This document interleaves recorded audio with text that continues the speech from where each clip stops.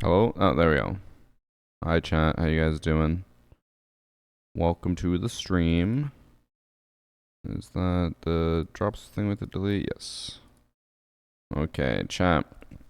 I am back from Germany. I am tired. I didn't think I'd be this jet lagged, but I woke up at 4 a.m. and I'm pretty tired.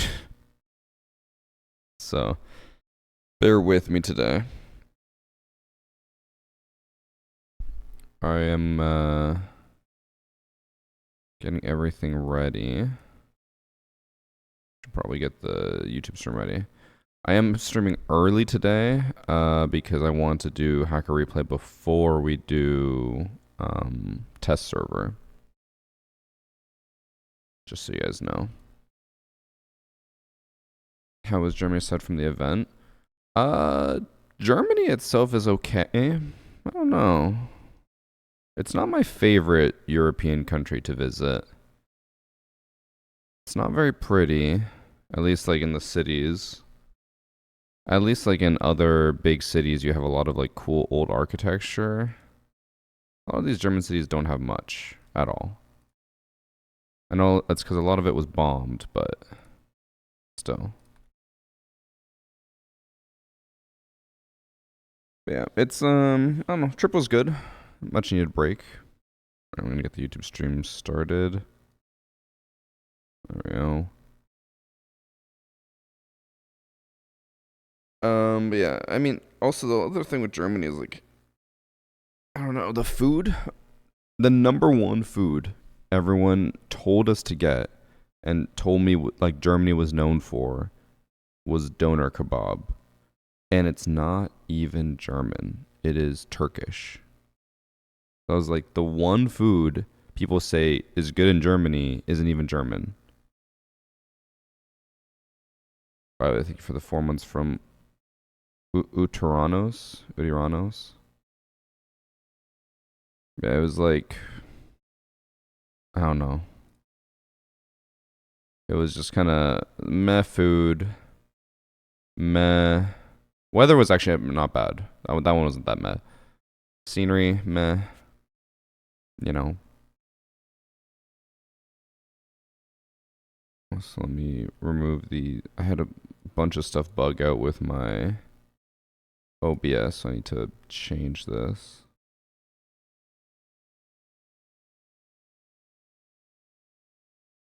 There we go.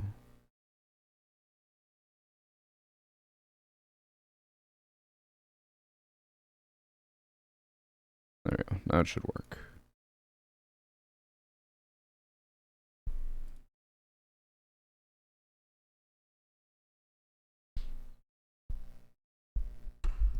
It was good for history too. Yeah. I mean, you're not wrong. But it was, I don't know. It was, Germany itself was Austria. Austria was very, very nice. Loved Austria. Couldn't say anything really bad about our trip to Austria. Also, just playing up one more thing to make sure this works before I get into hacker replay and stuff.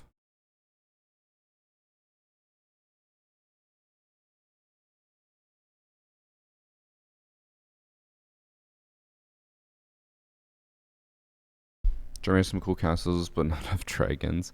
We did learn about the castle that's only 2 hours away from Munich, but we didn't go there. We heard about it though.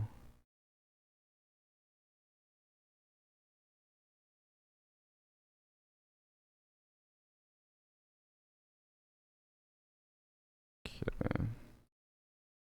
What the? Why's my what? Oh right, because I turned off my face cam. Hold on. There we go.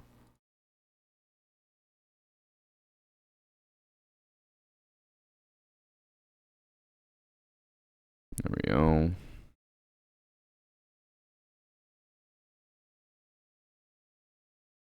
So someone chat's complaining about ads, but I have my ads set to minimum.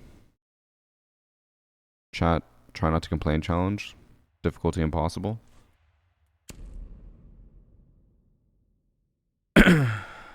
I don't even know how to pronounce that. I'm not even going to try Taju, but I'm going to assume yes. That is probably what I was talking about. What's up, dude? Happy Tuesday. I'm tired, man. I am tired. I will probably go take a nap after stream. I also probably won't stream too long today. Also, I just realized that one of these matches is a custom game, and that will not stand. So I'm gonna have to delete that and find a new one. I don't even know which one that is.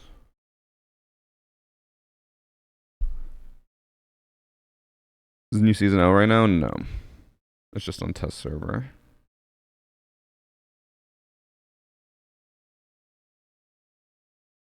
Oh, is this one?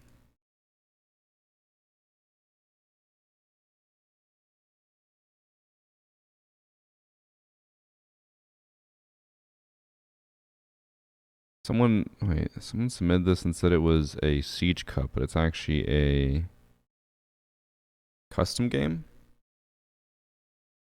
Was Oregon in Siege Cup this week? Does anyone know? Did anyone play Siege Cup? I know the maps change all the time. I'm just wondering if it possibly could be a bug. But isn't Siege Cup first to 5? That is just bullshit. Thanks for 3 months, crude. How much should I trust you to save Siege? We'll talk a lot more about that once we get onto the test server. I have a whole thing I want to talk about before I actually like play the test server.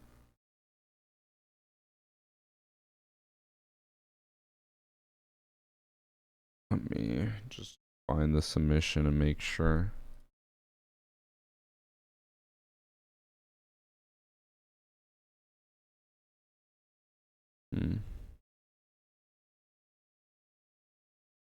I think they just bullshitted the submission. I assume the Rainbow Six Twitter account would have Siege Cup.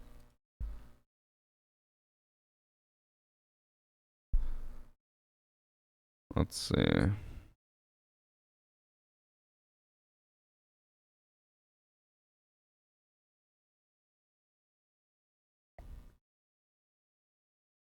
I have Siege Cup, but it doesn't say what the maps were.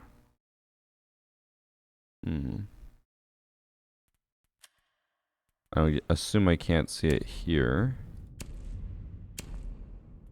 No. Alright, well, I'm just gonna delete that match, and then we will find a new one. This was on the 13th, I believe, right? 13th. Yeah, deleted. Drops? There shouldn't be any drops. I have not checked if there are drops, but there shouldn't be any.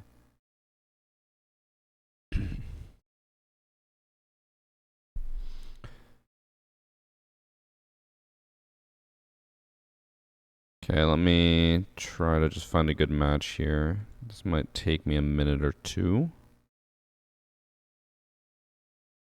There were 3 packs no one could ever get with the drops. I mean, that usually happens. Not validating it, but just saying we shouldn't be surprised.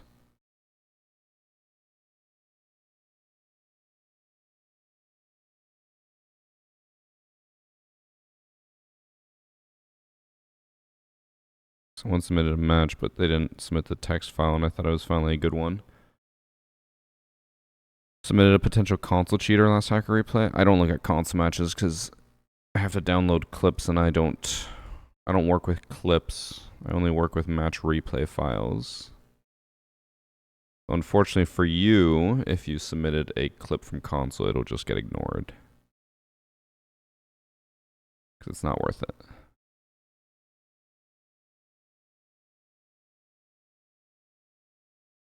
A PC lobby with a console player. Did we not look at one last week? Was yours not in last week's? I feel like whenever people report console players as cheaters, they're never actually cheaters.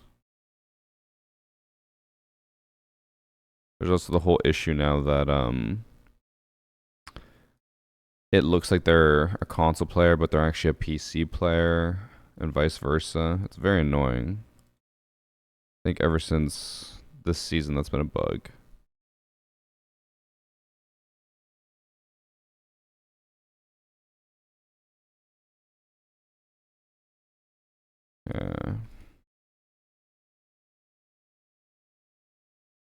I downloaded another match and have it added. There we go. It was an aimbotter, but his account was only PSN. I mean, that doesn't mean that he's not on PC though. It's complicated. Basically, I've had recently a lot of matches where when you look at the person, it says that they're a console player, but they're actually on PC, and vice versa, where it says they're a PC player, but they're actually on console. And I don't know why it does that. It always shows the wrong account. And then you always could run into the whole thing of like, it might just tell you, oh, this person is, I don't know, on, they could be on, oh my god, what am I saying? I have brain fog right now from my jet lag. I can't remember what I was going to say. It could say, yeah, they're on console, but they're actually on PC. It could say they're on PC, but they're actually on console. I don't know. I need to wake up.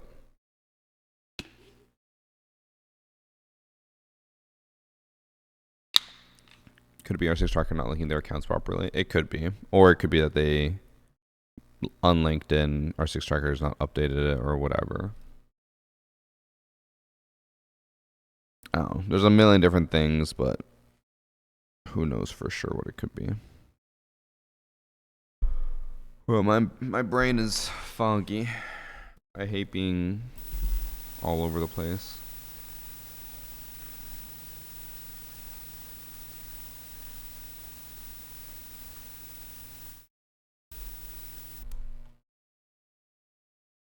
Who won the finals, M80 or Falcons? M80. You know what would have been crazy? I talked about it on the stream when we were co-streaming it. If it went to 5 maps and the trend continued, M80 would have won, but Falcons would have won more rounds and lost the tournament, which would have been crazy. Because I think it ended, M80 won 3 out of 4 maps, but only won like 4 more rounds than Falcons, which is just like crazy to think about. That the round differential is so low, but the match or map differential is so high.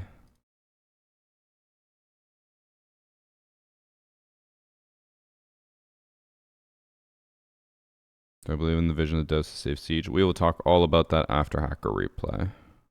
I am focusing on Hacker Replay, and then when I open up test server, we will have a whole conversation. That is the plan. Okay. Chat. I've been gone for 10 days. Channel's still been live most of the time I've been gone, but I have been gone for 10 days. And I wanted to do this Hacker Replay before I left for Germany, but we just didn't have enough submissions, so I am now doing it the day before it's supposed to come out. This will be out on YouTube tomorrow. We have a lot of matches to go over, and then the first one, I think this is a first ever. We've had cheaters who cheat blatantly, and then they try to like poke fun at me or whatever. We had one person who made their like banner on R6 Tracker a photo of me looking at their account and saying it should be banned. Like it's no secret. Cheaters know that I do Hacker Replay and make fun of them, so I'll let them get angry, salty, whatever. This is, I think, a first. I believe it's this match. It is. In this match, we have Moonlight, who's accusing Varsity is on top, and Femboy Hack.cc. We're both blatantly cheating. Now, I'm not surprised that a cheater would use my name to just, I guess, try to... I don't even know. Is it technically disparaging? Not really. I guess poke fun or whatever, but I'm not surprised. He's able to just shoot anything and destroy everything. He's got the full Blaine cheats. One shot a whole wall type of situation. Did I see this right? Also, is no one... people are moving. Yeah. I think this is the first, though. First time they've named themselves after me. And I know I've had people in the past before say I should stop doing hacker replay because they say I just encourage cheaters, but as biased as I might be, I don't think someone is cheating to this level and naming themselves after me just to be in like 5 seconds of a hacker replay video. I think that might be a little dumb. I think what's more likely is that they are not happy that I've probably gotten some of their accounts banned or made fun of them for being bad cheaters, because usually a lot of these people are bad. I think it's way more likely that they're just salty about that and therefore made the account named after me. But don't worry. We'll talk about this more later, but Ubisoft did claim they are going to finally fix cheaters after this next season. Also, apparently this guy's also cheating, but I guess we'll see towards the end.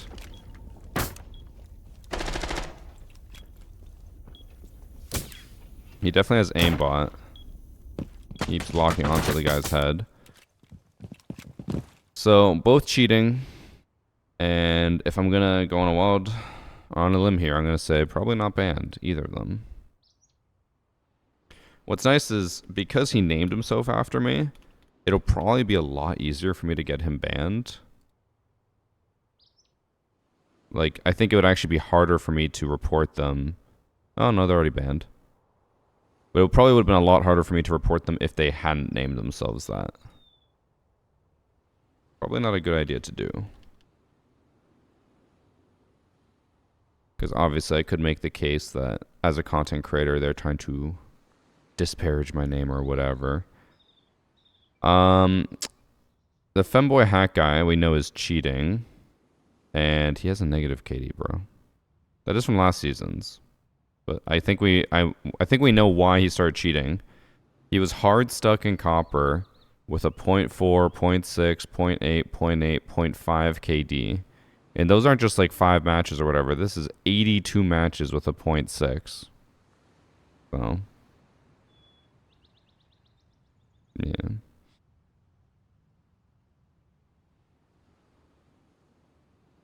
Oh. Sorry, I forgot to do the 5-minute timeout for you. Well. We even redeem that? Rebellousness. But yeah. I guess we know why he's cheating. 100% headshot, 100% headshot. I mean, it's low kill games, but a lot of 100%s. It's tough. But Ubisoft claims next season they will fix it. I guess we can talk a little bit about that. I don't want to get into the whole thing of the new season, because again, that'll be for when I start playing on test server. Because I'm going to add that to my test server video. But I guess we can talk a little bit about the anti-cheat that Ubisoft claims to have working and stuff. I don't know how much I believe them at this point. Because Ubisoft always claims, they're always like, don't worry guys. Like, we hate cheaters too. And they always say at all these events, like, fuck cheaters. And everyone cheers. It's like, you can say fuck cheaters all you want, but like, what does that mean if they're not actually getting banned? You have people like that who are blatantly aimbotting who aren't getting banned. Luckily, the guy with the super blatant over-the-top cheats got banned. But I feel like that's only because the match was from 10 days ago. Actually, yeah, one of them is aimbotting for 10 days and still not banned. So, if they keep saying fuck cheaters and we finally got them, how many times are we going to believe them before we say, perhaps they don't have it? To pull up an example.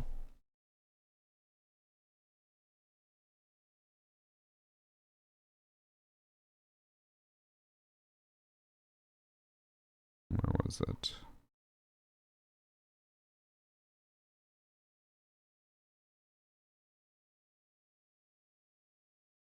So, put there. So to use an example, Garfield tweeted out about this. This was the message from Ubisoft. Now, I'm not usually the guy who gets to talk about cheaters. Because seriously, fuck them. And the whole crowd went wild, and he said not to be negative or anything, but this is the most pointless statement. I feel like we've heard this so many times now. And he actually had someone in his community go and find all the times in the last like just 3 or 4 years where they've said that. And it's the exact same thing every single time. In Siege, finding the right, and as hard, we're not at our target yet. it's as confusing and as hard for a cheat maker as possible, so that in the end, they cannot effectively make cheats for our game. We've made a 7 times improvement to the number of data points we use to make bans. This also means that we've increased our ban rate by 60% in the last season. And we've seen a huge reduction 60%. In cheaters. Now, along with toxicity and cheating, this is one of the biggest complaints that we get from our community. And we heard you. We agree. We are always looking at new solutions to bring more security into the game, but also to better protect all players against cheating. And this is a priority for us. We are still focusing on anti-cheat. This is really important. This is a sensitive subject for us. It's real progress, and that's encouraging.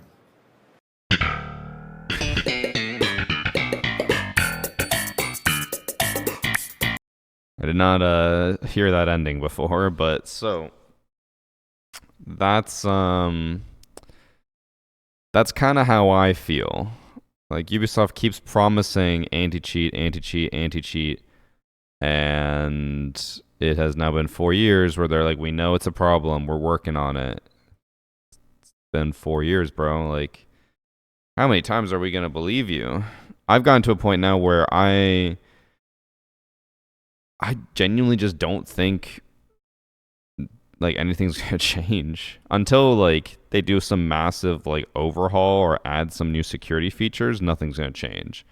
In the current state where they just keep saying we've buffed Shield Guard, we're updating Shield Guard more often, like that, it doesn't mean anything. They said at the panel that they were going to double the amount of Shield Guard updates they were doing every week. So previously they were doing 1 Shield Guard update a week to try to limit cheaters. And now they're going to double it, so it's going to be 2 per week. But I don't know about you guys. Every single time, every single day that there was a Shield Guard update, we would play ranked and immediately face cheaters. So these Shield Guard updates aren't even stopping people from cheating, because within an hour of the update coming out, they're still cheating. So I'm at a point now where I don't believe it. I'll believe it when I see it. And we'll talk more about that with the rest of Siege, but that's how I feel across the board, where it's like, it's a lot of promises, but doesn't mean anything until we actually see something. And if they can't keep asking us constantly, just be like, oh, just be patient, because it's like, bro, how many times can we be patient? We need it now, you know? To be fair, every single shooter game has tons and tons of cheaters except Valorant. That's not true. Battlefield 6. I have not faced a single cheater, and I have like 100 hours in that game. There are cheaters, but they're very, very rare. The difference is also like Ubisoft keeps claiming over and over again that they are fixing it, they are working on it, but nothing ever changes. And if anything, it actually gets worse every time. At least these other companies are either just acknowledging that it's a problem and they're like, yeah, like COD. They're always like, yeah, we're working on it. But everyone knows COD's never going to do anything, so they've already given up on that. But like Siege, they're like 7 times improvement, 60% improvement. And it's like, bro, cheaters are worse than ever. How is this an improvement? And they're like, we're going to double, we're going to triple, we're going to whatever. It's like, that doesn't mean anything. We've gotten to a point where it feels like an abusive relationship where you're just being gaslit. So that's why we play other games. Can't you use the anti-cheat that Valve uses? No, that's not physically possible. Okay, we'll move on to the next game. So the theme of today's hacker replay was people being very, very blatant because of how bad anti-cheat is. They are not afraid to get banned because they know that they can probably go for a while. What the hell happened in this lobby? Well, in this match we have iFrag, who's accusing Tiny Beast of cheating. I don't know why 6 people in the lobby were disconnected, but they're all starting to slowly reconnect. But he accused Tiny Beast, and allegedly this is a top 50 champ who is cheating, by the way. Like top 50 in the world. Let's find out.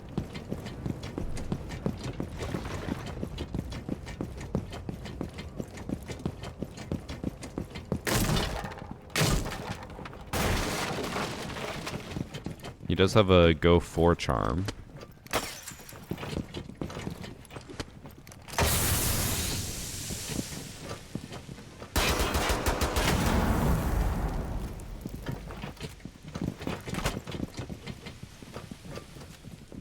I will say, pulling out the Blitz in a 2v2 is kind of crazy, but I respect it. I would do the same. I think I did that in my 1v1s. Okay. He died.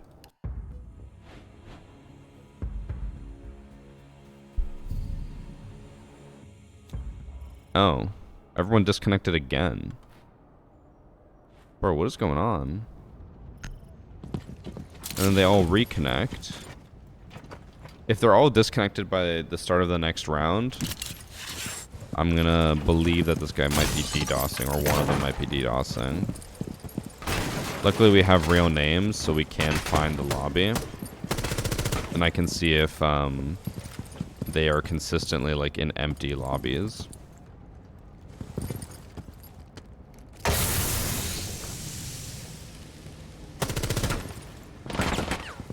I feel like... Was that a very fast reaction, or was I just... it was about normal reaction. It does feel like he knows where everyone is. And like he's playing as if he knows where they're about to push and stuff.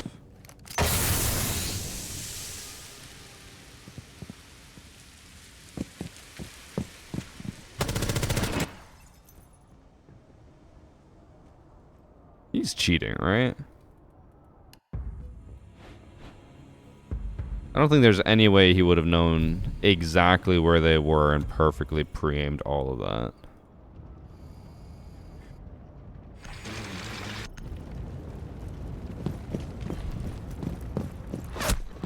I think he's probably cheating. First round, by the way, where we're gonna have everyone actually be here.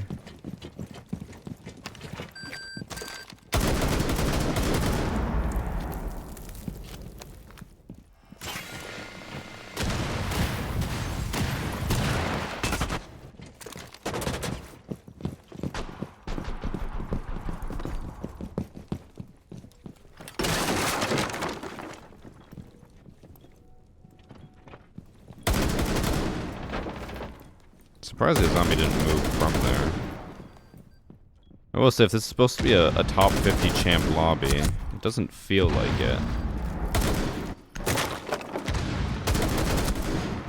Okay, I saw the one shot that connected there, but... So this round was less suspicious. Second round, it felt like he knew exactly where everyone was at all times.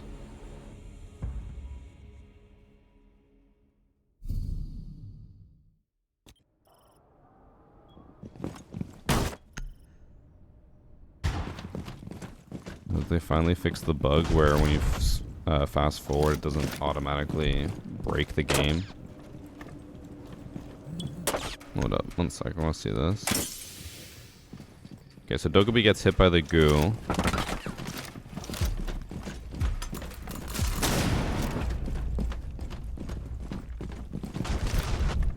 She's been taking a lot of damage, and she would be groaning if they have audio on.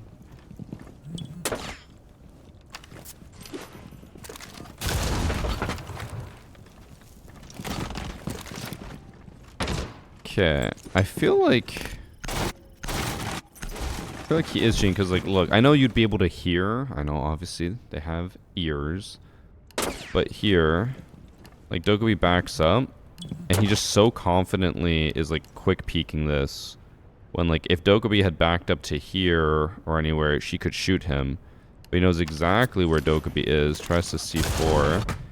And then, even though Dokkaebi, again, he wouldn't be able to hear this, but even though Dokkaebi could, like, swing farther over here or push in after the explosion, he still is, like, very confident that he's right there behind the box. And then as soon as Dokkaebi's about to finally swing left, he runs away to dodge the shot. And, like, he's not seeing anything there. We can see what he sees with the quick peeks. He's barely seeing anything. So it's like as if he has information even though he is not actually, like, seeing anyone. Hi, Josh.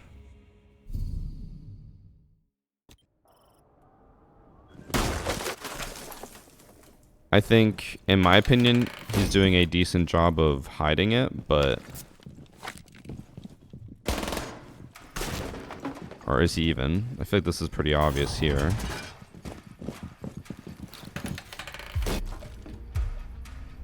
So Dokkaebi punches down this window, doesn't Gon 6 or anything, and he's just sitting here staring at the hatch waiting for them. And then when they run past, he goes to hold the stairs. But he knows that this person is down here, even though he's very focused on the person going down the stairs. He's got to be cheating.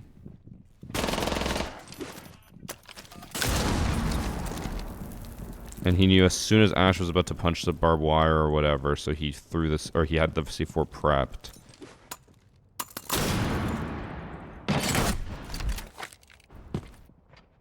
He just shot them while he was full blind. Okay. I said he was being subtle. Clearly not being subtle. He just decided to go full obvious here. I don't care who you are, where you are, where you're from or anything, but, like, there's no way you're perfectly timing that one pump shotgun to kill the person when you're full blind. He didn't even, like, turn or anything. He knew exactly. And on top of, like, seeing where the Ash was, no, I think he's cheating. Let's go to the last round.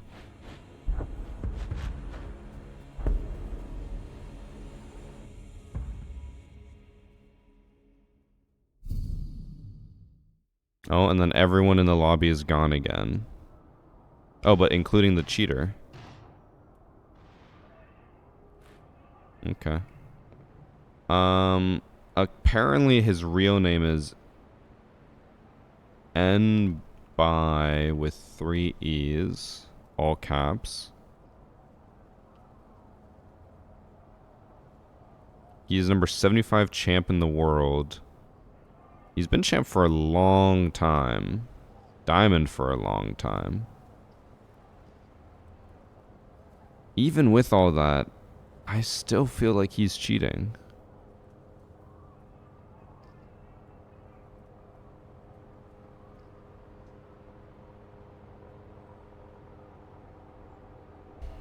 I don't think I'll bend on that. I still think he's cheating. His headshot rating is not crazy high. It's higher than average, I'd say, but not crazy high. 1.2 KD. Normal win rate. And he has 600 matches played with a banned cheater. Banned for cheating from 3 days ago. He has 600 matches played with him. Damn.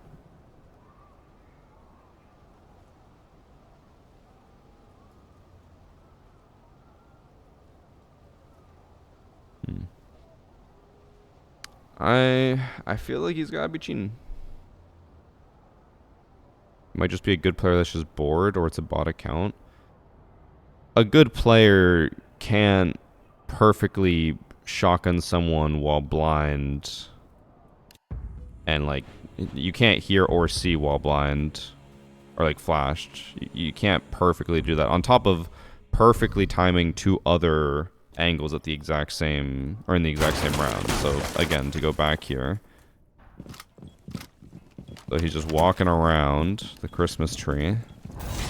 And then I know Ash charges the poop hole, but he is so focused on the people above him running by him, and then all of a sudden he 90-degree turns, aims, and shoots perfectly at the Ash.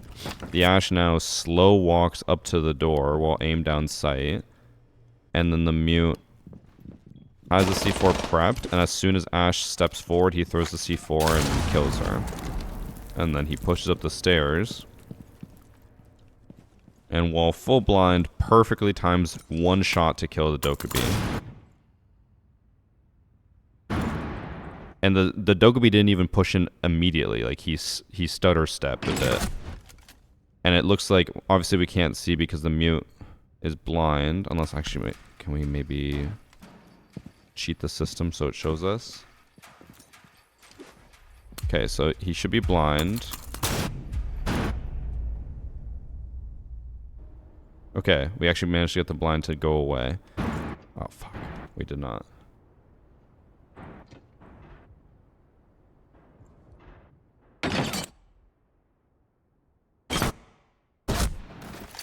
So even while full blind, this is what his screen looks like when he kills them. Full blind and deaf. He can't hear anything because the shots will block all audio, or the flash will block all gunshot sounds. He perfectly shotguns a person. I think he's cheating.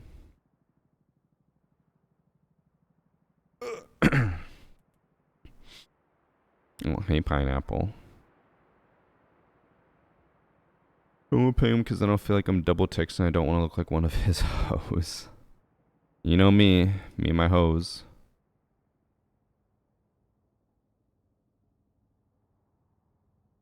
My man is innocent. I don't think so. To look at Dokkaebi's perspective, because she's the one who does it. So she flashes.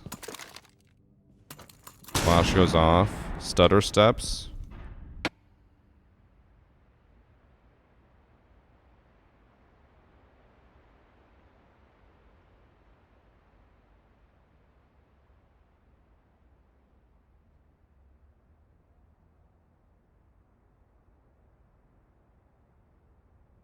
This guy's cheating too. The person who submitted the match is also cheating.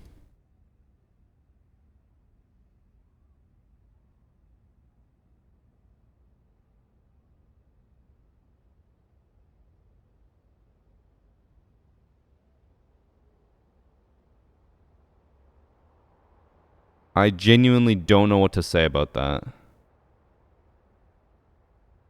That is crazy. So they're both cheating.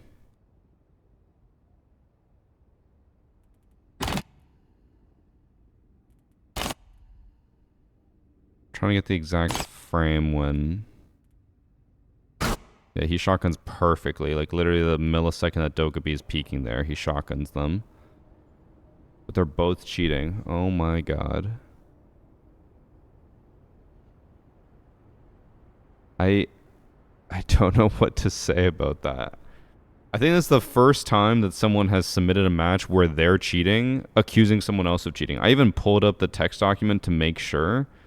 It literally, like, it says, my username, iFrag. The accused cheater is Tiny Beast, also known as NBY. He is a top 50 champ who queues with the #1 champ with over 600 matches. We already saw that. He's hard closeting. So, a cheater submitted this match to accuse, or to say someone else is cheating, which he is, but then he's also cheating at the same time. He doesn't even care if I get him banned. He just wants the other cheater banned. That's crazy.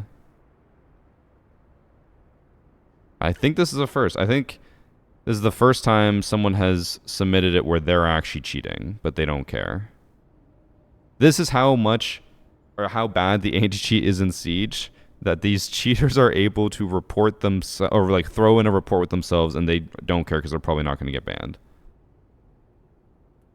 Let me see if he has been banned.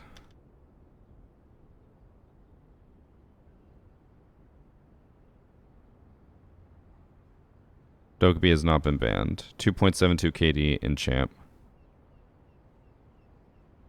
That's fucked.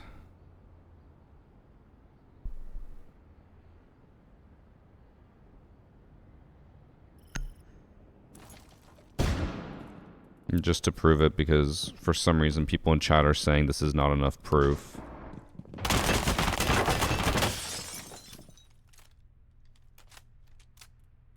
Just throwing it out there. But there are people dumb enough who still won't believe that to be cheating. But okay, that's a first. I don't know what to say about that. That is just sad.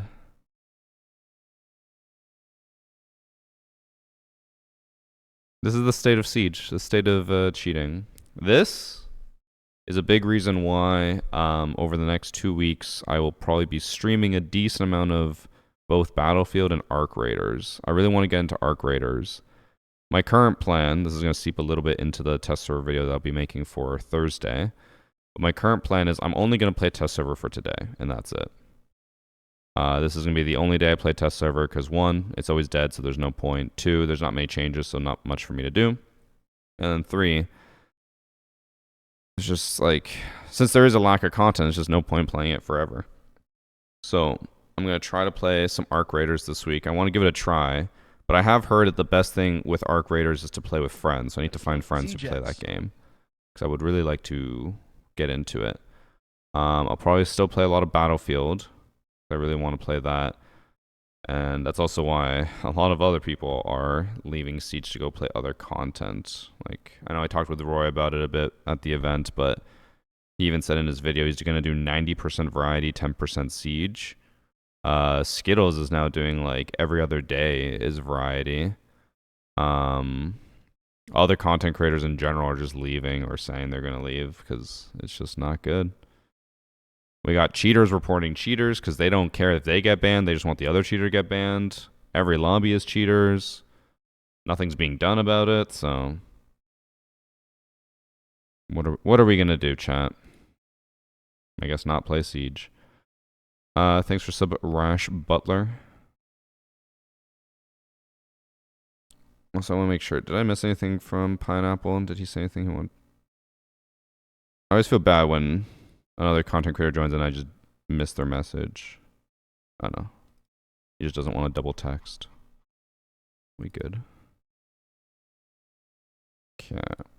Man. So I'll probably play some Arc Raiders this week. I'm sure you'll probably see an Arc Raiders video on the channel probably on Monday. That'll be my guess. Because I think I have a Battlefield video for Friday. And then Monday, Arc Raiders. I'll try to get some Siege content for the rest of it, but we'll see. That's the other issue is I need to get Siege content to fill the schedule, but I also don't know what Siege content to make. Kind of just at a loss. I just love thank you for the 5 gifted subs from Rash Butler. Thank you.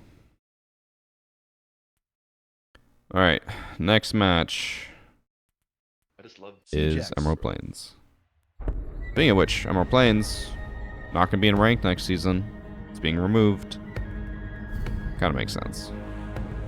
I just love CJX. In this match, we have Michael Myers, who's accusing Void _ static.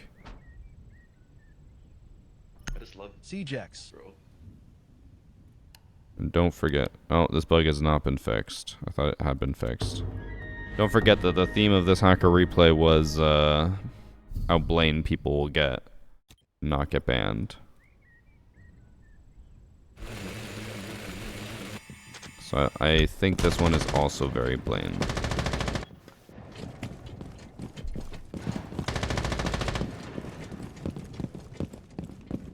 They leave Lair and take planes. Lair is actually a good map.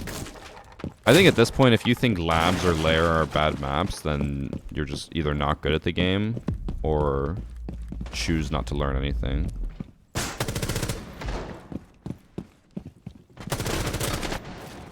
He's cheating for sure. He's trying to make it look like he's... like he aims down sight early to be like, oh, I'm just gonna quick peek here and shoot. But like, he was already aiming at her. He just needed time to aim down sight.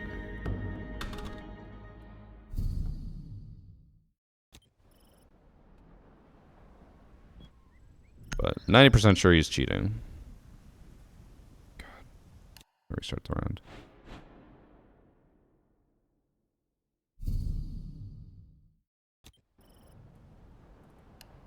Oh, I forgot to change back the sub alert. Let me do that. Actually, shouldn't be too hard to change here. Okay, I've enabled the variations, and I'll change the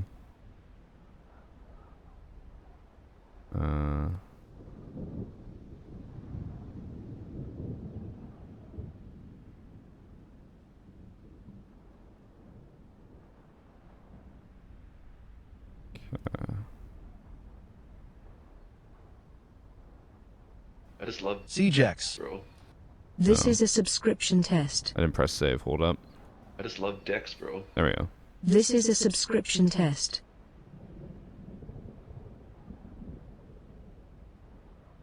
All right.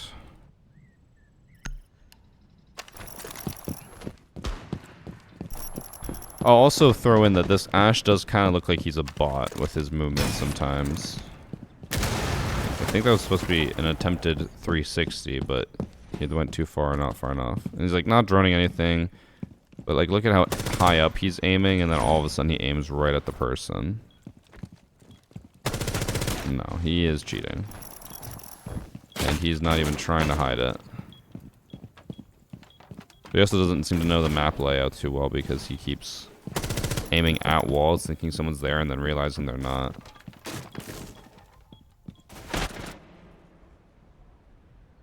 Bro, you have walls, you know where he is, and you lose that fight? Like, what? What are we doing here? If he lost the match. No, he won. Oh, if I remember correctly, we'll look up his stats. This is why I want to include it, because Ubisoft has always said, they're like, oh, we have stat bans, blah, blah. And then I talked to some UB people at the event, and they said, like, stat bans are always kind of iffy because they don't want to, you know, incorrectly ban people. But then a lot of people have just crazy, crazy stats. I'm like, there's no way this is a false ban. And they still won't get banned. And then they're like, well, we've accidentally banned a lot of people. It's like, how are you getting that wrong? This person, look, this is why he was reported. Just like constantly 100% headshot ratings with high kills. Some of these are low, but like 6 kills, 100%, 8 kills, 100%, 13 kills, 92.3%. Like, he is consistently 93.4% headshot rating, 82, 100. Like, he is constantly just getting crazy high headshot ratings. 100% with 11 kills. 100% with 10 kills. 75% with 16 kills. 100% with 19 kills. So, like, again, Ubisoft says they have stat bans be very loose because they don't want it to ban the wrong people. But then, like, somehow content creators get banned for having a 2 KD. But this guy with 100% headshot rating and 19 kills doesn't get banned? Like, stat bans just clearly aren't working. That's all there is to it. It is not hard to say, hey, if this person consistently has 100% headshot rating, flag their account, maybe ban them. Instead, nope, we get nothing. I truly don't understand how the stat bans work if content creators are getting banned on alt accounts, but cheaters with 25 KDs aren't. Because that was also another thing. I think it was in Hacker Replay before I left. There was a cheater who had like a 20 or 35 KD. It's like, how is that not getting flagged? He had like 200 matches, 35 KD, not banned. Like, what are the parameters for stat bans that somehow that gets through, but a content creator gets banned for smurfing? It doesn't make sense. Now, I think the last 3 matches should be, you know, more normal. I just love Dex, bro. Maybe more subtle. We'll see. Thanks for sub, Jeffrey. Jeffrey Bezos. In this match, we have Blue Flame 204, who's accusing Y of me.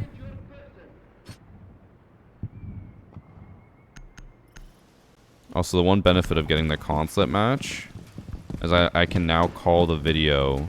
This cheater reported a cheater for cheating in Rainbow Cheat Siege.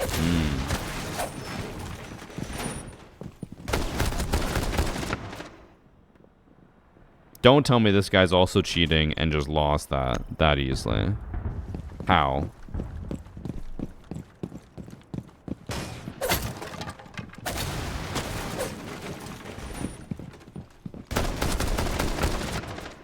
So here's my question to you guys.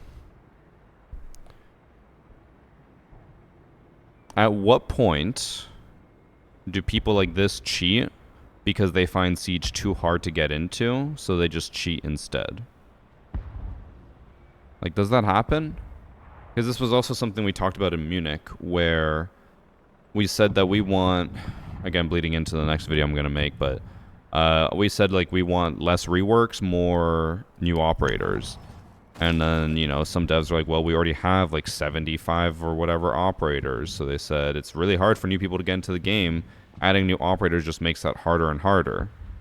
So I'm like, are these people getting into this game and being like, man, I don't have time to learn all these operators, so they just start cheating? Like, does that happen? Because, like, other games have tons of years of content, and people still want to learn it and play it without, resorting to cheating. But I feel like maybe in Siege it's more likely. Or are these people just going to cheat anyways? I don't know.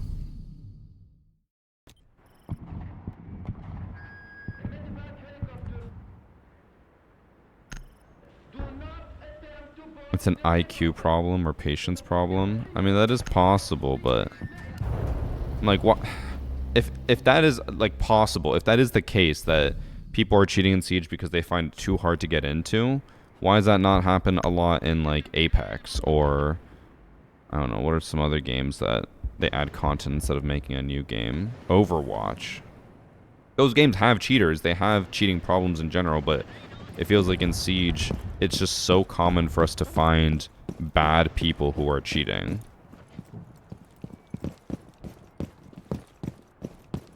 Because, like, this guy's clearly really bad, and he's probably in a bad lobby, and he's cheating off his ass. And people will say, well, Overwatch has cheaters. Apex has a lot of cheaters.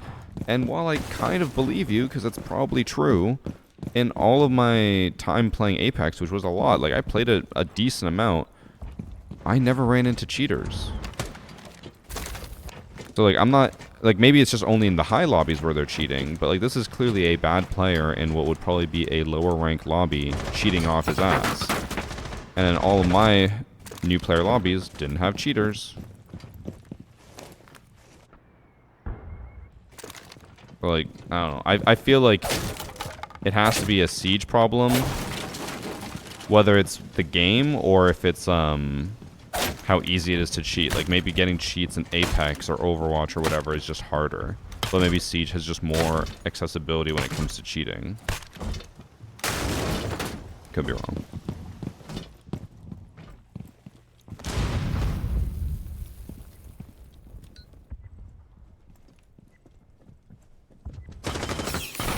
If I'm not mistaken, I think this game also goes to 9 rounds. He cannot control gun.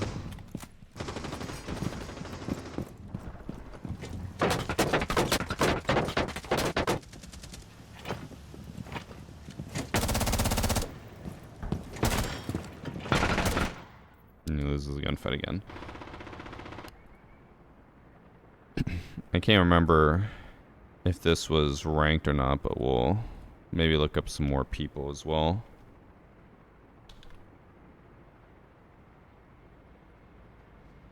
He's in Diamond. I don't think this match was a Diamond lobby. We'll look it up, but he definitely shouldn't be in Diamond. He is moving like a bot.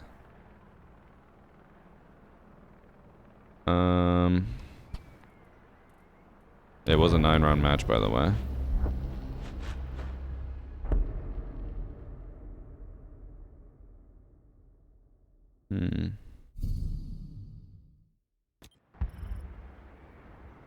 Why of me?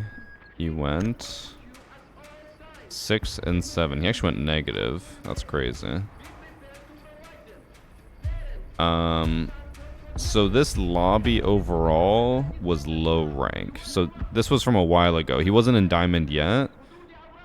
Oh my god, the speaker. Like the average person in this lobby is like gold to platinum, and he's blatantly cheating. Yes, chat. He went 6 and 7. 6, 7. Yeah, so like it's not like this is a crazy high elo lobby, which is why he's cheating. Like this is a low elo lobby. So again, when I played games like Apex when I was in gold or platinum, I didn't face cheaters like blatantly cheating like this all the time. But in Siege you kind of do. So what is the difference? Why does Siege have so many cheaters compared to these other games? I know if you ask a UB dev, they'll say that they don't, and that cheating in the other games is actually really, really bad. But people just don't know about it. But I'm like, no. I swear cheating is worse in Siege than any other game out there. I swear it. I don't have the stats to back it up, but it feels like it. Because whenever I play other games, I never worry about cheaters. But anytime I play Siege, I always have to worry about cheaters. I could play Overwatch. I could play Apex. I could play anything. I could play Battlefield. Never once worried about cheaters. I remember the only time I ever actually we had a cheating accusation in Apex was Cross, who was like a Masters level player who accused someone of cheating with Bloodhound because like it's something like they get a scan every 20 seconds or something, but he was scanning every 5 seconds, and Cross like he has to be cheating, but then there's some like passive where if you get a kill, the scan refreshes faster or something. I don't remember. But then that was the only time we've ever had a cheating accusation in Apex. Other than that, it was always just like, nope, we're just playing and the game's fun and no issues.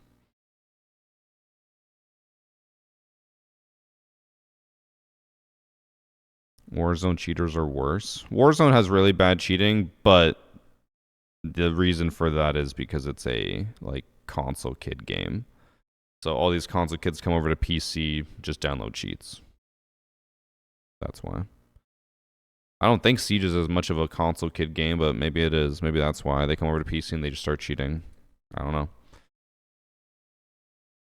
But COD is also like one of the few games where I'll never use it to compare, because COD is just its own little like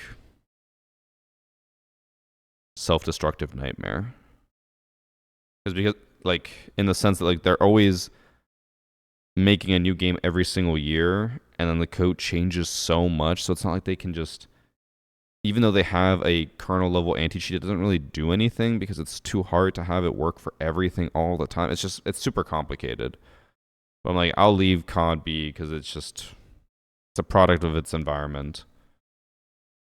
Whereas Siege, I'm like, I don't know. I always wanted to do better. I hope that they start fixing stuff, but here we are. Anyways, Outback. In this match, the 5th match of the day, we have Vopact, who's accusing WXZ.FNC.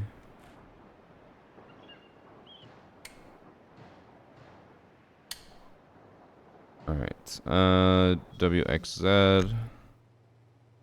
Let's see what you do. Just kidding, gotta restart the round because it's buggy. I think it's worse in Siege because of the lower number of high-ranked players and the higher concentration of cheaters in those ranks. I disagree. Because you can find cheaters in any rank and any game mode in Siege. Because you have casual lobbies filled with cheaters, unranked lobbies filled with cheaters, ranked filled with cheaters, Siege Cup filled with cheaters. Doesn't matter. Cheaters everywhere.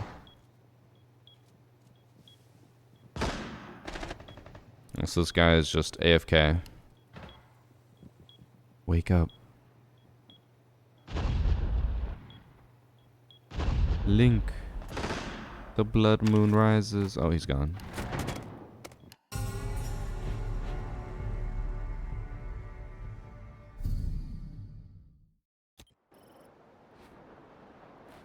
Okay, he's back.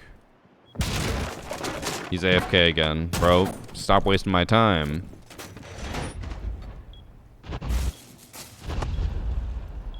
He dies again. What is going on? He's not even in this round.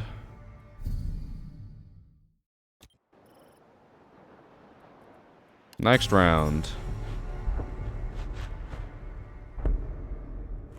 I swear to God, if this guy's AFK the entire match and never once does anything, I'll be upset that he got reported.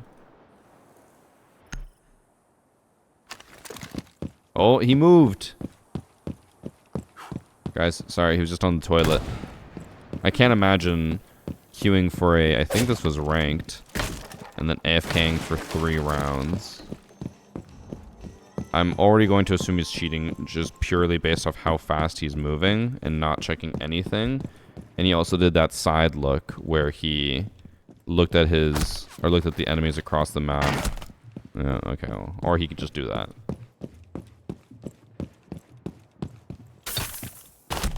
Oh my god. So, whenever we do hacker replay, I do try very hard to not have all Super Blaine matches. And the first 3 were Super Blaine. I knew that going into it. I was like, these matches are going to be very obvious. And then the last 3, I was like, I'm going to try to download matches that aren't obvious so we have something interesting to watch. And even with all of my work of trying to find non-obvious matches, these are still obvious.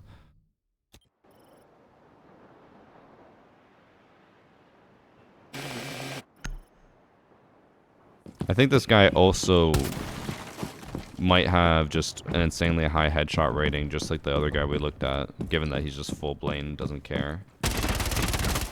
Another headshot.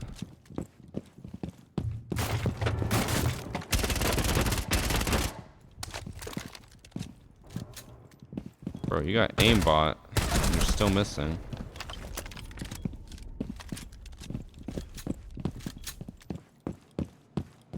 Devs need to nerf the SMG-12. True. Oh, I just came Please think of everywhere. the 5 gifted from Fear.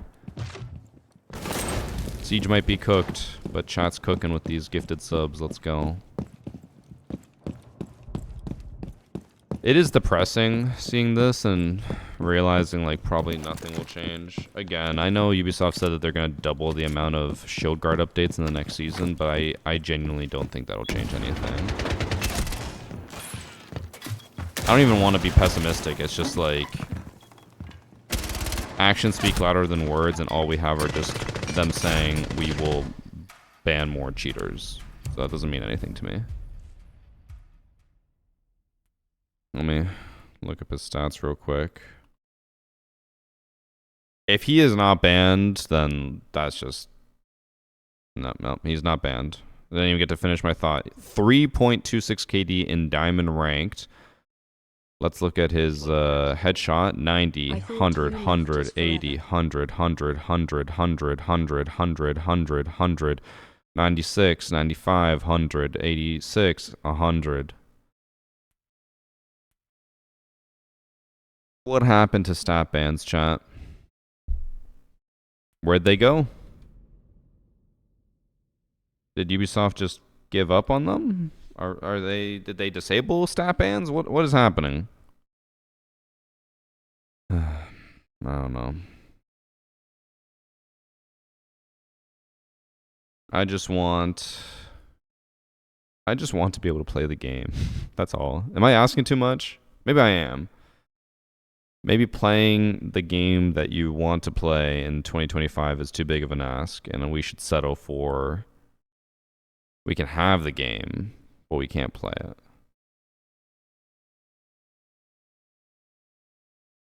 I think you'll like Arc Raiders. It's an amazing game and pretty fun as well. I think I will too. I think I'll actually really, really like Arc Raiders, and I want to play it. I just need to find some time. I will probably...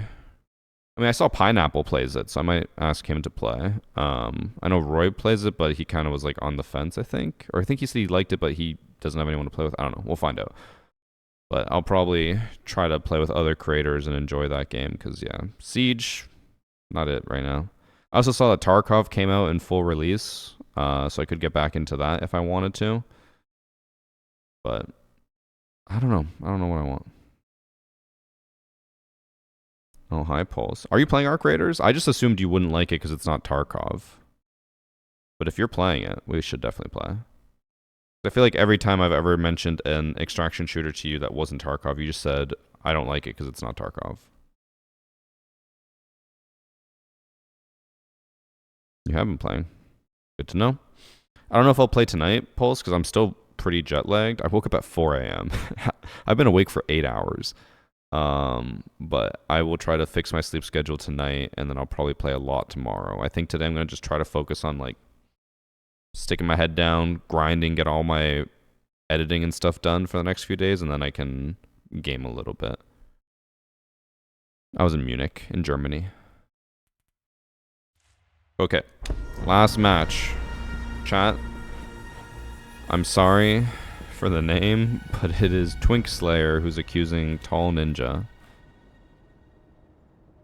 We did have once where Priest did say that.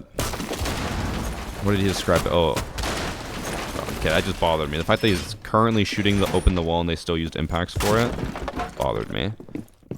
But we did have Priest one time say that if I were gay, I'd be into twinks. Those are his exact words.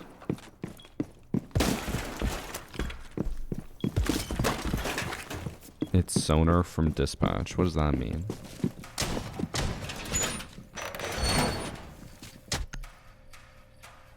Why did I fast forward? That was a mistake. What are twinks? I could be slightly off on the description, but they are essentially gay men who are like skinny and I guess a bit more effeminate. I don't know.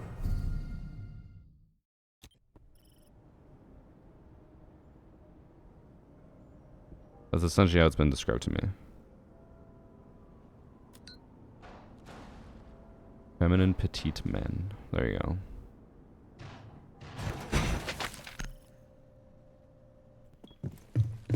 I think the first time I heard that word was it in Arrested Development? Or what do they call... Oh no, they call them... What do they call them in that? They call them poofs. Could be wrong. Okay, so far, first round. Not cheating, chat. We might have one non-cheater. He didn't even realize the guy was right next to him.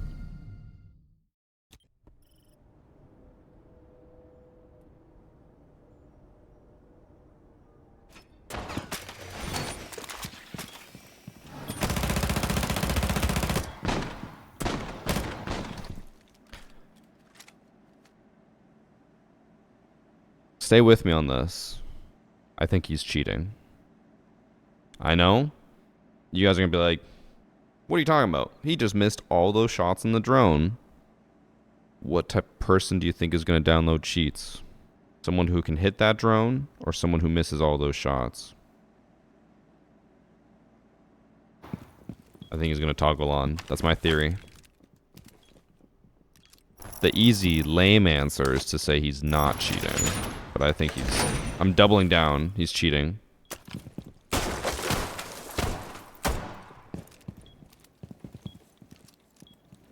Or we're about to watch a whole lot of nothing. Okay, can we just take a second to... Like... I don't even want to appreciate this. What the fuck is this supposed to be?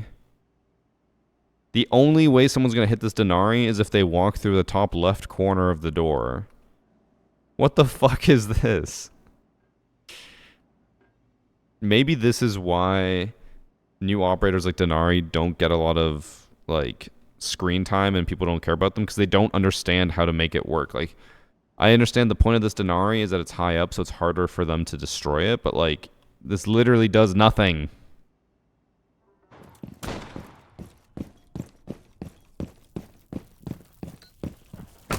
I sometimes one type drums and then lose an entire mag. See, this guy, he did that too. Wait, is he actually cheating? Hold on. He gets the drones, right? Then he looks right at the guy through the wall, punches it, but then looks slightly too high.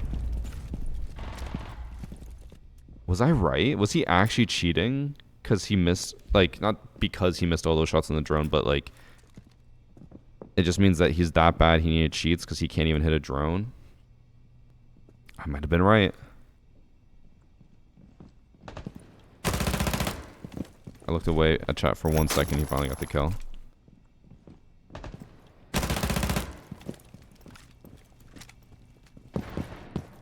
That wasn't like anything guaranteed.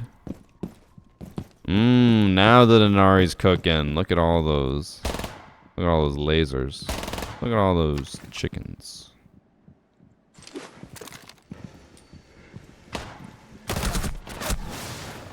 You got some shots and then died. No one said cheaters were good, that's why they download cheats. Exactly.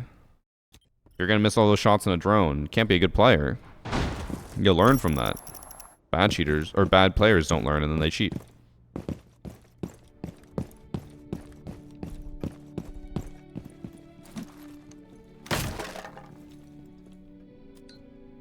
We actually saw him right there, and I don't think he realized it until it was too late.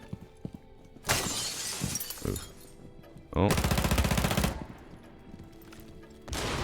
Alright, I'm just gonna throw it out there.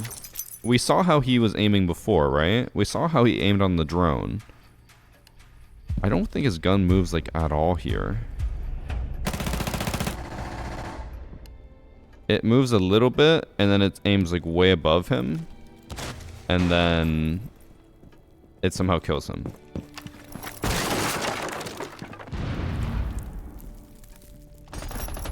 Guys, I think he's cheating.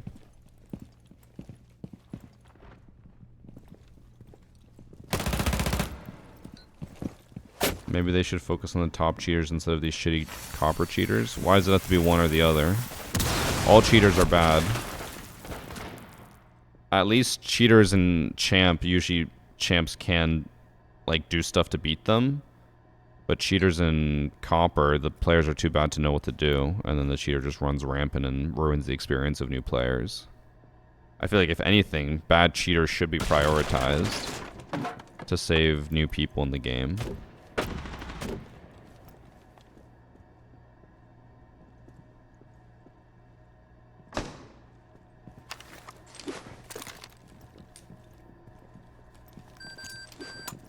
He definitely has walls. Like, right there, he was moving based off of, like, how Buck was approaching him.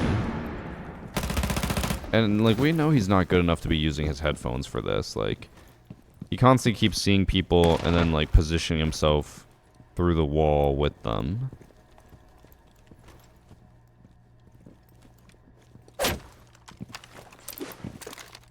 What did I just watch? Hold on. Rewind. I want to see if we can recreate that.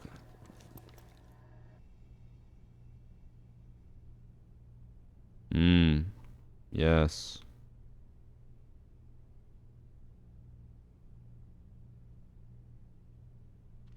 These are the type of players that I go up against when I'm trying to go for leg shots. I'm gonna take a screenshot of this.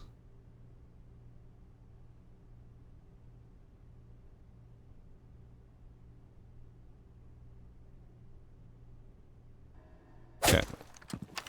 We'll keep watching.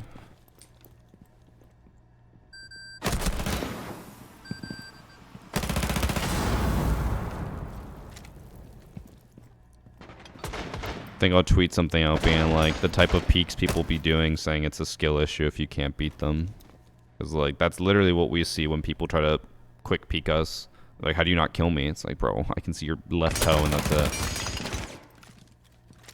I think we can all agree that this guy's definitely cheating, right? I don't think there's any doubt in our mind. Fuck, I need to stop spinning my mouse. I keep dropping it. But we'll go to the final round just to make sure. And then we'll look up his real stats. I don't have his name, but it shouldn't be hard to find. He's currently 13-4.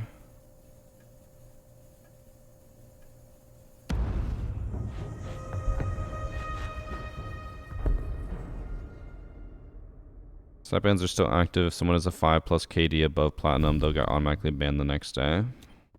Don't think that's true. The only reason I say I don't think that's true is because, I guess it depends. If it actually is tied to specific ranks, it could be true to a degree, but we had a cheater last week who had over 200 matches played and had a 35 KD and wasn't banned. We've also run into cheaters in like Champ with 4 to 5 KDs and not banned. So I don't know. I don't think that's true.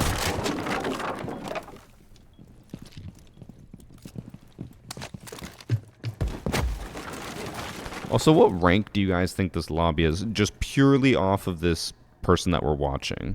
Because I would guess like bronze, copper. But I feel like we're about to find out that this is like a plat to emerald lobby. That's my guess. Chat saying copper, bronze, 1 silver. Oh, he's definitely cheating. No, he's not reacting that quickly. He can barely move around the map, let alone react like that.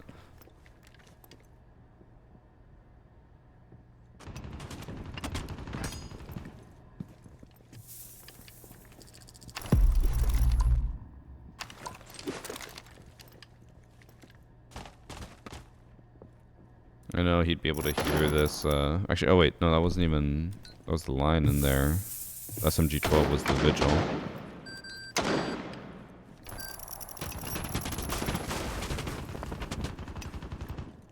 And this guy knows all too well where this line is and what he's gonna do. With how the line keeps quick peeking, I feel like for sure that this has to be like plat plus. And this cheater is definitely like a bronze or copper maybe.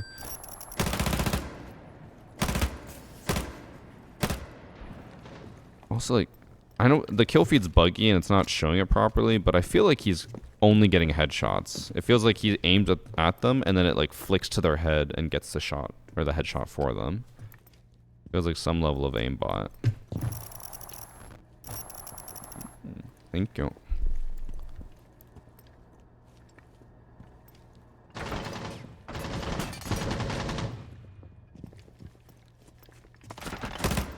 Okay.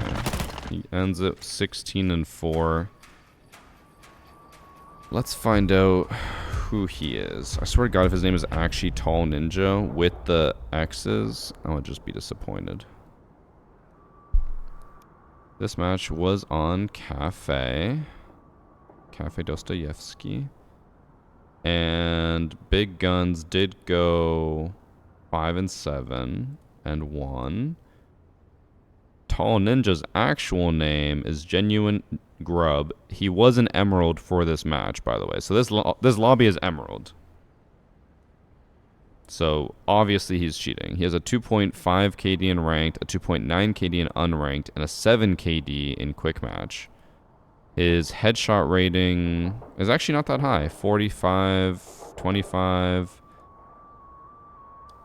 So he actually wasn't getting that many headshots. So no head. We couldn't see the kill feed, so we didn't know for sure, but no head. Just body. But he's definitely cheating.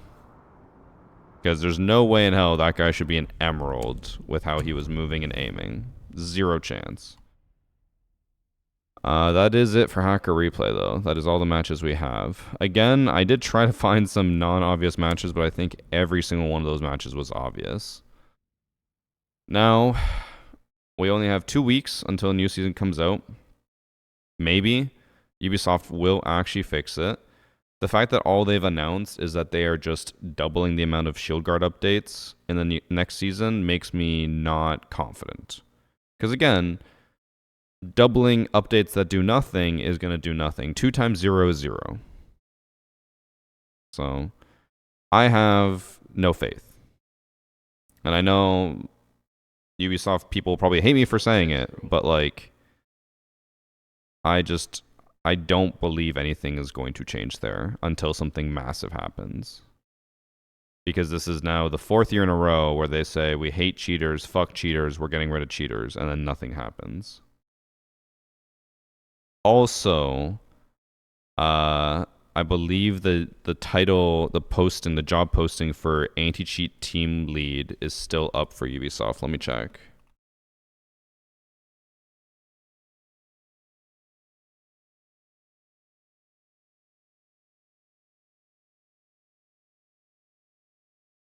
Yes.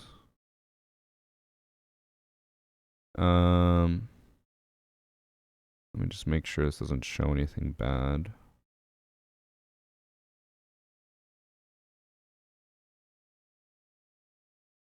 I don't think so. No.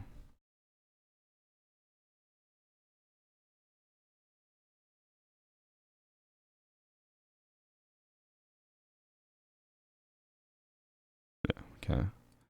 Yeah, so the job posting for the anti-cheat team lead is still there. It's been 2 weeks, which I assume means that either Adrian, who was the anti-cheat team lead, has left, or they are trying to hire more anti-cheat team leads. I don't know what the case is, but they are still hiring.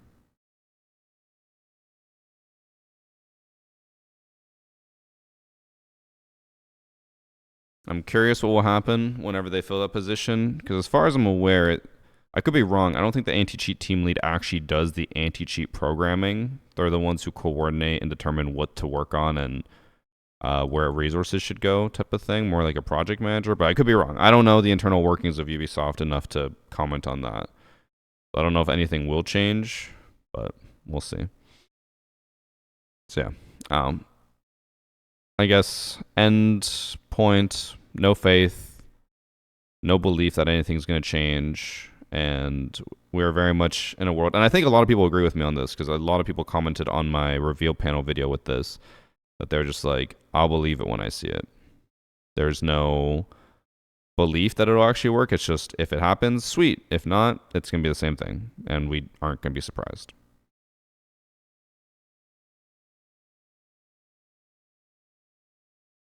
All right.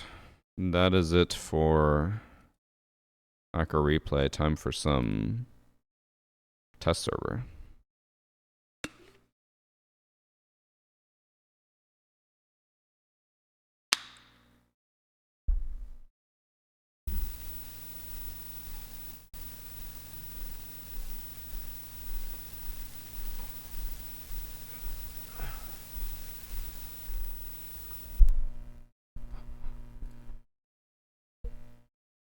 We also have my lunch, ham and bagel.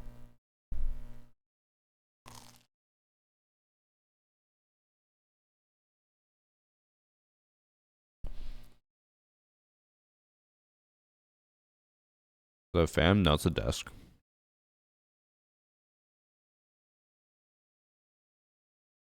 What's up? Chances you could obviously in test server? Honestly, probably pretty high. That was a trip back. Not bad. Which, by the way, thanks for the 77 months from Sharpie and Bruno. Thank you for subs. Yeah, the trip back was fine. The flight back, there was turbulence for like what felt like 50% of the flight. And it wasn't like you know, tiny turbulence. It was like constantly shaking, that they had to turn off the like drinks and stuff. So yeah, it was a little rough, but the worst turbulence I ever had was coming back from Boston for SI of like this year. That one was really, really bad. Like, I thought we were gonna die.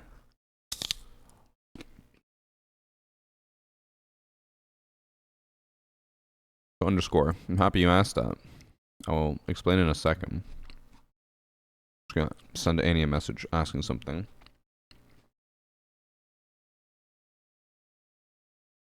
Actually, never mind. That should be fine.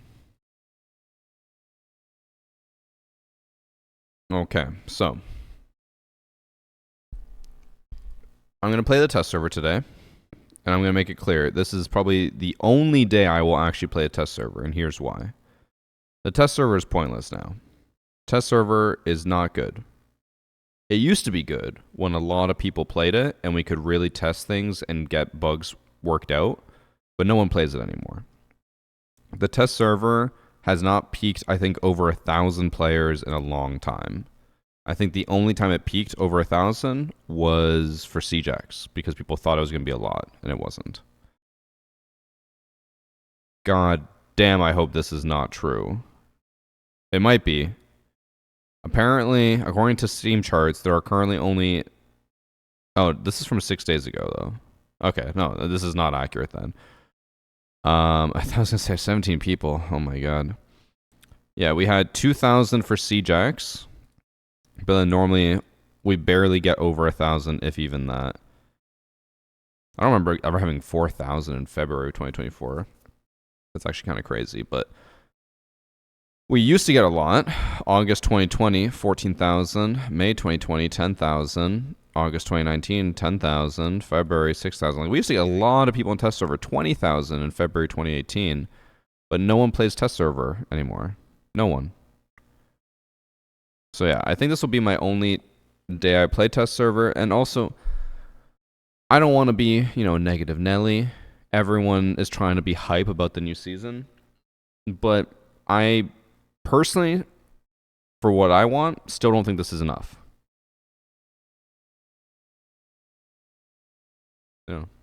Got a hair.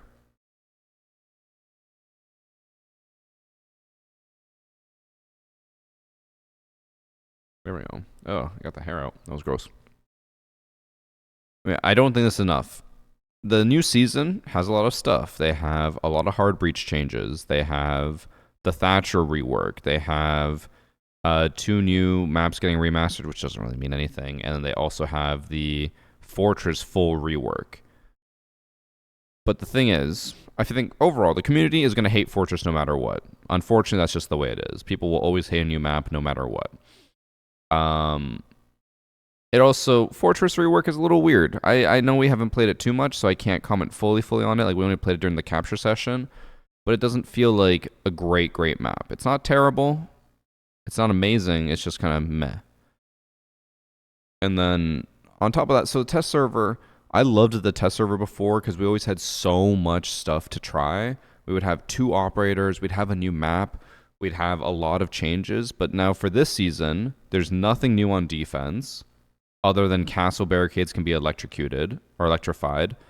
But that doesn't mean anything because people can just Ash charge an electrified castle. It doesn't change anything. So we run into an issue where, like, when I'm on defense, there's nothing for me to do other than roam the map. That's it. And when we're on attack, I can play Thatcher, which means that other people have to go hard breach, or at least go gadgets for me to play Thatcher. And if people don't go electronic gadgets, it's pointless. I did nothing. And then if I go hard breach or Thatcher and people don't reinforce or don't do anything, then it's like, what the fuck's the point? There's nothing for us to do. So, in my opinion, I think the test server should be removed. Here's why. Since no one plays the test server anymore, there's just no point. And usually the changes from day 1 of test server to the last day of test server is minuscule. Very rarely are there really bad bugs. And generally, I'm not trying to roast Ubisoft when I say this, generally when there is a really, really bad bug, it normally does not get fixed by the time the season launches. So what's the point of test server if it's not going to get fixed anyways? We might as well just put it to live. And I feel like the hype of a new season dies so quickly because they announce a new season and then it doesn't come out for 2 weeks. It's on test server, no one plays it. And then when it finally comes out, all the TikToks about new stuff about the season are already out. It feels like it's already been out for 2 weeks even though no one's playing it. So I feel like the test server should just be removed. And I know I mentioned this to Ubisoft people at the actual event. I said, like, no one plays it. We should just push it straight to live. And they're like, yeah, but there's certain bugs that we find because of the test server, because we can't have thousands of people in-house testing it. Like, you guys test it and find those bugs for us. I'm like, I get that, but if, say, let's just say the Munich Major ended on the 16th. Imagine this new season comes out today on the 18th.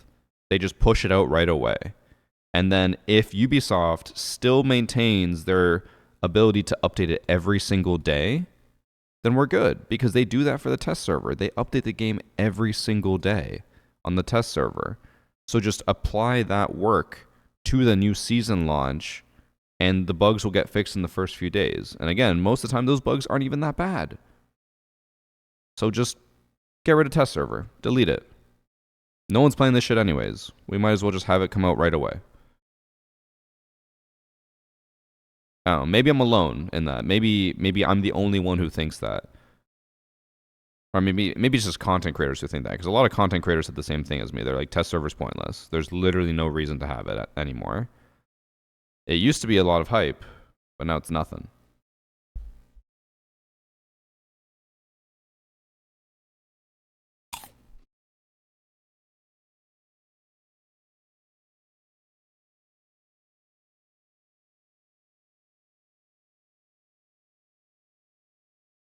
Doesn't console have a limit to the amount of updates? Normally, yes, and I normally would agree with you. I've always said in the past, the reason why test server doesn't work on console is because console, you can't push updates as much as you want. But I believe if you have like a reason to or whatever, you can just still push out updates. And like, we've seen Ubisoft do multiple updates in a week sometimes, and it goes to console fine. So they clearly have an avenue for that. But again, even if they had to like wait a week to update it, I think it'd be fine. Or I don't even know if they'd have to wait a week, because I think they could just make the case to Xbox and PlayStation and be like, hey, this is a cross-platform game, and we need to keep it in line with our PC game, so we need to update it multiple times a week. And I'm sure they'd be like, okay. And in this day and age, where consoles are just always online and people always have internet connections, I don't think limiting the amount of updates a multiplayer game can get it makes sense. I don't think that makes any sense. I think at this point you probably can update as much as you want. Oh. I'm not a dev, I don't know for sure, but it feels like that to me. Yeah. Now, to go through with the new season stuff. So here's everything that changed.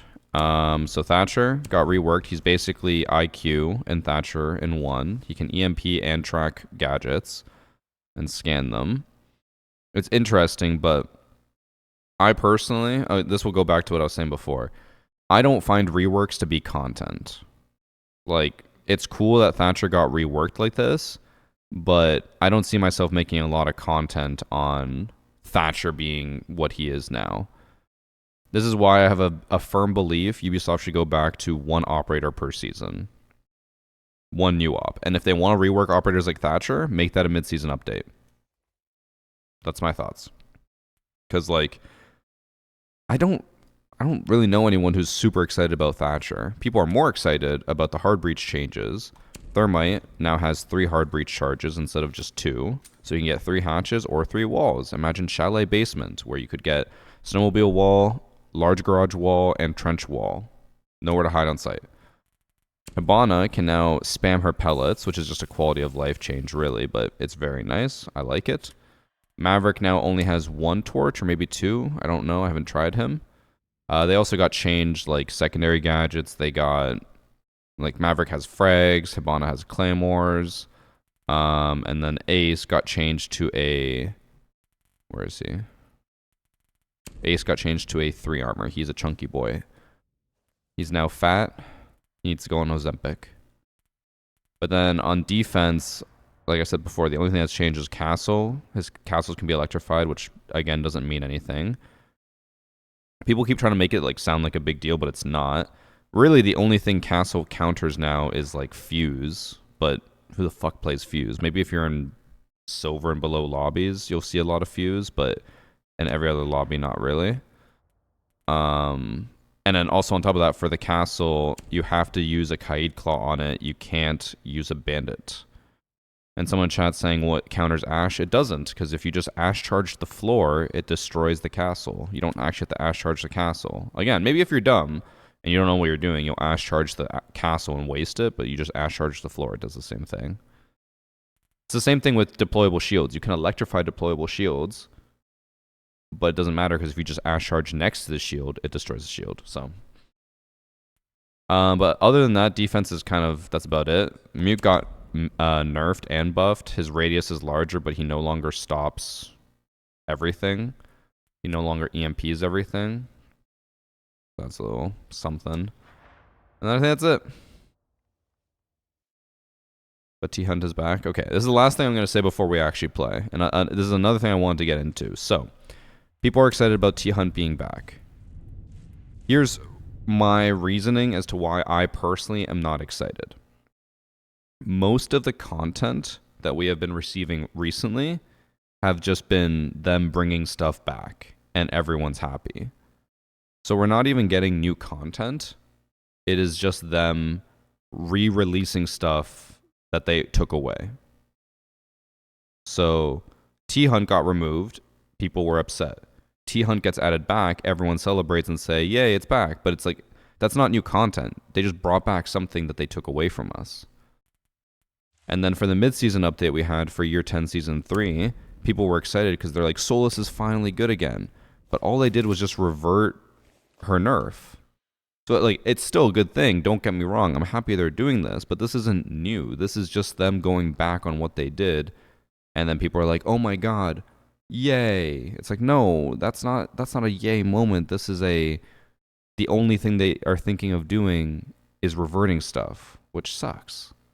And like, I know at the panel they announced that they are going to try to do larger updates and more updates more frequently. But again, I'm just worried that all they're going to do is just keep reverting stuff and claim that as content, which it's not. It's not content to bring back something that you removed. Like if, say, let's just say like we're in a school cafeteria and we have chicken tenders on the menu every single day. Everyone's happy. And then we remove the chicken tenders. Everyone's sad and angry. And then we bring it back. You don't go like, oh my god, they like fixed everything. No, it's just like you just brought back something that you took away. That's not, we didn't add anything to the menu. We just brought it back, you know? Yeah. Those are all my gripes. I hate to yap so much and complain so much, but I don't know. I'm kind of just sad about the state of it. And I know a lot of people are super excited about the next season and their promises for all these things, but at the end of the day, Ubisoft has made a lot of promises to us over the years, and almost none of them have been kept. So, if Ubisoft can prove me wrong, I'll be happy about it. If they can tell or show us that they can fix cheating, that they can bring out more content, awesome. But I have zero reason to believe them right now, because they have promised this before and they have never delivered. So why should I believe them now? They claim that they're finally listening, but why should I believe them now? You know? Alright, so let's play it to the test server. Again, this is probably going to be the only day I play it. I don't think I'm going to play it again after this.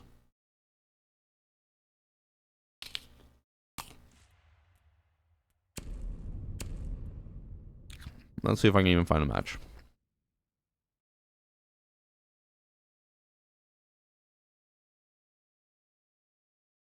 Solus is still shit though. She's not bad. I agree with you on that I was like, I want it to just show what it is, but we actually found a match. But luckily, based on like how the game plays, you usually can tell where someone is planting even without having to see it.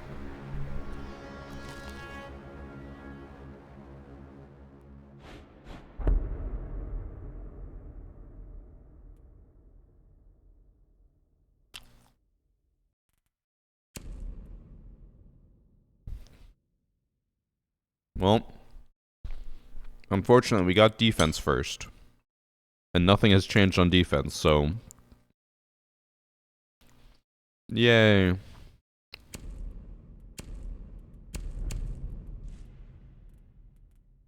Yeah, I did see this. They have finally added more accessibility options. They promised this like 3 years ago, and it's finally out. which is a good thing. Don't get me wrong, but the fact that it took them 3 years to add different colors, so now you can have a green team, a purple team, different ping markers and stuff. Sweet. Still can't believe it took them that long.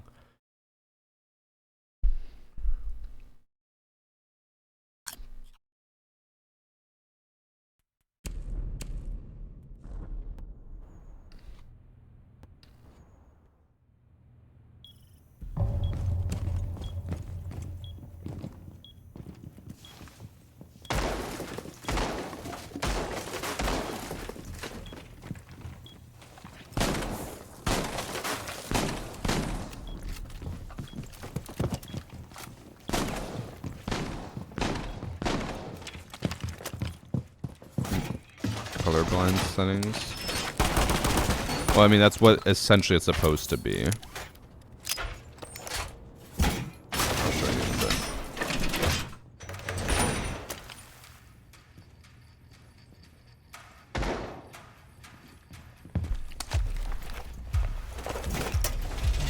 I can dance over here, Chris. Weeks away for one. Yay! I can now change the color of my team to purple. Year 10 is the year of Siege. Yay! Something that was promised 3 years ago is finally in the game. Yay!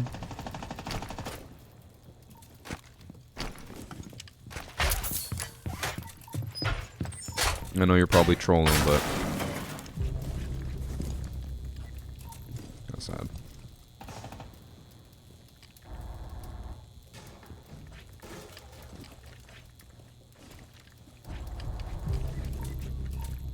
Guys, everyone's dying.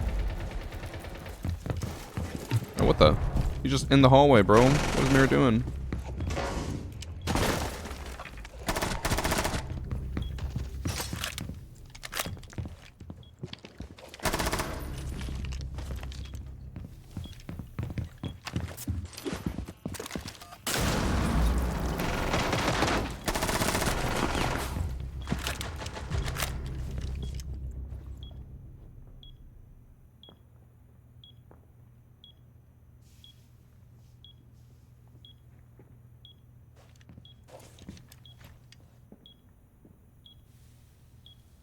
Can't tell what I'm hearing.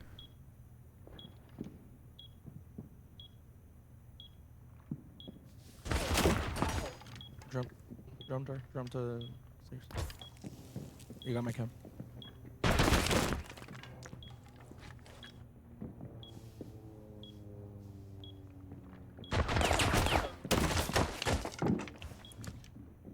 They fall?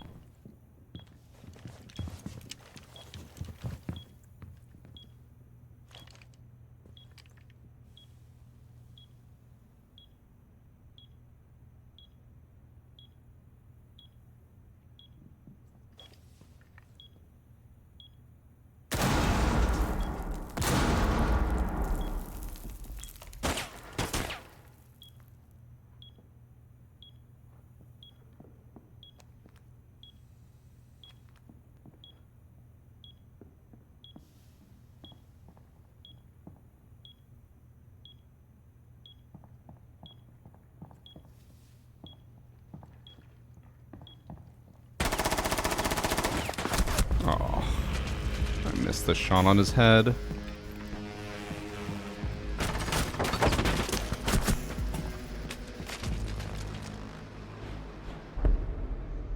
I'm not gonna lie. Until he fell, I could not tell where that nook was.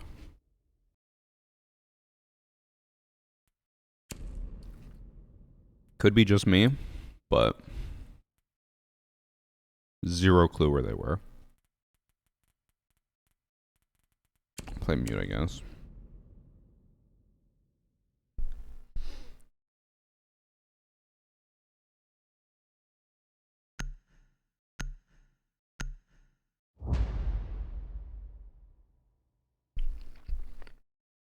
New DMR is so nice looking.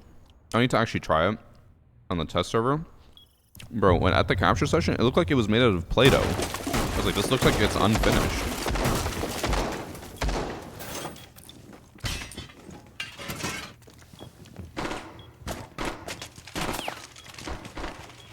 Also, again, being negative about it, it is hard for me to get excited about a DMR because all DMRs are the same.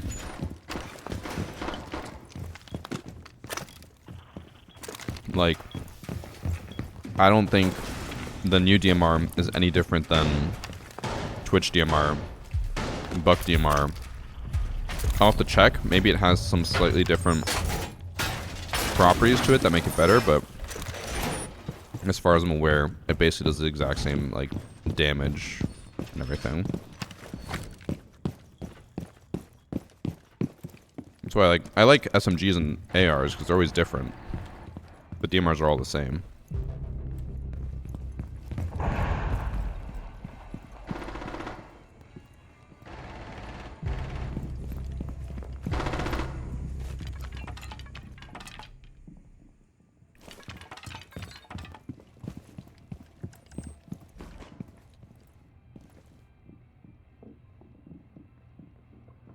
Source sentiment is why they stopped adding new weapons in the first place, if I had to guess. I don't think so, because ARs and stuff are all different.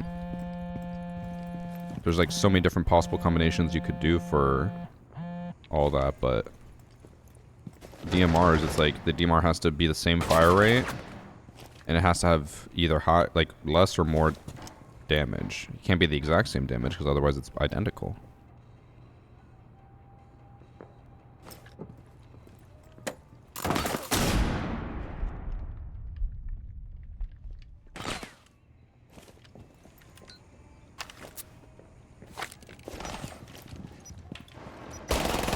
Oh, I got stuck on the door. Let me in.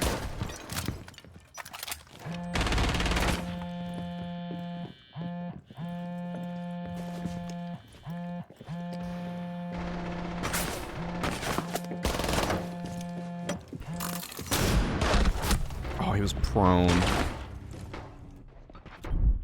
Unfortunate.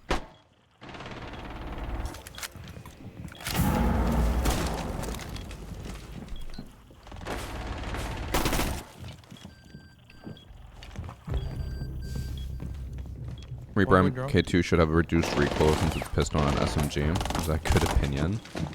I mean, yeah, everyone agrees that the Reaper's recoil has always been pretty ass. Reaper was like one of those interesting ones where they brought out a new weapon for a class where they could make a ton of different like adjustments to make it unique, and instead they just made it terrible.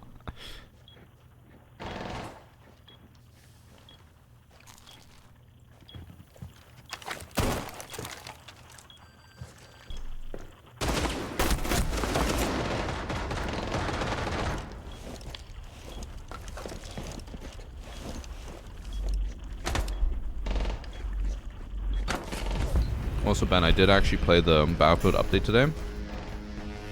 I don't know if something specific happened, but there was no, or like the lobby I joined, it took so long to fill it up. It was weird. Like, I had bots in my first lobby, and then it was like a 14 versus 16 in breakthrough. I was like, and that was like halfway through the first objective. I'm like, what is going on? Why is the lobby so empty? It's not like the game's dead. It's still got 200,000 players on Steam. I guess I'll go castle, but we don't even have a Kaid.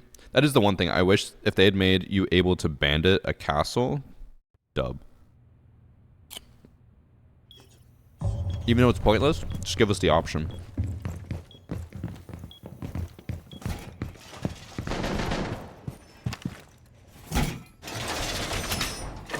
I don't think so, Ben, because I couldn't connect to Siege, which is why I played Battlefield. I was going to record TikToks this morning, but because of the server outages, I couldn't connect to the servers. But I connected to Battlefield just fine, unless I just happened to connect at the exact time they went back up. I don't know.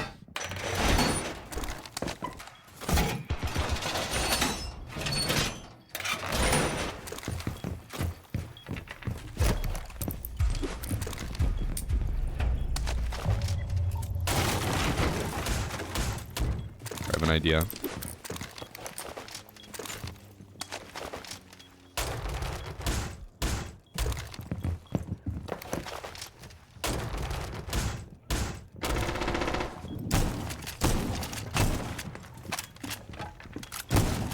God, Alabama almost died.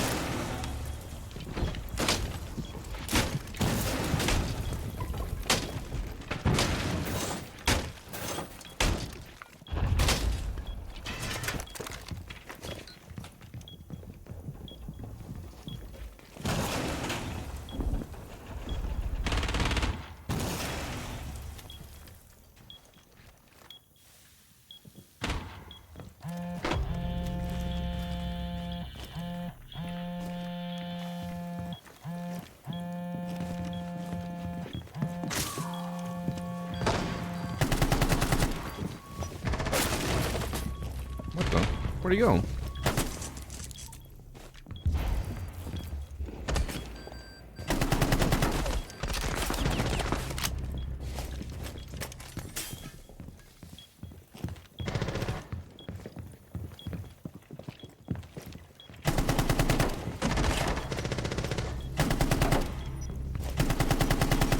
My God, my aim.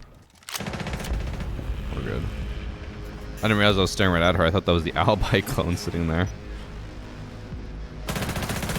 Oh wait, oh maybe I wasn't staring at her? I thought I was.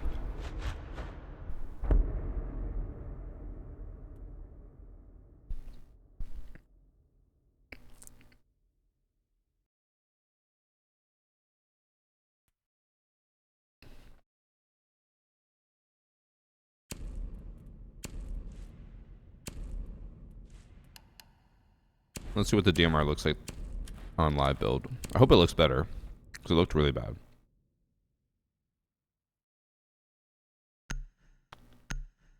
Do you think they should add back other game modes to ranked? Yes.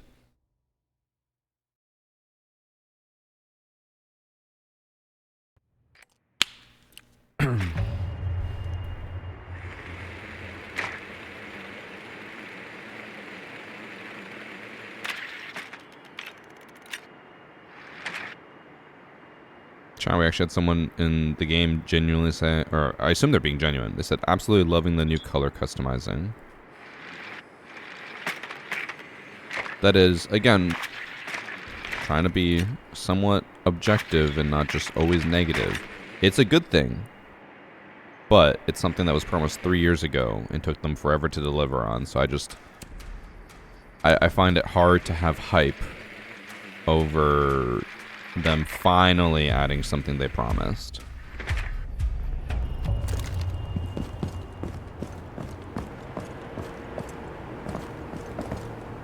What about the new 1v1 and 2v2 game modes? Are you gonna dog on that too?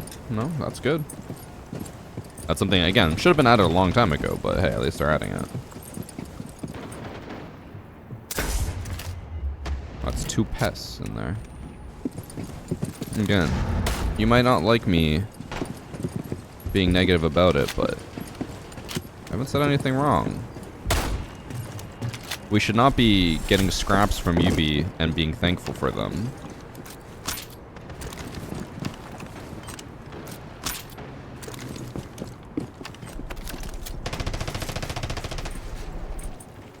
Have I started a nickname for VG? What do you mean, have you started? I literally said that earlier. I was trying to take credit for my own nickname. Doc dropped. Where were the pests? Where the fuck did this person put pests? I just want to see what he's doing with this.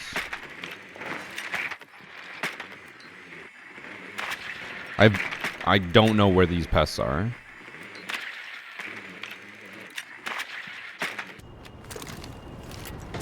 Unfortunately, this is, like I said earlier, with the test server.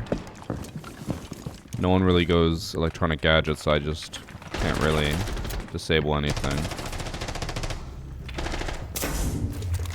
I don't know if it's going to affect his scope.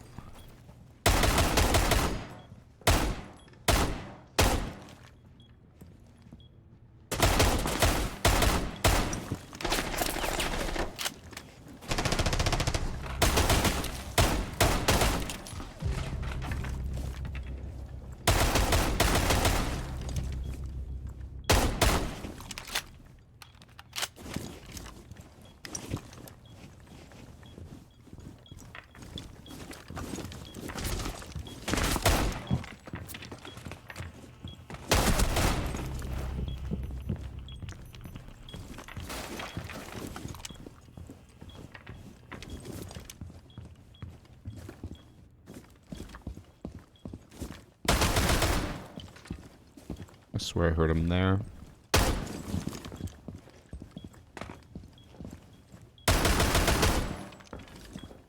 I hear him.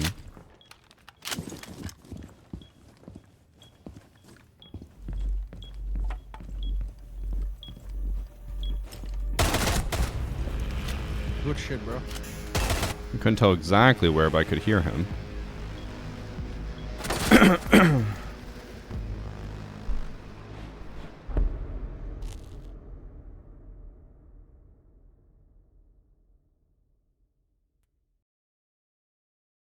Also, I didn't pay attention to the gun. I don't know if it looks better now.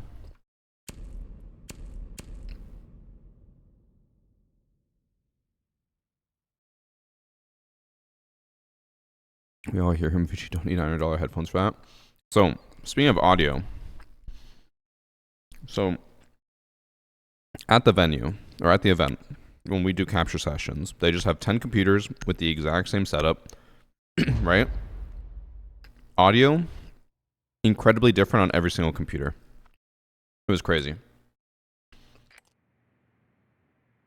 When me and Roy played on the demo booth, we had the exact same headphones, the exact same PCs with the exact same audio settings.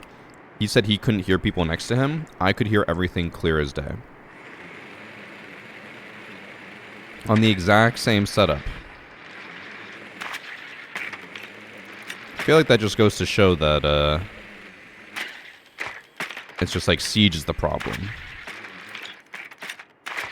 Like if I can't hear people, it's not because of headphones, it's because of Siege.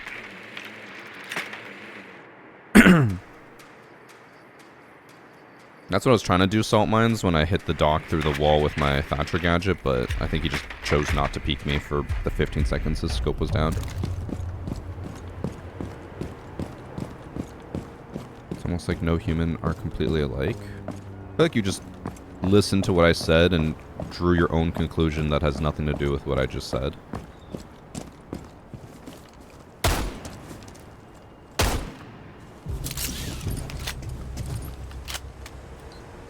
Actually, I'll probably... Oh, we don't even have hard breach.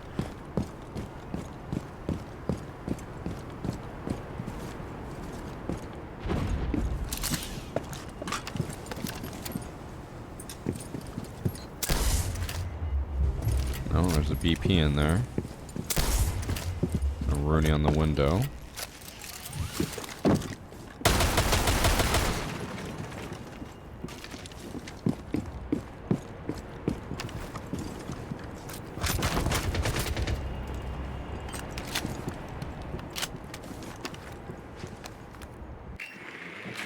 Oh, fuck. I wasn't sure if he was going to be right on the window or not. He was. It's more like two people can sometimes hear completely different things, which is why there's an audio setting page. Again, I think you're just not listening to what I'm saying and just trying to make your own conclusion. What we're saying is that we have the exact same setup, exact same hardware, exact same settings, but audio is different on the two PCs. This was not a personal, can I hear them, can you not hear them? Like, it was objectively different on each PC. With the exact same setup, the exact same hardware, the exact same settings. Yo, whoever said the audio was weird in this game, in the test server, And of course, right as we're talking about it, someone on our team is saying that audio is weird.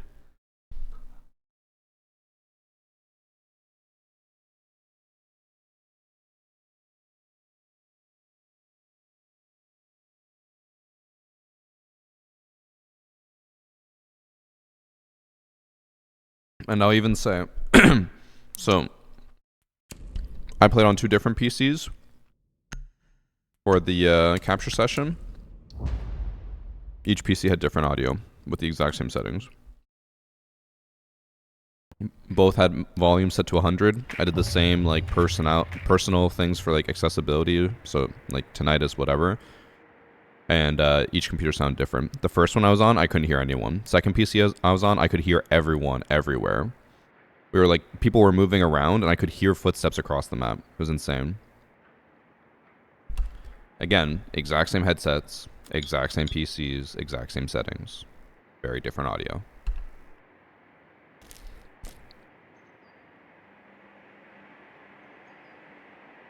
So it was not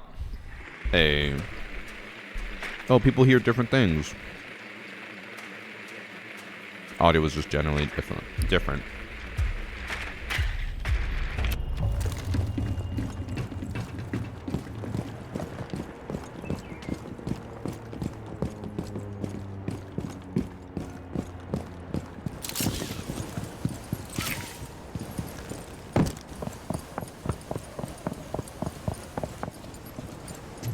I will say though, it does make me appreciate my headphones more.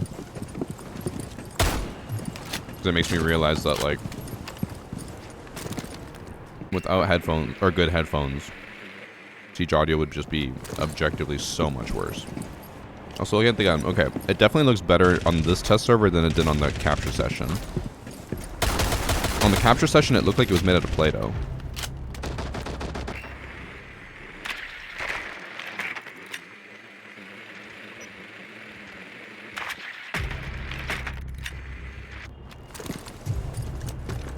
Bruh.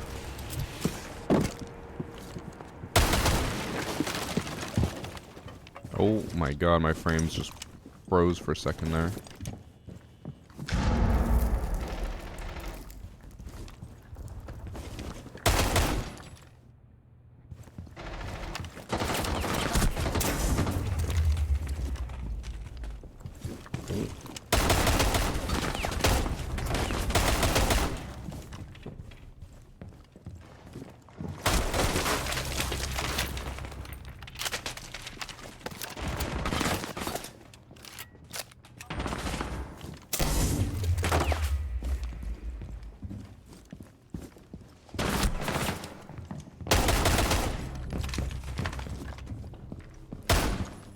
I have zero clue if my EMP is actually stopping them from being able to see their sight, but I'm trying.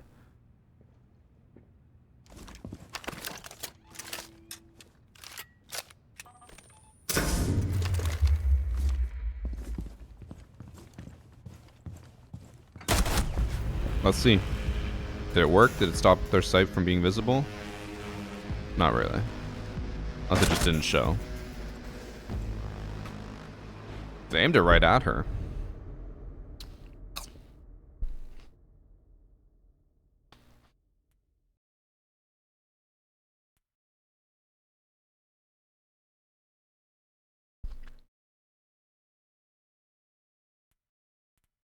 Apparently, testing grounds is just skyscraper, theme park, and fortress, I'm assuming. Range is 10 meters. I think that was within range, wasn't it? Maybe not.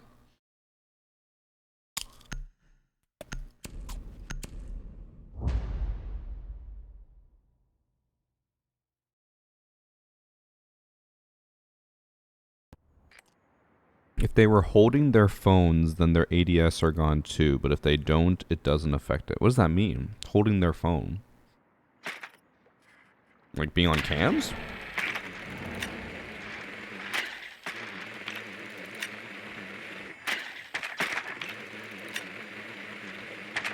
The skyscraper 70% theme, 20% fortress, 10%. Evan, I'm guessing you're already done with test server. I mentioned already, I was like, this is probably going to be the only day I play test server, because I can't be bothered.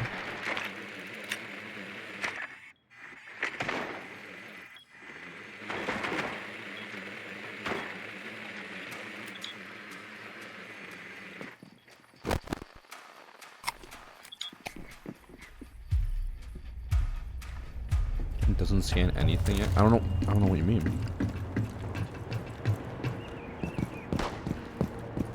Playing today and tomorrow. Oh. Well, if you need someone to play with, let me know.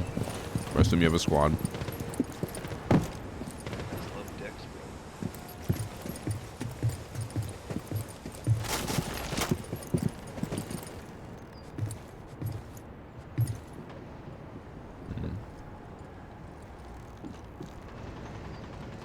This kind of feeds into my whole point about not, like, reworks not being content, because, like,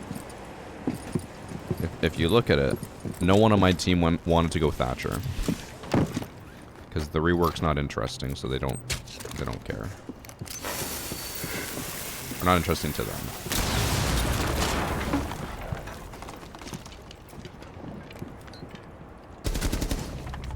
Good ping.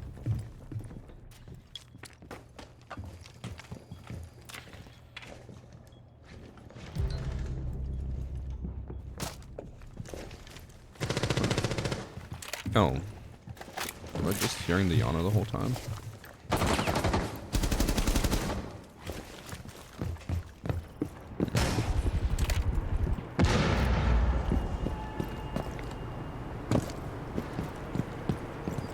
I'm gonna solo for today. Well, rip me then.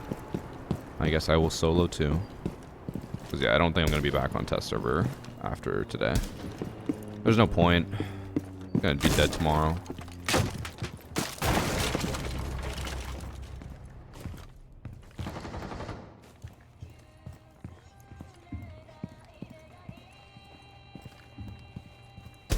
Oh my aim, what was that? That was terrible.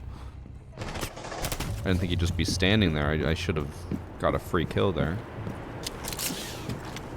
Maybe he doesn't like you. That does sound like Evan.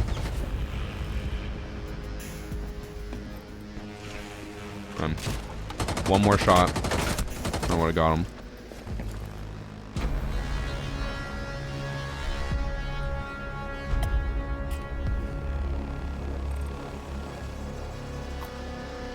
Oh, thanks, Arma. To make the sites disappear, you need to have an electronic gadget in their hands first. I feel like that's not true, but I haven't tested it, so I can't say for sure. Okay. Chat. Another complaint. I hate that this keeps popping up. This pops up every time you, like, leave a game. It bothers me. Also, okay. Am I the only one that finds it weird that, like... So we have this screen with Thatcher here. Why is he on Canal? Is Canal special? Canal isn't even remastered.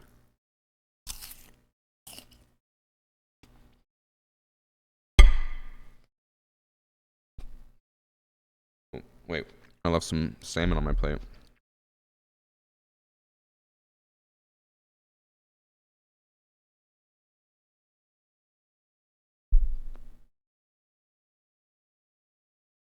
Maybe it's teasing a map rework? Maybe, but every time they always had the operator on their map that actually did get reworked.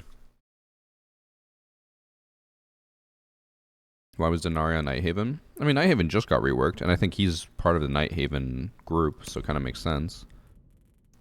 Even though I hate the lore. So adds up. Yeah, he's part of Nighthaven.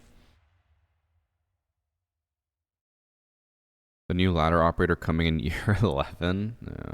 Yeah, we would be so lucky.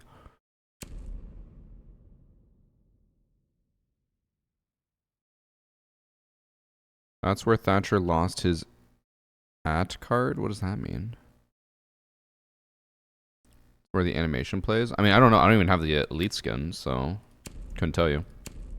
Which, okay, I was kind of confused by that. So are they coming out with a new elite skin? Or is the old elite skin getting changed into this new one?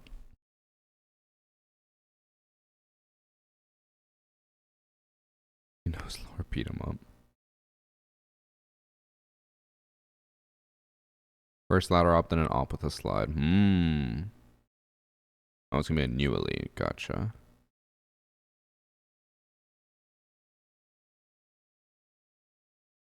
Does anyone even care about the fucking lore? The only person I know who cares is Kudos. He is the only one that, like, deeply cares about lore. I don't get it why, but he does.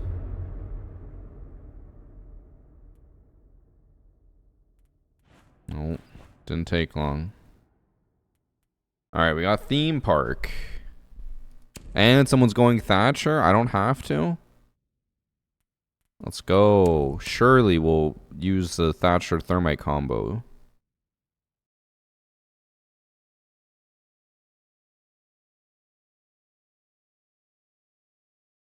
You thought we were getting op with a zip line? Meanwhile, Almer was just like, am I a joke to you?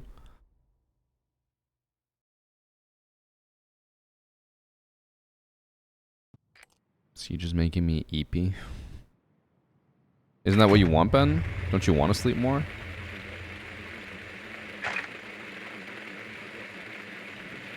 I Q sniped everyone who plays Siege. It's your turn now. I feel like he thought he was really badass saying that, but that didn't really mean a whole lot to me.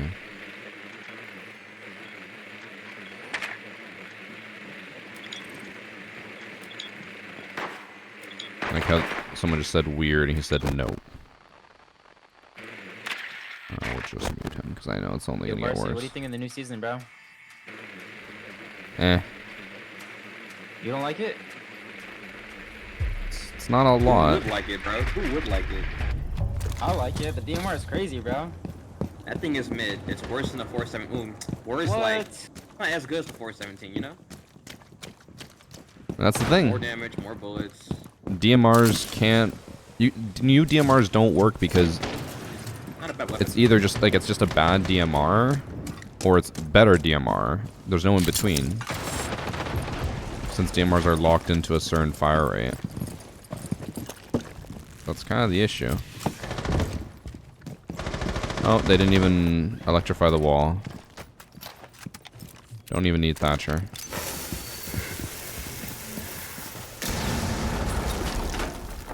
That is one of my issues with the test server, but that's a community issue, is that the community will intentionally not play operators that work with the new op or op rework. So like, actually these guys want a decent amount of electronics, but I guess just none over here. Where was he? On waiting room.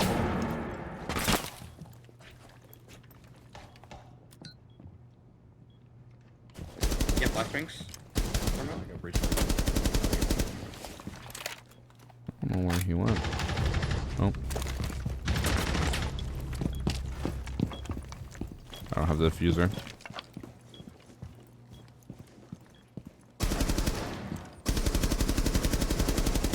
Ah, he's in A. Full HP. Oh shit, I don't know what's going on! Did he just 180 after he got shot? Gotta calm down. Oh no, he was looking at me. I didn't realize that. Yeah, Sam. So like, yeah.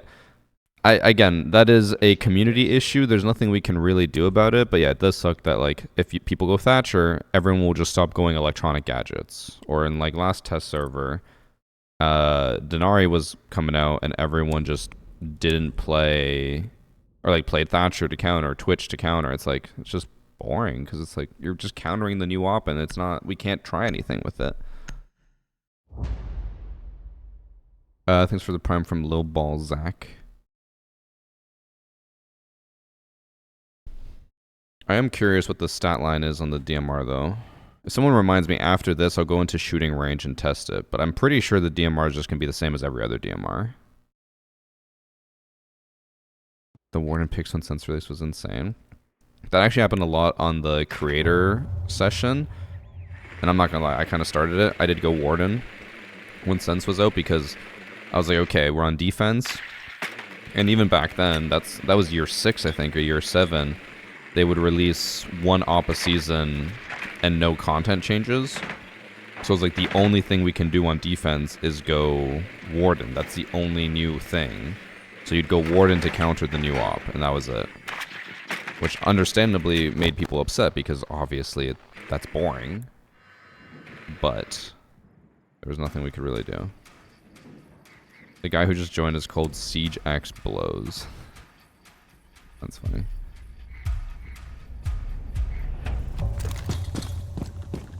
Alright, I'm 3 armor, ace.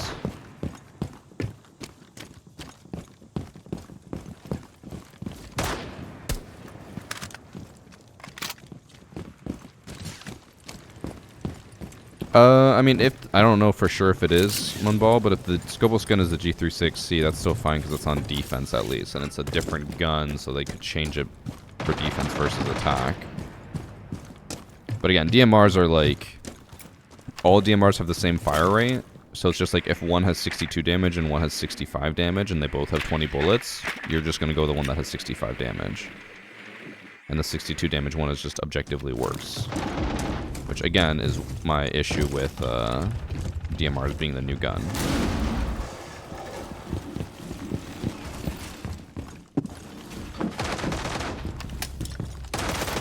Oh. Oh, that actually went through.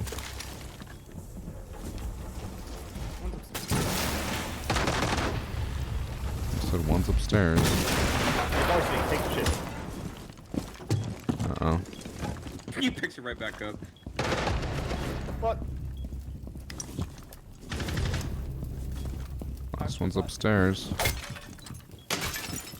Wait, where? Upstairs. I'm gonna knife him. Probably by Top Arcade right now.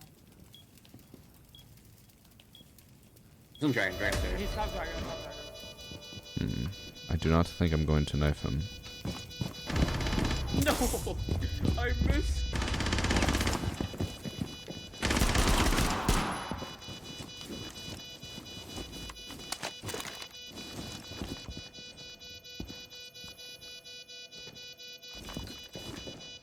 Varsity, save me. It's all up to you. On dragon.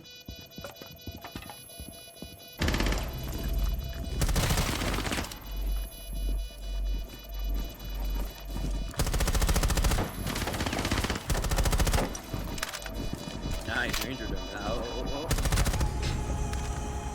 As everyone knows, content creators are the best players in the world, better than pros. It's true. That's a lie. I make content and I'm shit at the game. Then you're not a content creator. Stop lying. I'm sorry. I want to love the Tubby and Mav DMR, but the lack of ammo fucks me over, but I suck at the game, so it's probably just a me problem. True. Okay, let me see. Capital has the DMR. It's 62 damage at 20. And the recoil is whatever. It doesn't really matter. 69 damage at 20. 67 damage at 20. It's just... Does it have the lowest damage of all DMRs?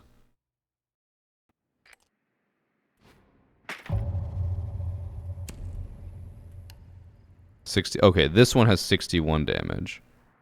So it's just a low damage DMR.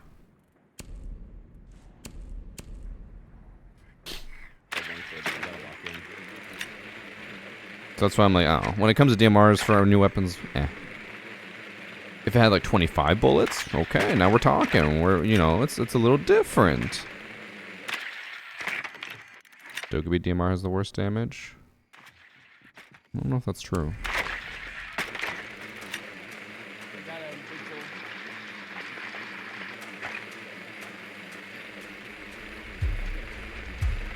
Tub Mav DMR, the only guns I run angle grip on. I need more bullets. Is it because Tubarão looks like the guy?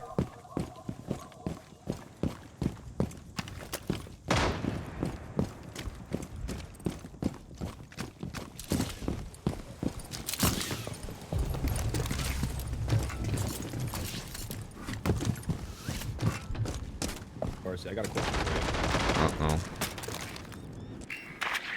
Let's hear it. Do you think if I call him with my Dokkaebi, you can see it with your EMP thing? Let's try it. I'm cooling down. Give me a second.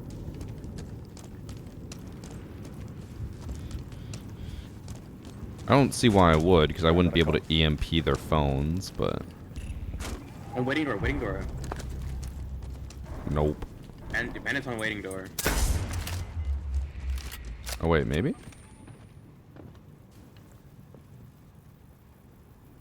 Do you think they were just on cams? And it's 60 HP in initiation. I don't know.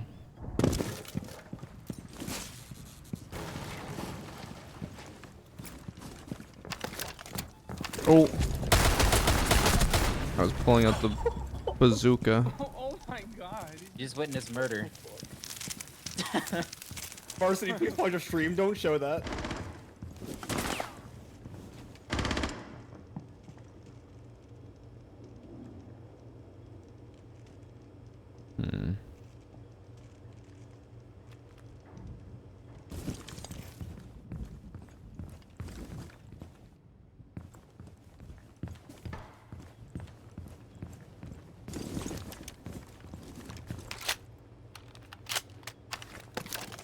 I choose this area.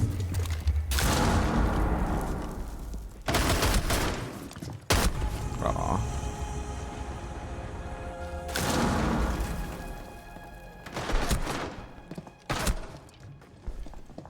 We're supposed to murder on the streets. It was my fault. I pulled out the bazooka to try to see about any electronic gadgets, and instead I just watched him die.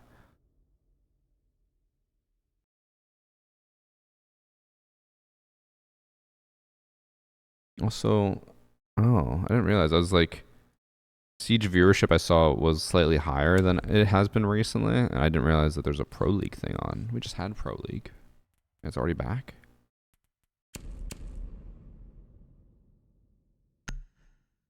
Any thoughts on the 2 players banned in collegiate this season? First I'm hearing of it. The DAW is a gadget? Yeah, so Thatcher can see just generic gadgets on there, a dot, but once he EMPs it, then he can see what the gadget is after.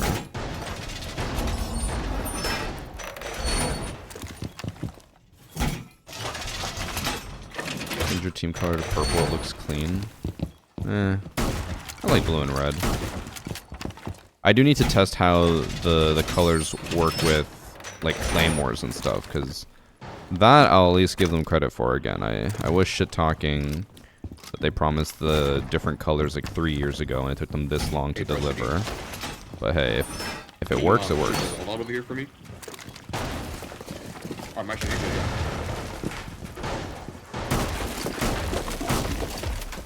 I got the blade, don't worry. I wonder if, hold on, the new mute range buff, if I put it all the way in the corner, it almost covers a double door, and then I can put one here, and it covers the full double, kinda.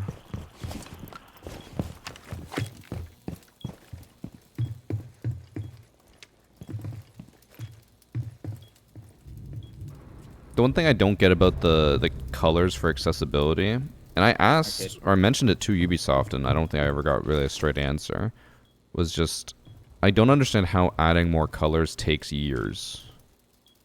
Because, like, I would assume that the color you would choose, it would just be like, make it this color, like this hue, this, you know, hex code. But I guess it's not like that. Because they should have taken like 5 seconds, and then you could just add a fucking color wheel and choose whatever color you want. But it didn't work like that.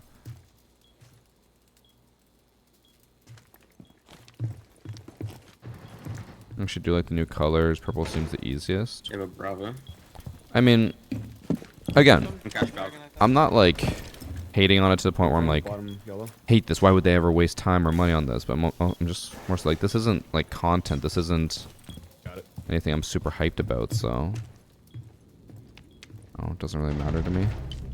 That's case snaked it. Oh my god. Case is cash. I think she was just gonna run for that. Behind vending machine.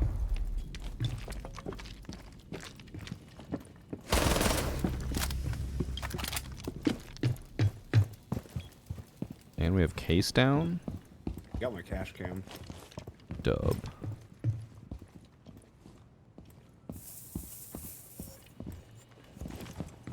Oh.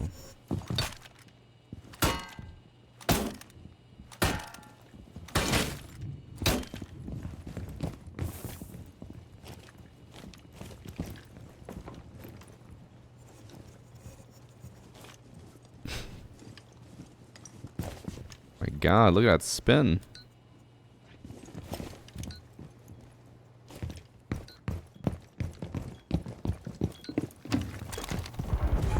I saw her feet as well. I was about to shotgun them. My one and only kill. Just be grateful you got one. No, man. No. Also, do you guys think, so the kite castle thing where you can kite a castle barrier, like, it's a cool thing, I'm fine with it, but it is pointless, right? Not just because of the Ash being able to counter it, but like, it's kind of a waste to use a Kite Claw on it, isn't it? Is there ever a time where it'd be worth it instead of putting it on a wall? Like, I know it'll be probably more impactful in low-level lobbies where people don't know what they're doing. But, like, I don't think it would matter, right? Because I'm like, if we're on this site, if I have a teammate waste a fucking Kite Claw on a castle barricade, I'm gonna be pissed. One electricity, destroy the Ash Charge. Just shoot the Ash Charge on the floor. Castle, electrified. Ash Charge right here, destroys the castle, doesn't get destroyed itself. It's just like electrifying a deployable shield. Doesn't mean anything. You got any tips on how to not do shit this week? Aim for the chest. Okay, that chest doesn't really do much. Just body shots suck now. No, body shots. Limb shots suck now. You could do some funky stuff with the claw to get one on a hard breach and castle. I'm trying to think of like places where that would be the case, but I don't think there are many that would be like that.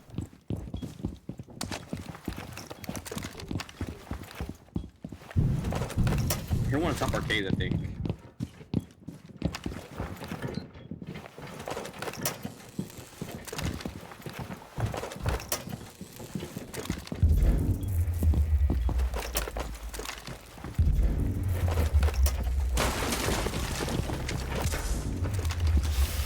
Uh-oh. Oh, I ran into it. Big dub from the team.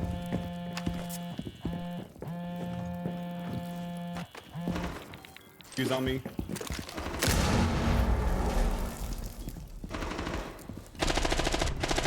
What the? That delayed ass kill. Massive from the team. 50 HP in barrels. I didn't realize it was that close. I thought he was further back.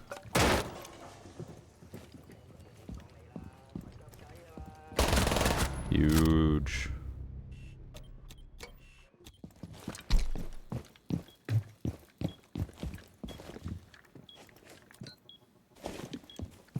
Border, maybe? Sounds like bathroom window. You'd only be able to get one wall. I don't think you could get both walls. But maybe you can. I don't know. Nice. Sounds so evil.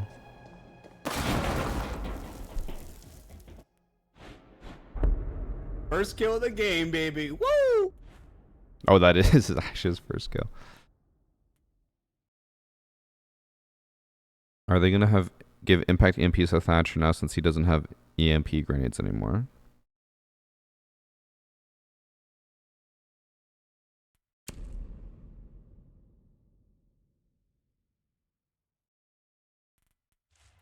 We're gonna cruise on by that chat.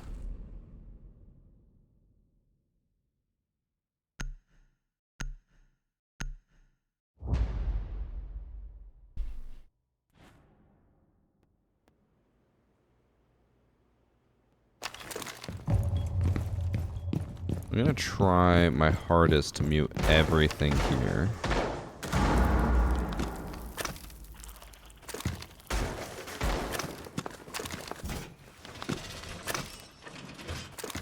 Okay, so they can't mute, or they can't drone through the hole.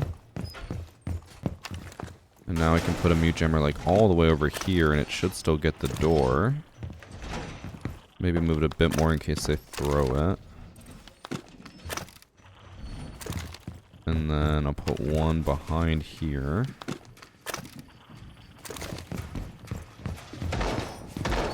And just for the teammate, I'll put one on the mirror.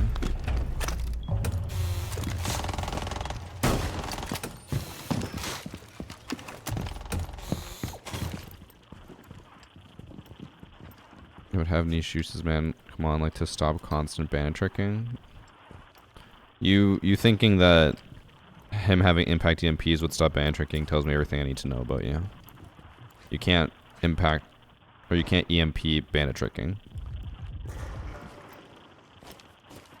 Unless you're in a really low rank and you don't know what real bandit tricking is. You're just blowing from stupid town. I was trying to think of what that was, Snack. I was like, that sounds like the... I always hear the thing like, did the dumb convention come to town? Damn. Damn, he left. Mute doesn't stop Thermite? He does. The only hard breacher who counters him now is Ace. Obviously ignoring Maverick since he never got impacted by Mute to begin with. Use EMP launcher, then use both EMP grenades. You won't have to reload the launcher. That doesn't stop bandit tricking, bro.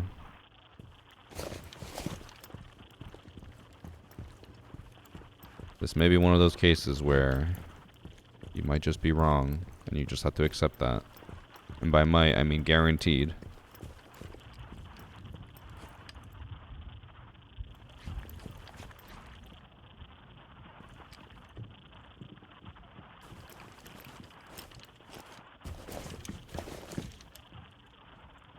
What if I just randomly tap fired?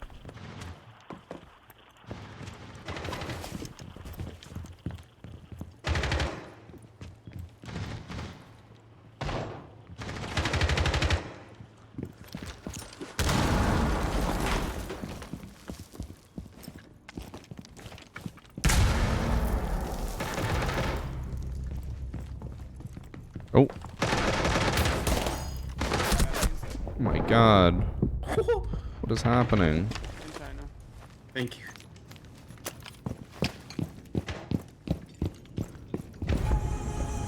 I was trying to shoot the Hibana, but the vigil kept jumping in front of my shots.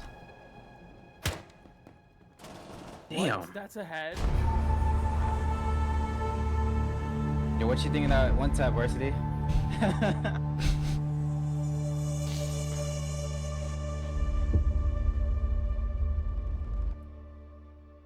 No, Selmas don't get stopped at all by Mute now. Oh. Servers go down? Update? Definitely an update. I'm gonna restart.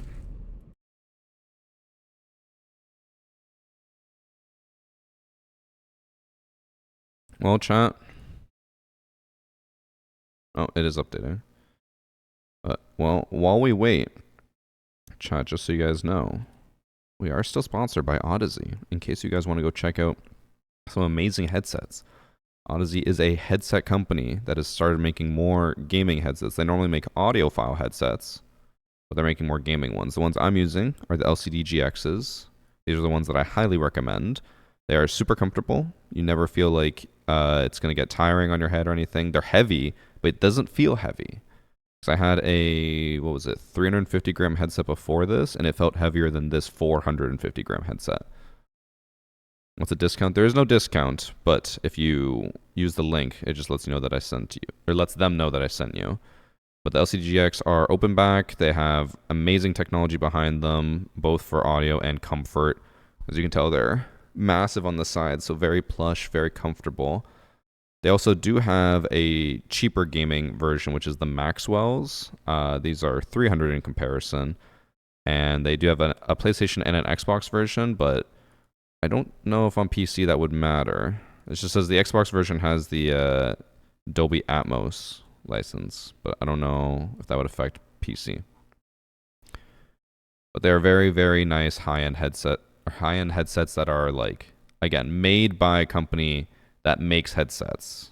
Unlike a lot of other gaming headsets where it's a gaming headset made by a company that makes chairs or keyboards or mice.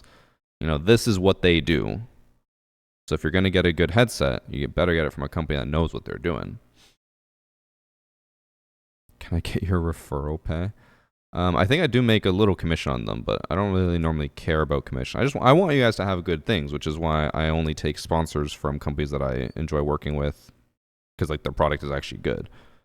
Like this headset I used for 6 months before we were sponsored by them, because I wanted to make sure it was actually really good, and it is.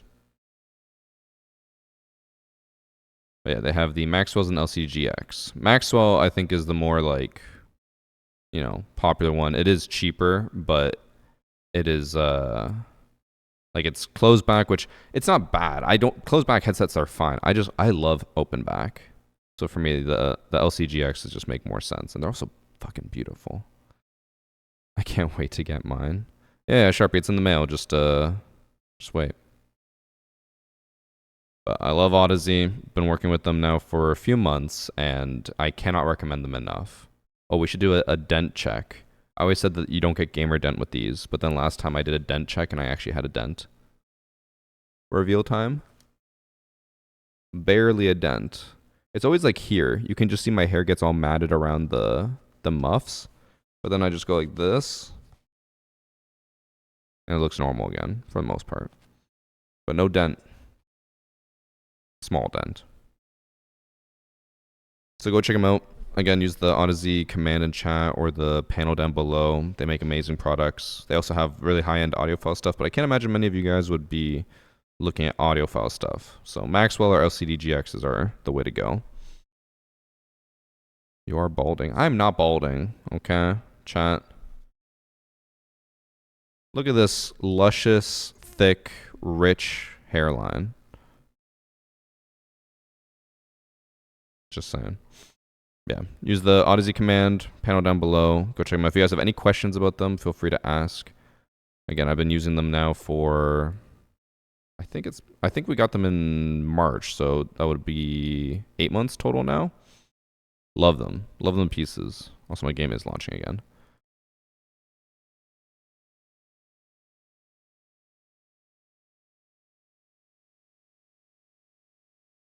South Americans don't bald. That's not true.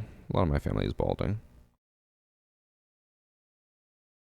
Not that rich because I didn't fly home first class. Yeah, I didn't fly home first class either. I ain't no nugget.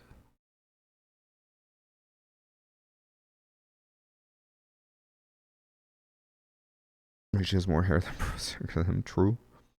Someone from chat here tell me what's going on with the new allegedly positive mood around Siege. Is that a new start, just PR shit? It's a mix. People are hopeful, which I don't fault them for being, but I do believe to a degree it is a blind hopefulness. Where it's like, you know,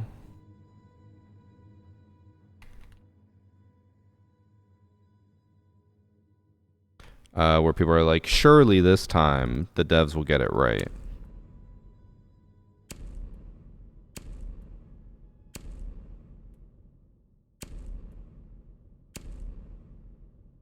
Surely.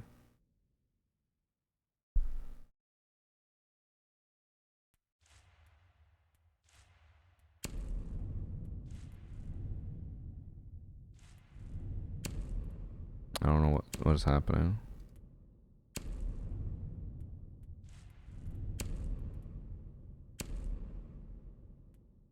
I guess I'll restart again.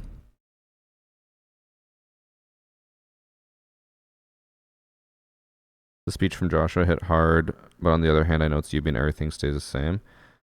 Yeah, I mean, that's kind of my whole thing. It's just like, obviously he was very emotional about it and very passionate, but passion and emotion doesn't get results, or doesn't mean results.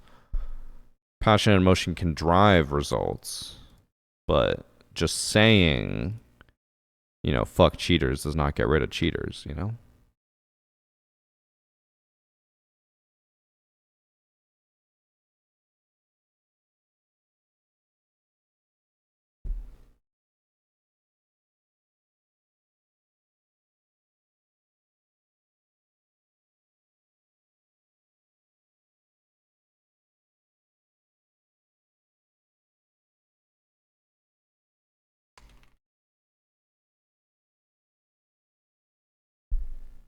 Priest asked if anyone wants to game, and I said test server, right? And he said new Battlefield 6 map, gun, and mode just dropped. Never seeing him again.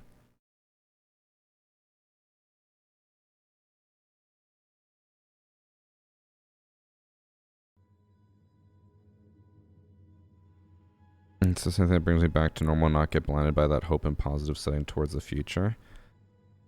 Yeah, I mean, I'll admit, I'm in a weird spot in general, both as a creator, but also just like because of everything. I don't know what the hell's happening. I understand people wanting to be hopeful and positive, but I'm like, how much longer can we wait? How much longer will it take for things to change? And will it mean anything if they take too long? Because like I did see there were the two pros, Solotov and Robbie, who said save Siege in their like speech in the Pro League stuff. And then after that, I don't know if this is 100% confirmed, but it kind of makes sense. Apparently, at the event, they stopped doing post-game interviews because they didn't want pros saying save Siege on stream. So they switched to pre-recorded interviews. And I believe that only because I noticed while we were there, I was like, oh, every interview they do, it's like the pros have already left the stage. So they would do a pre-recorded interview, make sure they didn't say save Siege, and then put it in. And then I saw Doki made one where he was just like really positive about the future and like, you know, it's okay to be positive, but I am worried about the blind positivity of just being like, we just trust that they'll finally do things. Because again, they've said for years that they'll do things. How's it going to be any different now? You know? Oh my God. That being said, the test server is broken again. It's not even working. Yeah, obviously, like, if people want to be positive and hopeful, all the power to them, but I am now in a position where, like, I will only believe it when I see it. They can tell me a million times that they've finally cracked the code on cheating and anti-cheat. I won't believe it until there's no cheaters in the game, or until there's very few cheaters in the game. Because, like, there is no reason at this point for us to naturally believe them. And that's not even like trying to shit on UB. Like that is just at this point, after 10 years of being told stuff and stuff normally doesn't happen, why should anyone naturally trust them? I hope they're right, and I hope things do change. But again, we'll only believe it once we see it.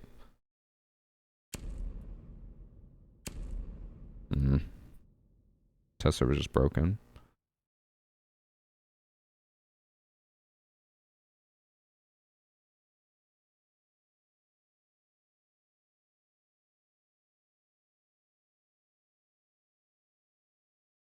Are we not really feeling hopeful about what they said to you? I mean, so there's some other stuff in the background that I know of what they're working on because they told us stuff. Like, they told content creators more than what they told you guys. I can't tell you what that is because, like, it's all under NDA and stuff. But, I mean, there's cool stuff in the works. But, again, it's always like, oh, coming year 20 season 5, year 19 season 2. It's like always coming soon. I'll believe it when I see it.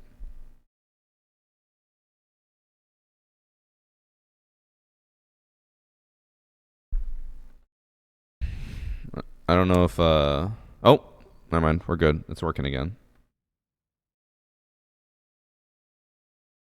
Yeah, I mean, I don't want to be overly negative and just say Siege is like dead or anything, but it's just, oh, there's still matchmaking errors. It's just who's to say what will actually happen.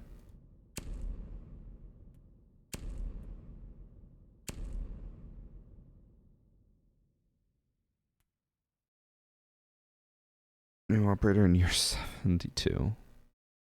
Surprised you didn't say year 67.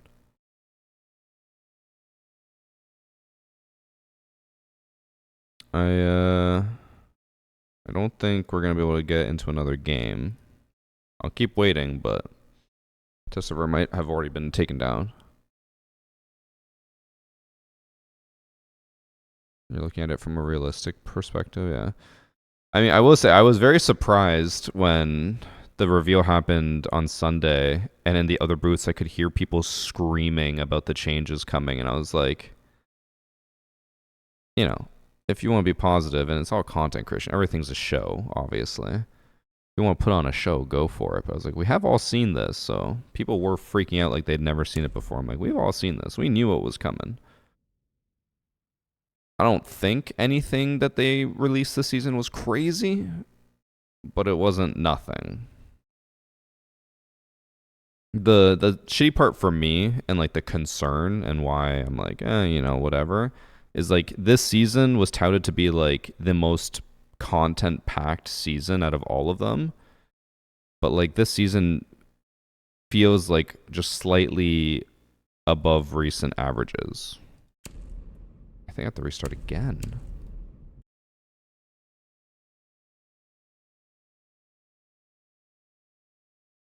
Okay, I'm gonna relaunch it again. So what was I gonna say? Oh yeah, so like this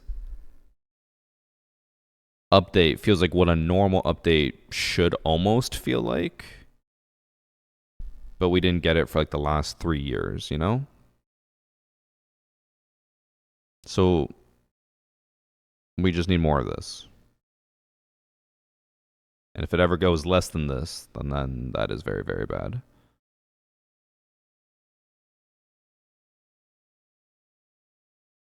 Decent content this season, but with the content in the past, I would say it's at 60%. I agree. 60% of what it used to be.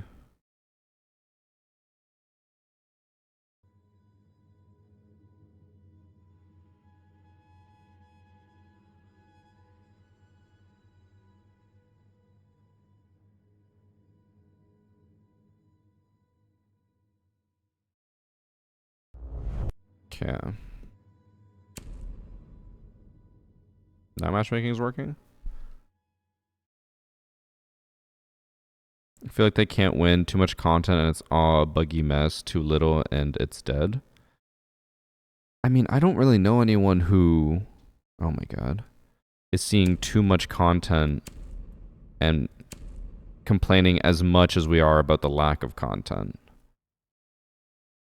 And again, it's one of those things where like you'll never make everyone happy. That is just a factual truth. You'll never make everyone happy. So I'd rather them just like do something rather than do nothing.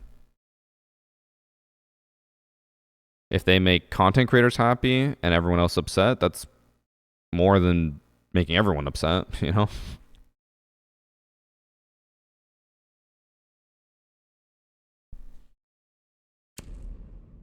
I also did get a rare compliment from a UB like employee where they said that you guys heard about the whole, I think it was FaZe Clan was complaining about CJX saying they hadn't been paid and that Ubisoft is scamming them and stuff, when in reality it's actually the agency that Ubisoft had hired is scamming them. I tweeted out about, I was like, very rare time I'll defend Ubisoft, but this isn't their fault, it's the agency. The agency's withholding the money and refusing to pay out. And the UB employee I talked to was like, he's like, that was like, I saw that tweet, he's just like, Varsity actually knows what he's talking about. I was like, yeah, I may act the fool, but I sometimes do know what I'm talking about. So it's like, that's not Ubisoft's fault. Ubisoft pays the agency and the agency is withholding the money. That's on the agency. Now, that being said, this agency is known for doing that and Ubisoft should not have been using them to begin with. But we're already past that point.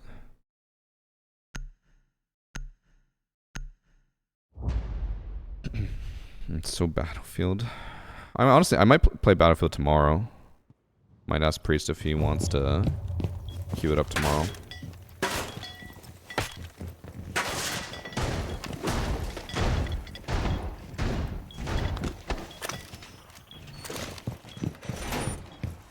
Okay, we get these mute jammers down to block all the drones.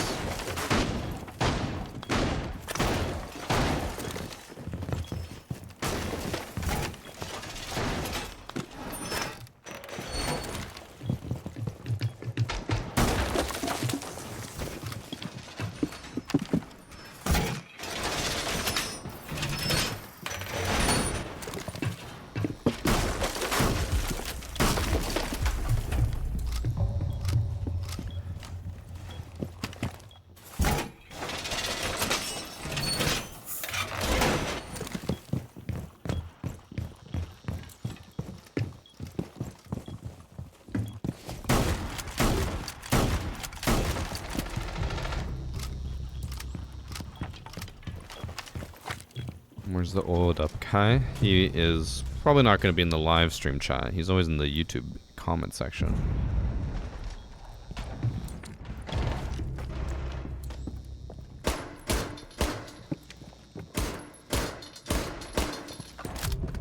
Always hop on live and get clips of the Goyo Elite.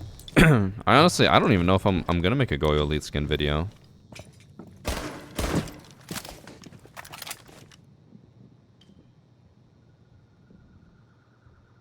I don't know. I thought going to the this is just gonna start sounding sad now. I need to stop being sad boy and start just having fun. But I thought the Munich Major was gonna really like revitalize my desire to make Siege content and make me want to grind more. But I kind of came back feeling like I have less desire than usual.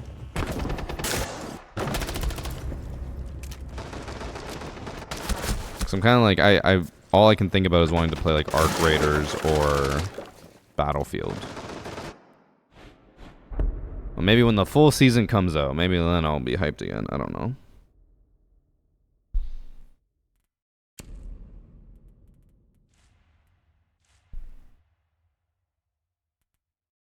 What else was changed on defense? I don't think anything else.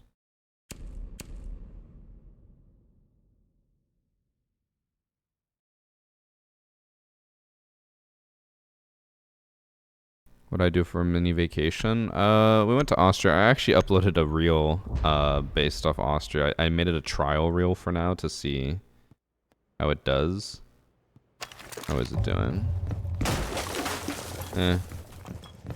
We went to a fortress and I made a meme video of like saying I bought a castle. But we just toured around Salzburg in Austria. It was fun. I enjoyed it.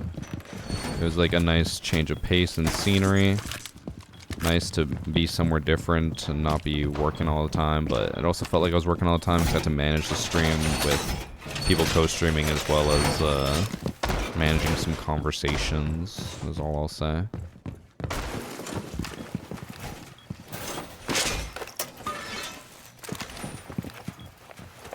Next to another negative Nancy at AK Nugget, who kept saying the whole time at the sponsor event that he only wanted to play Arc Raiders. I don't see what's wrong with that. If we want to play Arc Raiders, let's play Arc Raiders.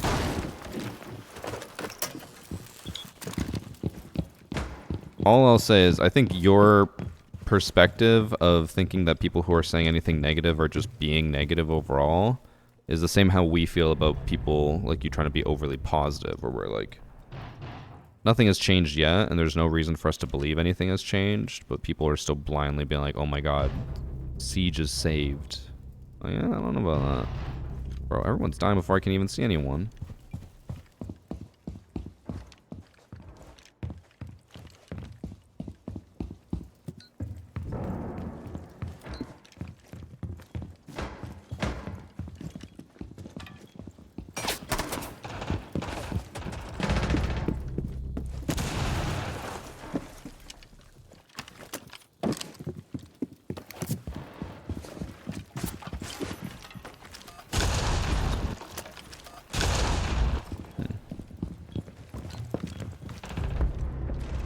Well, didn't even see anyone.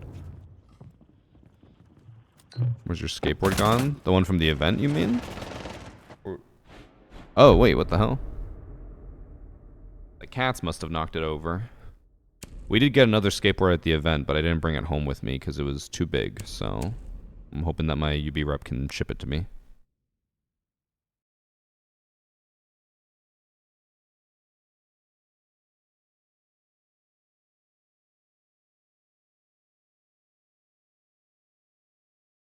Classic cats.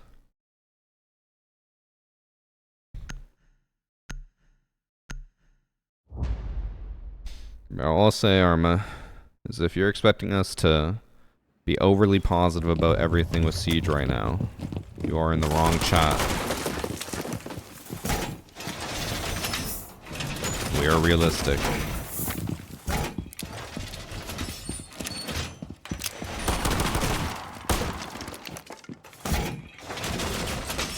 Okay, teammate are just both doing the same thing. Dub teammate.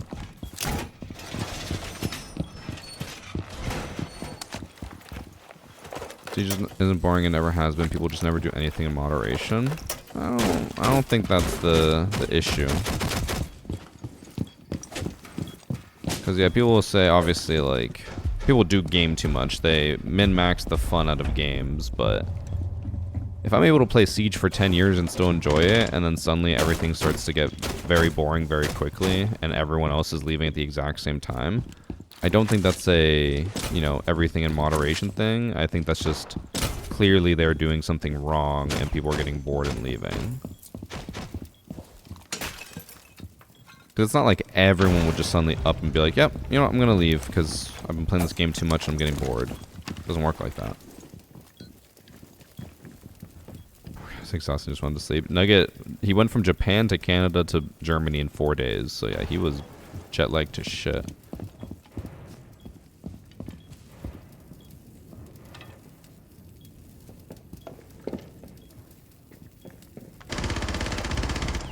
What does that mean, Ben? Auto-loading? You never have to reload it?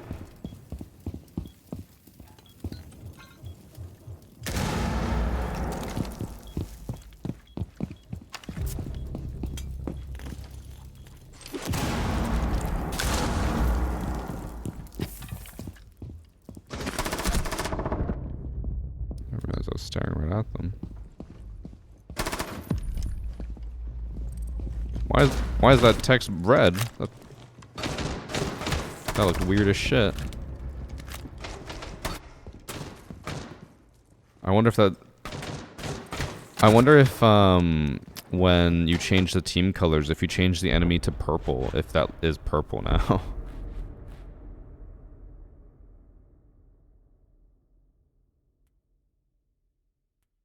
Oh, that is its own new feature in the accessibility tab? Oh.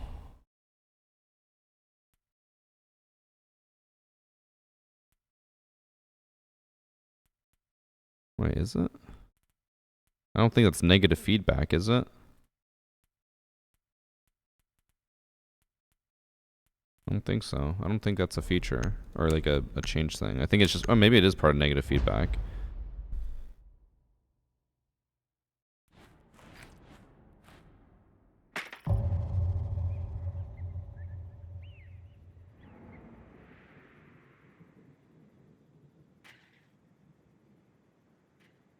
Oh, it's just a magazine-fed double barrel, Ben, is what you're saying.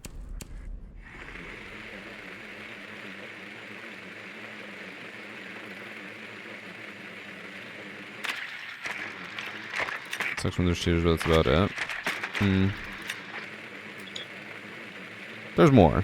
Content is the big thing. Content is just like, it's just drying up.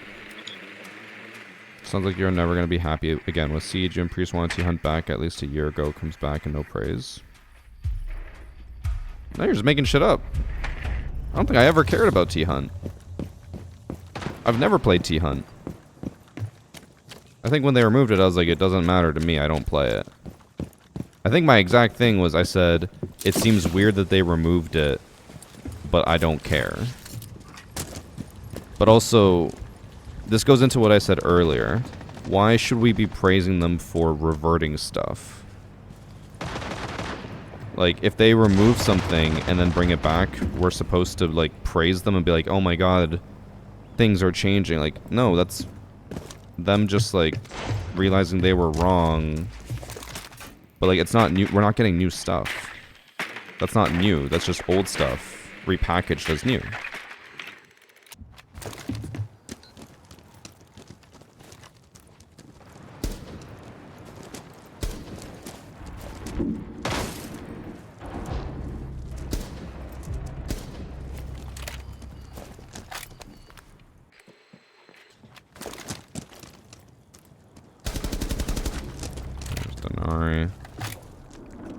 Bonnet didn't die. I drop.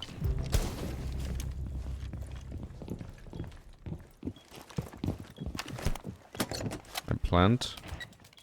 Didn't even get to use my third hard breach, but I'll do it now. Just kidding. But also, what else did you say? Save Siege asked for 1v1 modes. It gets added just to subtle nod of approval. Are all these new changes for next season at least a step in the right direction to potentially be hopeful for? Remember, there's also new management. If I'm not mistaken, I could be wrong. The 1v1 is not coming out this season. It's coming out like mid to late year 11. So again, it's gonna take that long. It's still not even in. It's only just been announced. I'm pretty sure it's not coming out this season. I'm like 99% sure that they said it's coming out later. So like,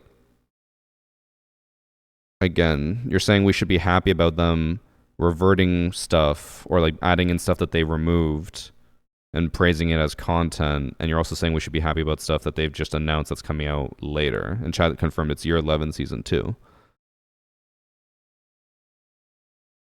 And also, not to, you know, show you how the sausage is made, that 1v1 mode wasn't because of Save Siege. That was already in the works and it's been taking forever, and it's going to still take another 6 months. So if you can show me how everything I'm saying is being completely unreasonable, then I'll listen to you. But in the meantime, it just sounds like you're happy with the breadcrumbs and I'm not.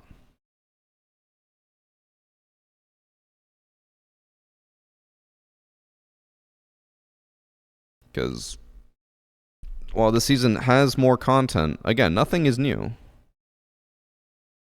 Everything that is coming out or has come out this season was all pre-planned. Nothing got changed. Nothing got added. Everything that is new and being added is planned for next year. And remember that year 10 was supposed to be the year of Siege. Year 10 was supposed to be Siege X. And year 10 was supposed to be a ton of content because they were waiting for Siege X. So again, your reaction is just saying, I guess I'll just quit Siege because there's no point, but it just sounds like you lost the argument and you're not happy.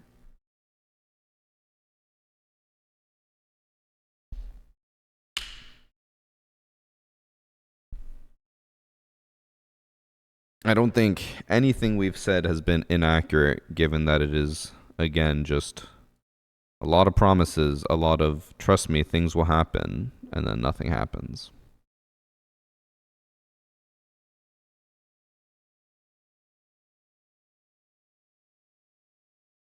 I don't get how they can have night maps for the event but not in the game.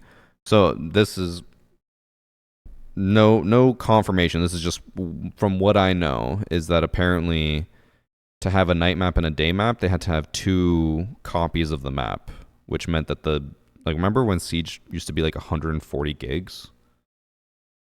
Yeah, that's why, apparently. It's because, so if they wanted a nighttime house and a daytime house, that was 2 maps, and that would double the amount of data needed. So they just removed all night maps. Don't ask me how they couldn't make that better. That's just what I know.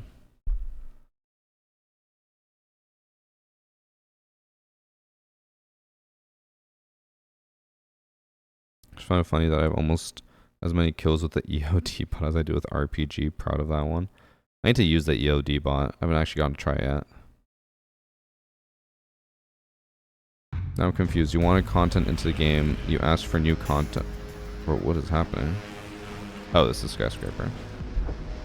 You wanted new content / improved content, right? Yes. But all we've gotten so far is just the promise of more content. Because again, I'm happy. Like, the season has more content than usual compared to lately. But there's nothing new in this season. Everything that is in this season. Oh my, I found a match and I just got defense right. I can't even play the new, like, reworked Thatcher or new attacker buffs. But yeah, so everything that came in this season was already expected. There's nothing new, nothing extra. So I'm a little sad. Isn't that your point, that you'd be still failing Siege, so why stay? I'm not trying to argue with you, Varsity. I swear to God, I just want to understand your point overall. I mean, again, I said this earlier. I think that this is, I was hoping that the Munich Major would revitalize my desire to make Siege content, but it hasn't really done that yet.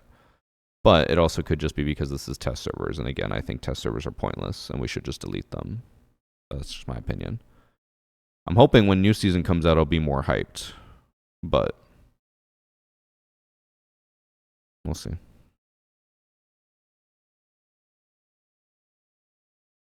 It's just, again, I went in hoping that they would listen and that they would try to add as much as they could into this season and the next one. But unfortunately, all we heard is that everything that they want to add is coming year 11 season 2, which is still 6 months away. So my concern as a content creator is just how long are people willing to wait? Because, like, I don't think many people are going to wait that long. My genuine concern is just that I think Siege will be dead by then. So, yeah. How many months? 6 months.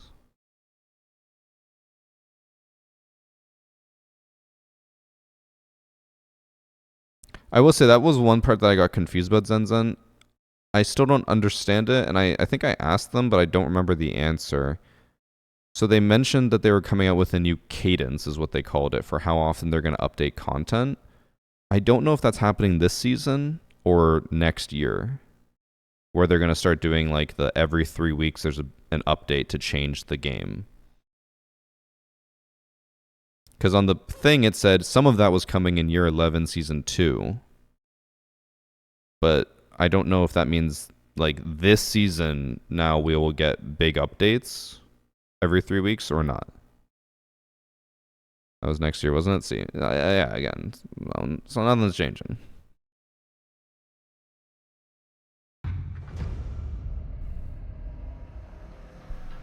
The shitty part is that I still do enjoy Siege, so it sucks to see it kind of just be left to the shitter, but what can you do?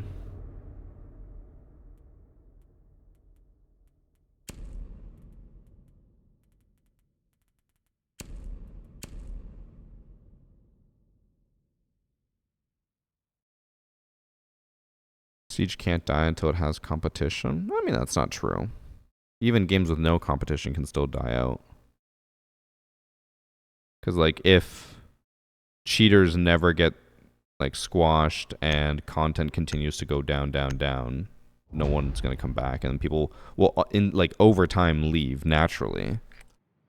So then how do you get new people in if that's already a struggle, right?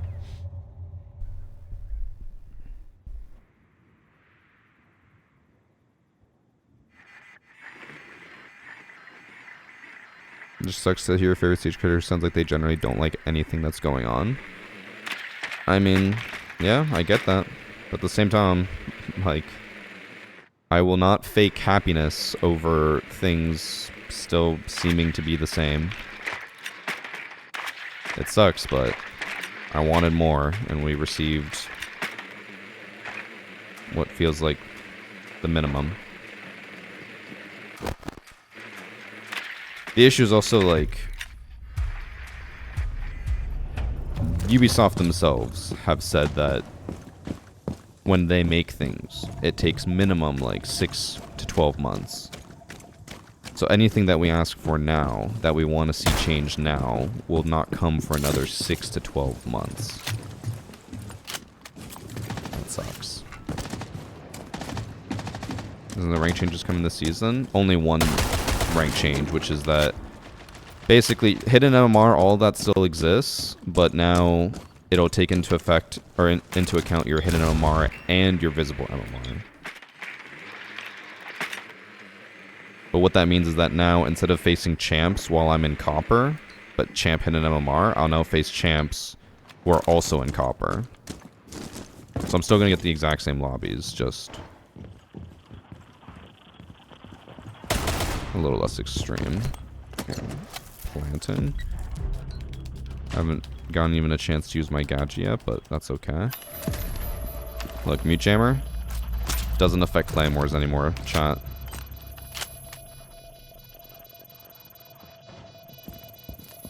Kinda crazy, right? So you can't use mute to jump out on a claymore or air jab or anything like that. So what's the point of the rank change? So the rank change is basically going to be, right now, like let's say, I'm trying to explain it because there's so many terms that I think people get confused when I try to explain it. So right now, I'm a hidden rank, like hidden MMR champ, right? If I wait a month into the new season, I'm still unranked, like I haven't played ranked at all, but I'm still hidden MMR champ, right? As the system currently stands before the new season, if I queue, I can face champs who are in champ, I can face champs who are in diamond, I can face champs who are just starting their rank season like me, I can face any champ at all, right? Make sense? In the new season, if I am a champ, hidden MMR champ, and I wait a month to play, I will only face people who also waited a long time to play. So I'll only face champs who are visible rank copper. It's better because it means that instead of, like, say, me not playing Siege for a month and then immediately facing a top 100 champ, it's now I will also face other champs who have not been grinding all season. Does that make sense?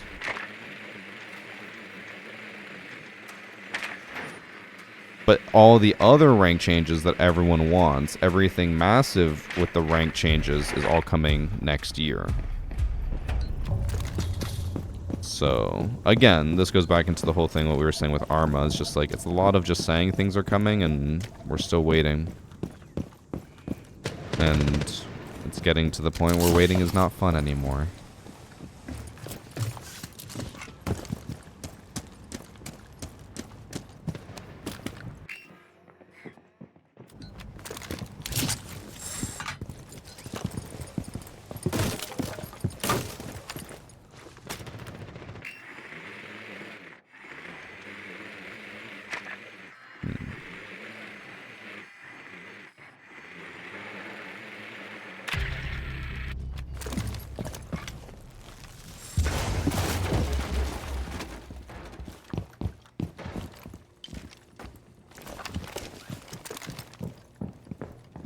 Oh my god. I downed him. He didn't even look in my direction. He didn't even know I was there.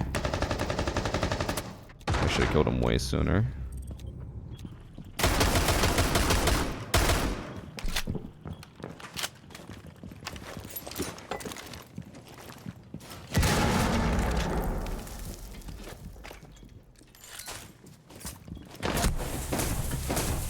Oh yeah, I actually haven't tested that.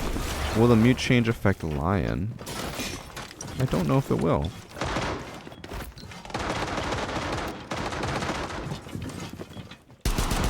I assume not. I assume mute will still make people immune to Lion, but I'll need to test that. 4 bullets. Ooh.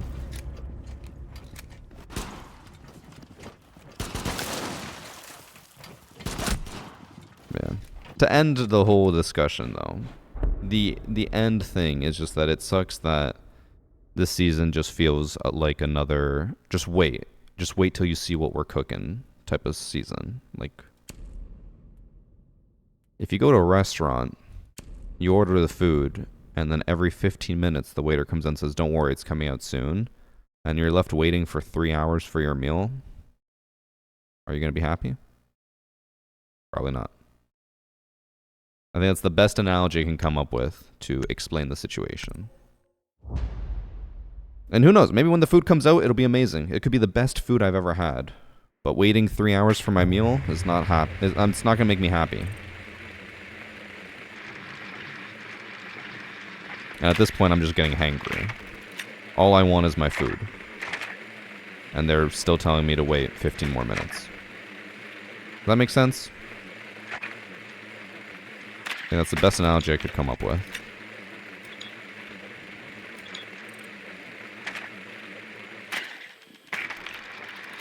For an option that turns off crossplay for PC.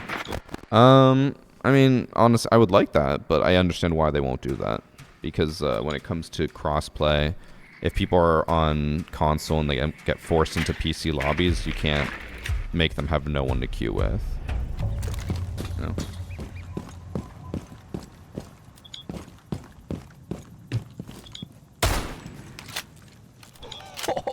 Thank you for the 10 gifted subs, I just Arma. came everywhere.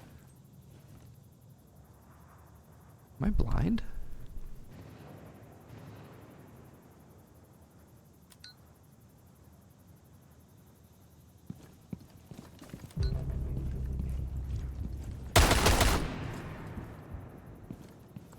Peek out. I know you're up there.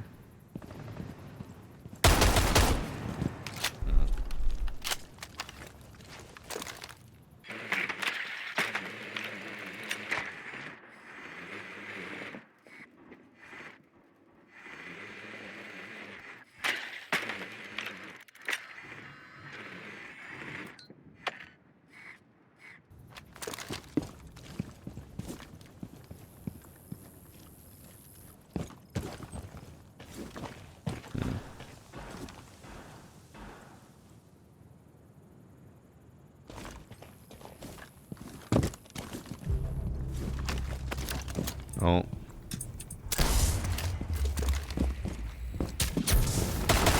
Oh. He's just on the door.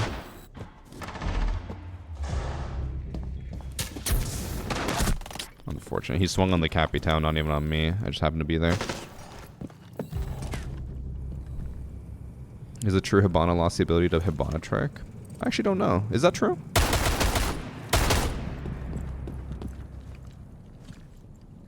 Did that actually happen?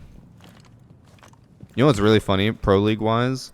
I don't know how many of you guys actually watch the major and stuff, but it's always funny to see like some pros just don't know how to trick walls. Whether it's Mav tricking or Hibana tricking, it's like, bro, this is like your job and you don't know how to do it. Like, I'm not trying to be mean to Falcons, but Bride is their main support player, and this is the second event now where he's been caught not knowing how to do some basic type of trick. Nice. Have I gone Fortress yet? Nope, not once. People were saying earlier that apparently Fortress is very rare in this playlist. Broster and Puth of every pro player. I mean, I mentioned it, I think it was at SI. They literally had to teach him how to Mav trick in the match. I remember he tried to Mav trick once and he fucked it up. And then the next round he went Mav again and I was like, bro, why are they putting him on a Mav again? He doesn't know what he's doing.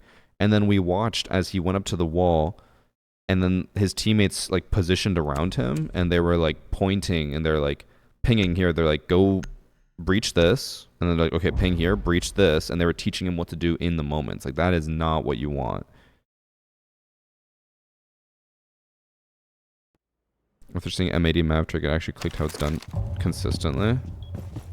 I didn't watch, or I don't remember seeing them Mav trick anything in particular, but yeah, any pro who knows what they're doing, it's pretty easy to understand after.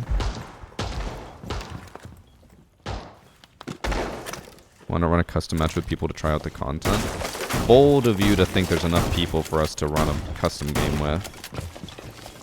Back in the day, you had to fight for your spot in the creator stack to test out stuff.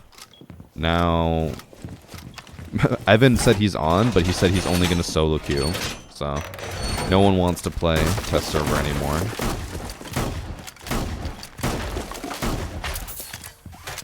It's just how it is.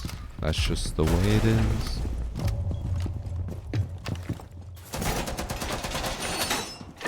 Have all creators spoke together about all coming together for collaborations to try to get views up? I don't think collaborations... I don't think in general collaborations ever really got views up, but I don't think that's going to change anything now.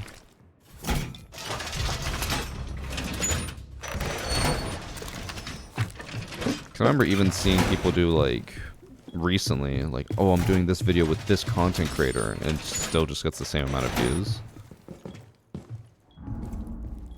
And now we're in a situation with Siege views being low enough that like it's one of those things where like there's not enough views to go around, so people are almost getting more reporting the views rather than sharing, which makes complete sense, to be honest. Uh-oh.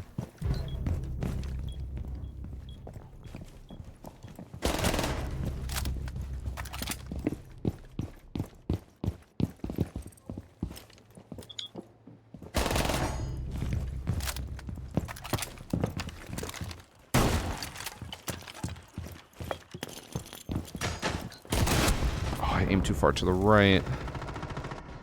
Actually had him lined up as well.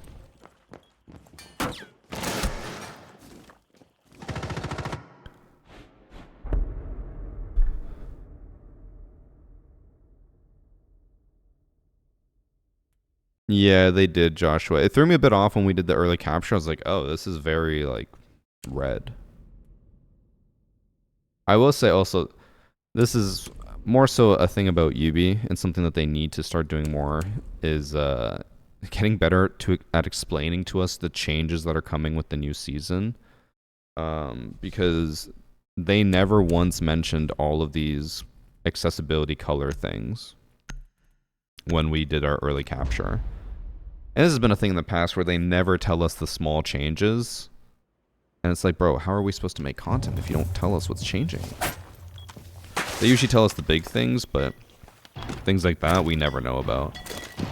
So you probably would have only seen that from content creators who were doing videos at home and might have noticed it, but since we only had 2 hours of capture time, most of us didn't notice it.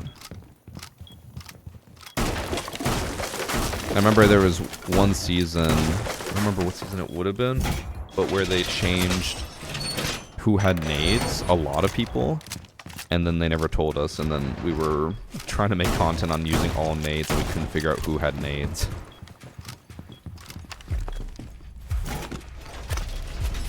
What do I think of the new Thatcher logo? I don't really like it in general, just because I'm like, why change it? It was already good before. Why change it, you know? Oh my god, no one's reinforcing anything.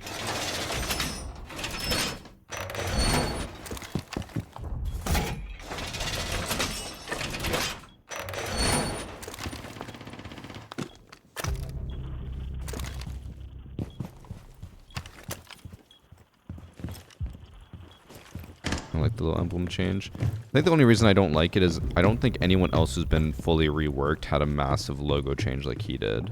I guess it's not massive, but it's very noticeable compared to like Blackbeard, where I think all they did was add some more like specks of black around his icon.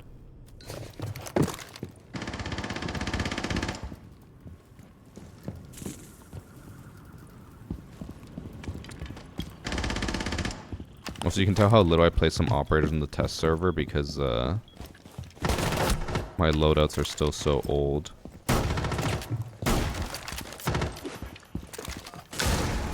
Like, I still have laser on my shotgun, even though it does nothing. Oh, I hit a direct impact with that C4. I think the logo would have been cool for the old styles, but the new ones are so simplistic that it doesn't fit. That is true. Actually, wait, are they the simplistic ones? Yes, they are. They're the clean vector ones. You're right.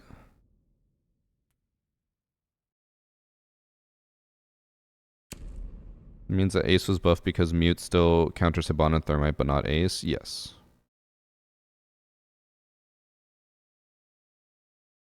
I know you missed me. Hi, Sparky. Why is Skittle saying SMG 11/12 buff? I did hear, or I saw someone post about that they said all the secondary sidearms got their field of view changed, except for the C75, but I didn't really notice that.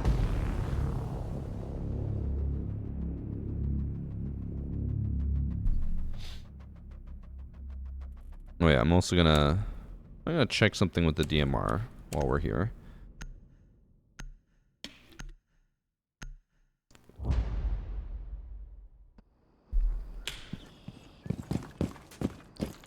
So, Thatcher DMR is 62 damage with 20 ammo. And I know they said it was a close quarter DMR. 62. That's 62 again. 62 at 20 meters. Material requests to the operational staff office. 62 at 30 meters, okay. It doesn't really seem to be close quarters. It does the same damage at all distances. And then the DMR for Dokkaebi is weaker. It has 2 less damage and 0.2 second longer reload speed.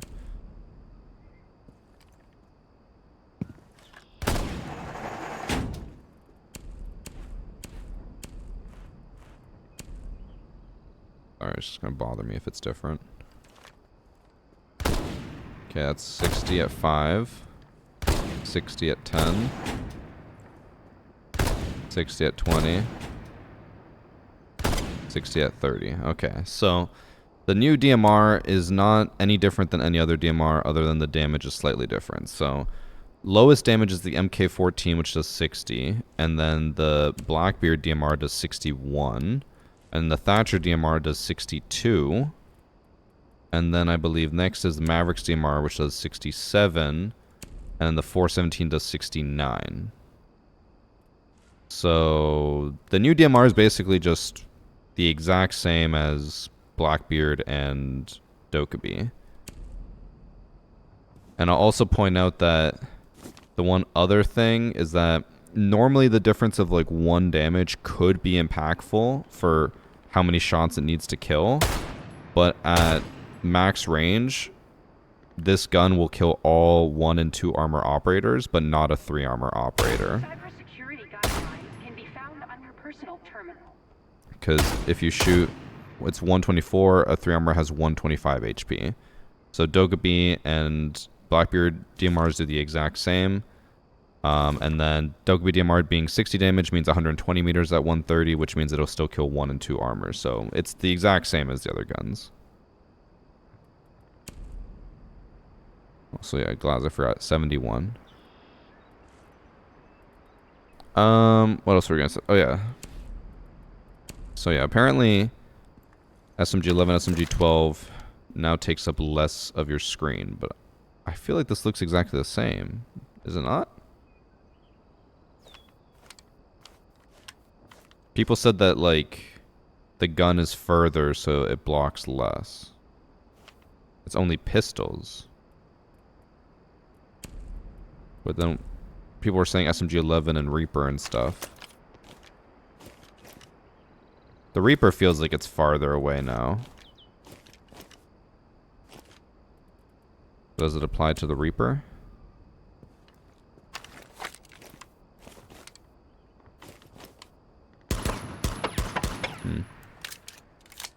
So then what's the SMG-11/12 buff that apparently Skittles is talking about?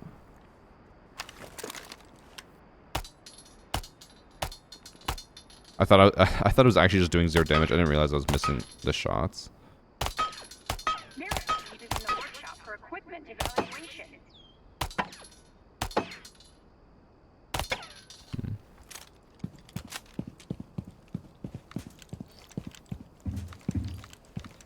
Maybe Skills is just saying that. I know every season the like fragging YouTubers are always like, oh my god, the gun's so much better because I can control the recoil better, but it's like nothing changed. It's usually clickbait. No offense, Skittles. How's the spam fire in the DMR compared to other DMRs? They all have the exact same fire rate. It doesn't change.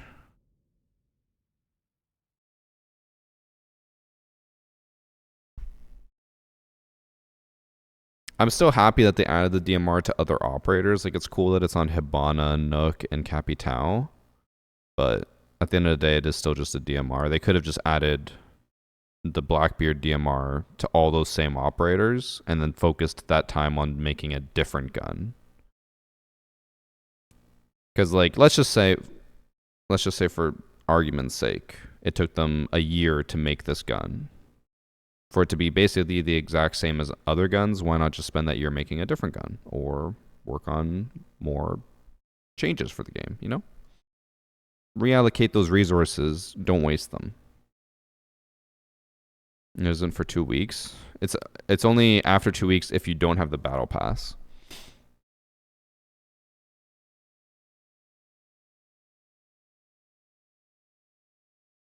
What kind of gun would make Nook OP? Apparently when they were testing her, she had an AR. I don't know what AR it was, but the pros said it was so overpowered that it had to be changed to the FMG9. But that was back when she had Silent Step. Those were the days.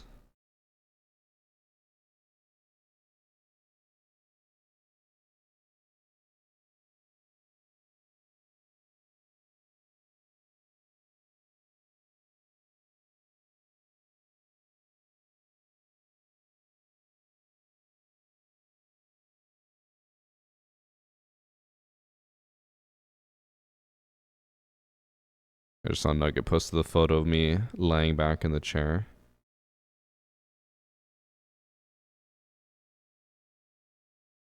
How many points did I get for major predictions? I think I got 15. If Wildcard didn't go on a fucking tear when they really shouldn't have, I would have had enough for the battle pass, I think. Also, Furia didn't throw as much as they did. I swear they were just like trying to lose.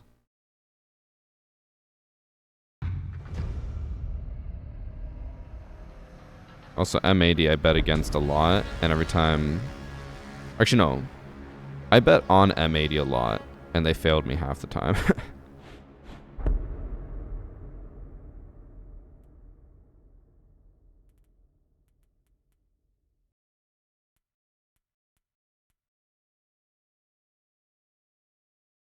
No one can agree on what changes or how many. That's not true. We can all agree more changes. Sure, maybe coming up with an exact number is hard, and also probably not worth it, because saying, if you ever set a quota, that's when things start to get a bit hairy, but more changes than now is better. Because right now it's still too little. Again, this season is a push in the right direction, but it's still not enough. Someone said it earlier, this season feels like 60% of a season, which is about accurate. I would say it should be more. Like, they should push it for more.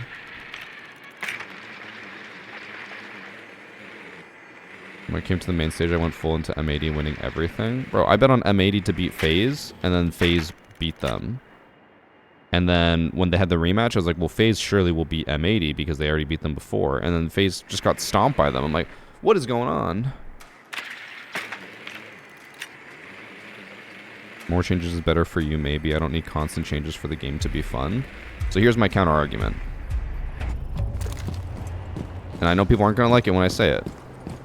I think it matters more for content creators, like, that they do stuff like this than for anyone else. And, like, it's more important that they listen to the creators on this than the generic random person. And here's why. If content creators stop playing the game because there's not enough changes and it gets boring, the game dies. And that's not even just, like, an opinion, it's a fact. If people don't make content on your game, the game dies. That's just the world we live in now.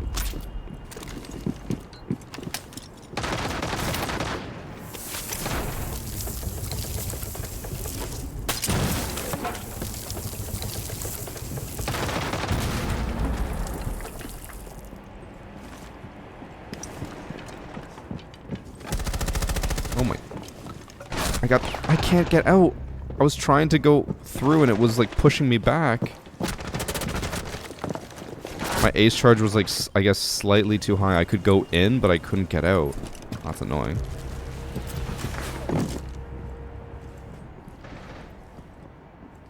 I think if I'd been able to get out there, I would have been able to kill the mute since I just pre-aimed him. I'm stuck, Stepper. I was stuck.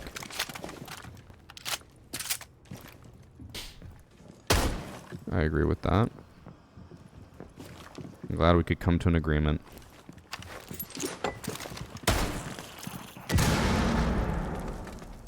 But also, I guess another counter argument. It's always to a degree. I don't think people, even the general population, would normally complain about too many changes unless it is like unnecessary amounts of changes. Because the own counter argument to what I just said is that Deadlock was like that. They did way too many changes. Like, you would play 1 week to the next and it'd be like a completely new game. The patch notes in that game were insanely long. But that's also because it was in beta and they were testing out a crazy amount of stuff. Versus, like, for Siege, I don't think it'd be possible for them to change enough stuff that it would make you guys, like, the general population, not like it. And changes are just always factually better than stagnation.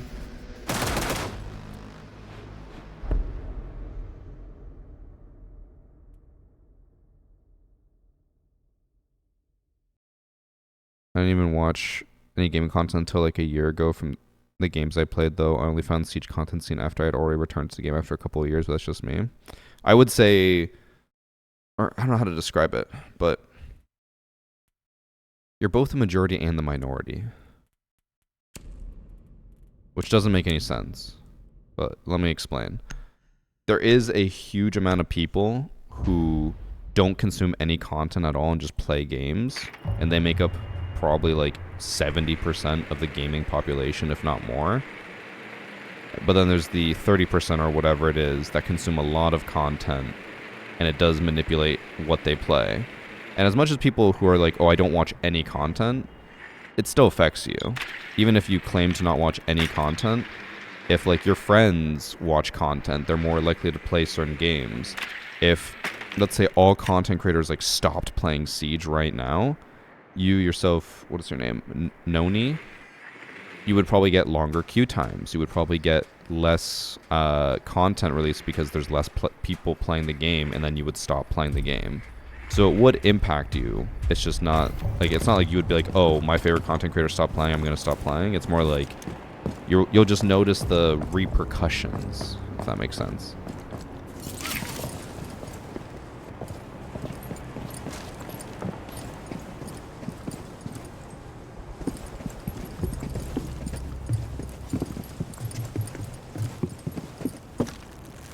Bro, I haven't even gone to the building and most of the team is dead.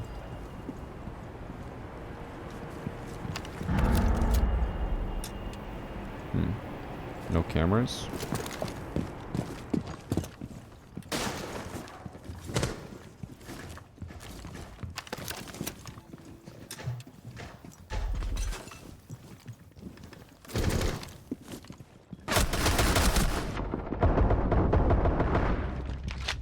She did.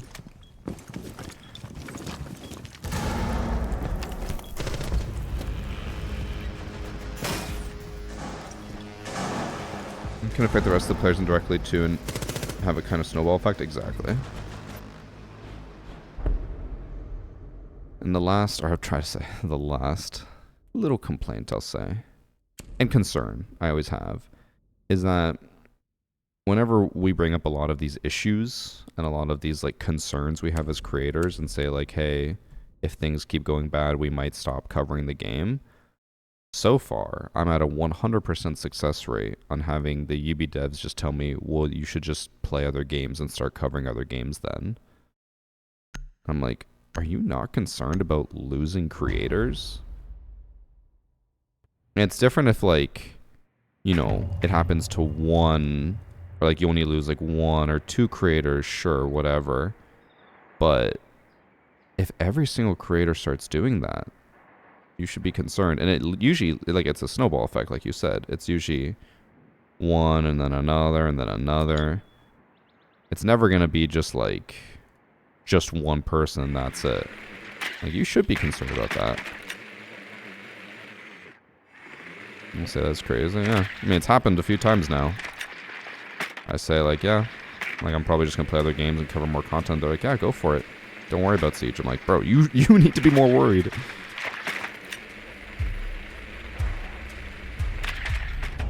Because, like, it seems the common factors, it always feels like Ubisoft feels like creators need Siege and not that Siege needs creators. Which is true to a degree, but creators can move on. If Siege dies, Ubisoft is just dead. So it's not like they should be in that position to say that.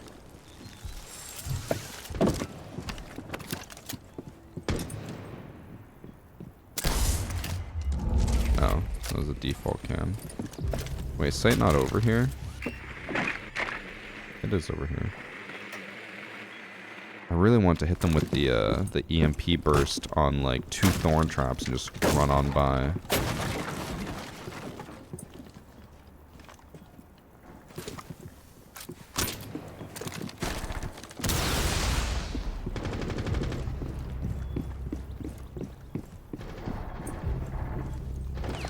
Guys, there's...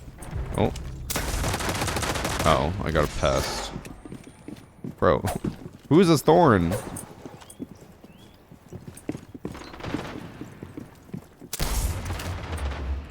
Why is Thorn not putting down any gadgets?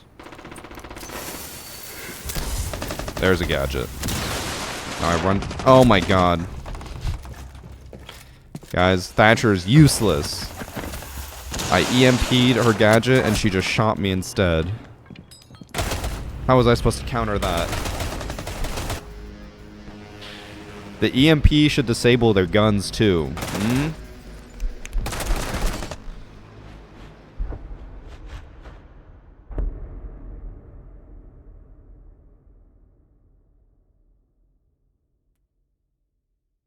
My work infiltrated my brain. I'm creating a spreadsheet for cocktails in my free time. Nerd!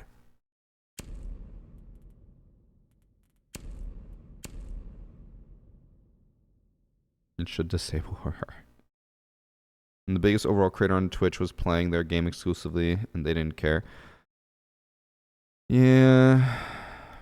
I will say, I know, like, Ubisoft works slow, and they've said that before. You know, Ubisoft works at a snail's pace. We get that. We already know that. It is crazy to me that they had the world's attention, or not world's, but like a huge chunk of the internet's attention with Jinxie, and all they had to do was rush out a 1v1 mode, develop it as fast as possible, put all the resources that they could into that, push it out to the game, and so many people would have loved it, and it would have gotten a lot of people interested in the game. But it's now been, like, Jinxie has left, and it's now been like 3 years since 1v1 stuff started happening, and they still aren't adding it in until next year.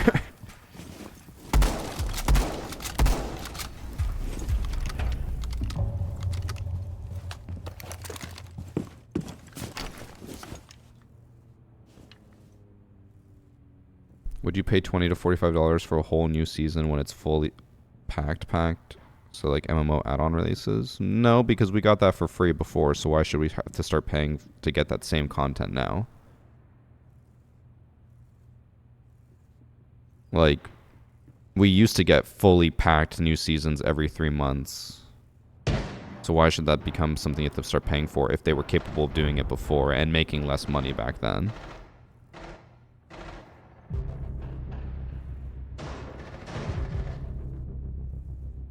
Oh, everyone's dead. Hold on. Hold, chat. Hold. Oh, wait. I forgot I don't have my Mira headgear on. I'm going to probably be pretty visible here. Guys, I think he saw me.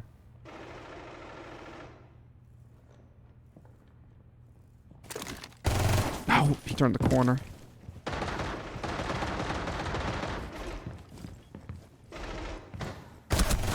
Oh, he's already like fully inside. I thought he was in the hallway. Oh, I thought Valk was in that side. I didn't realize she was back here.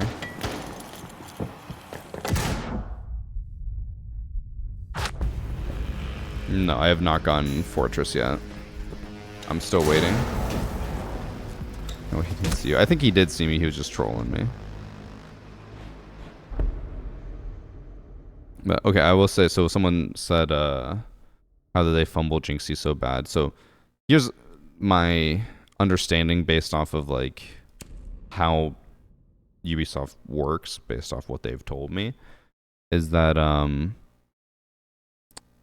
it's like multi-leveled where they're like, they mainly only act off of data. So they're like, we need to wait for data to come in, which usually for them is like 6 months.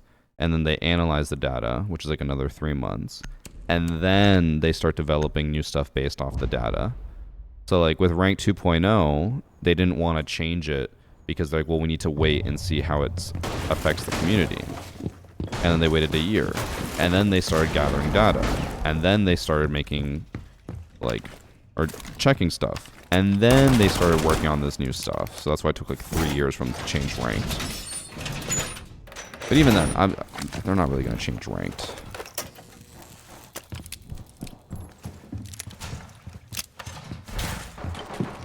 But that is one thing that they mentioned in the reveal panel, is that what they want to work on is to not just be solely data driven, and to be like community driven and how it feels driven. So if community people are like, this feels bad, then they'll react instead of just waiting.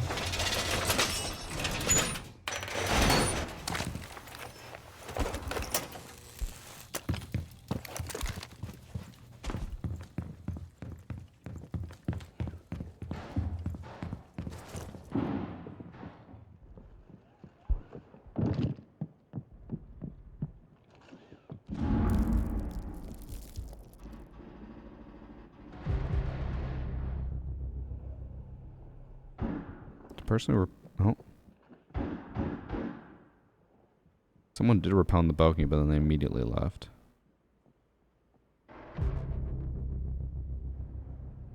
Exactly, Duranko. You know what's actually a very good example of that? Warden. I don't know how many of you guys will remember this because this was such a long time ago. There used to be a Ying Glaz meta, where people would essentially just every single round go Ying and Glaz to smoke Flash Plant. You would spam smoke so Glaz could kill everyone, and then you would Ying as well to flash everyone while you plant. That was like 90% of all rounds in every rank. And then Warden was designed to counter that. He's immune to flashes and smokes. He's literally the direct counter to the Ying Glaz meta. But it took them so long to implement him into the game that by the time he came out, the Ying Glaz meta had already been nerfed into the ground. So it didn't even matter.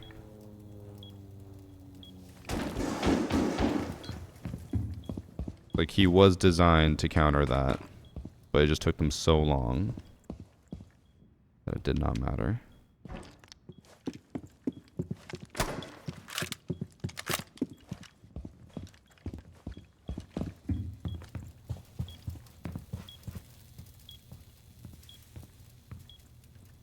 They reacted late while already making changes to nerf it. Yeah. It's like what they should have done was push to get Warden out as fast as humanly possible. And then nerfed it. But instead it took them so long to make Warden that they had to nerf stuff right away to, like, fix the issue.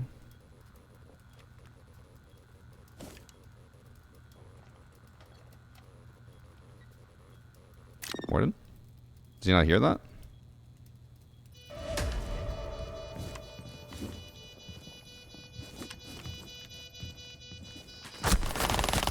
Oh. I might have trolled a bit. I didn't think our Warden was this new. I should have been playing more carefully. I was just kind of talking to chat. Tough.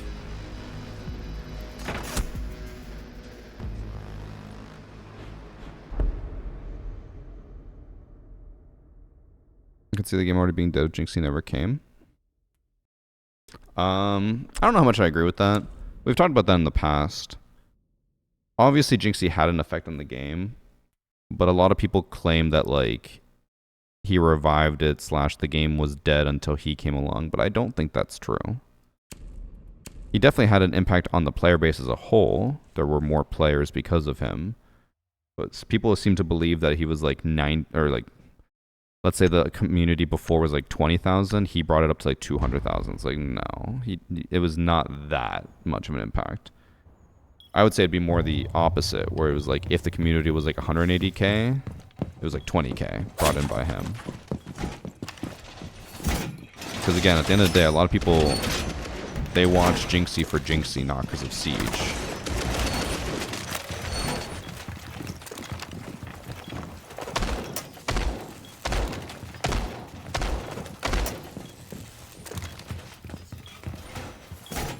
I don't think the game was dead, but Jinx had the most impact on the game. Compared to other creators, sure. But on the whole, like across everything, no.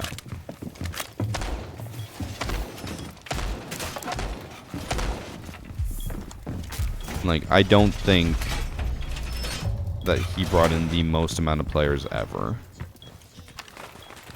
And it's not like to hate on him or anything. It's just the data is not really there to prove it.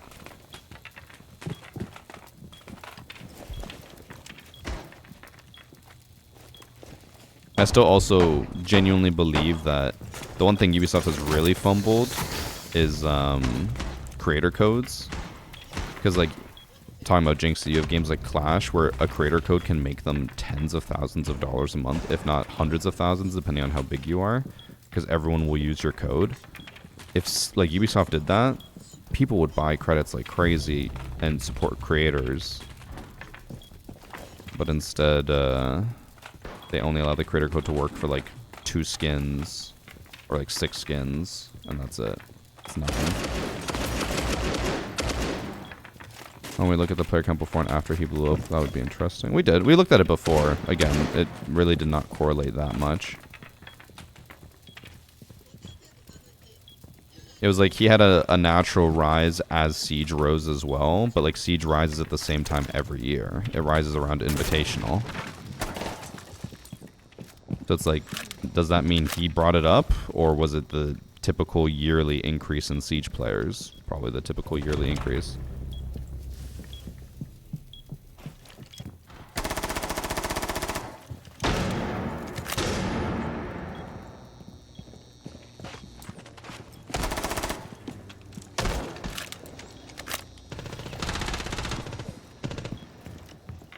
I'm gonna lock in for a little bit here, because... Oh, just kidding. Creator codes work so well for Fortnite, yeah. And, like, again, I know people hate whenever creators are like, we want more money, we want whatever. But, like, bro, you give creators money, they will cover your game forever. Give them a reason to sell out, and they will sell out.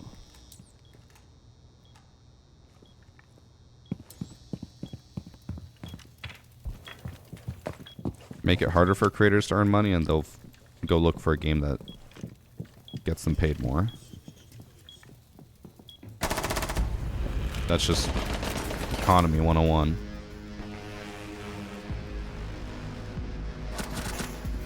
Because, like, I can guarantee you that if creator codes worked in Siege across everything, like if you could buy credits and use creator codes to support creators, almost all the creators that left would still be playing Siege now.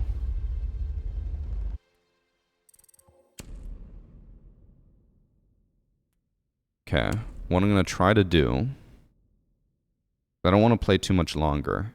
I'm going to queue and then leave every game until I get Fortress. Because we have been playing now for 3 hours, and I have not gotten Fortress once.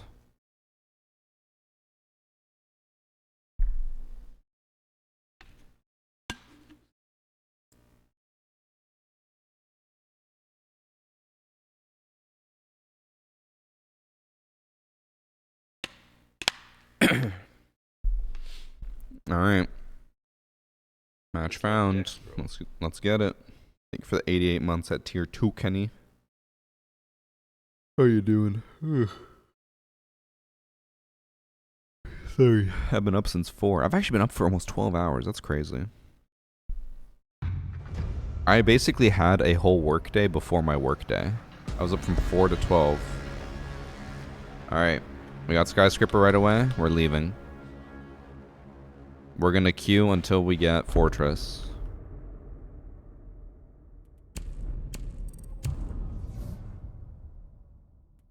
We queue again.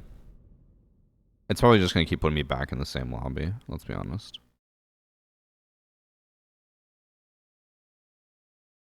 Although this is a risky game to play when there's only like 500 people online, because I assume it will have something coded into the game that it won't put me right back into the same game.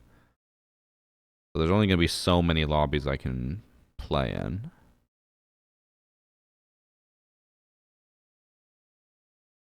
Six hours later.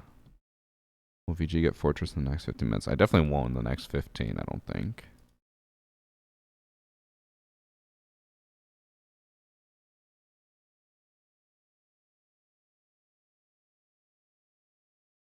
I see Bolo is playing on Fortress right now. I went to go check the Twitch category to see. Oh, Skittles is playing on Fortress as well. Or how's everyone else getting Fortress? Show me potato salad.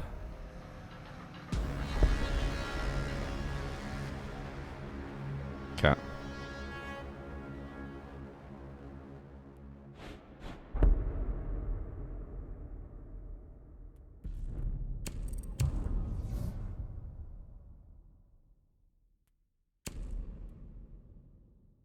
That's 2 games in a row now where we got into a map that wasn't Fortress and someone else left before me. I think someone else is trying to like get into the Fortress matches with me.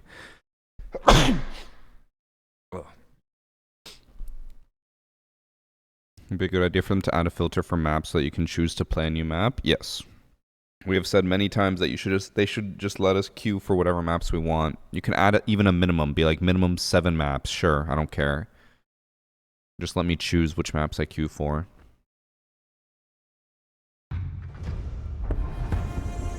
Theme park. This ain't no Fortress.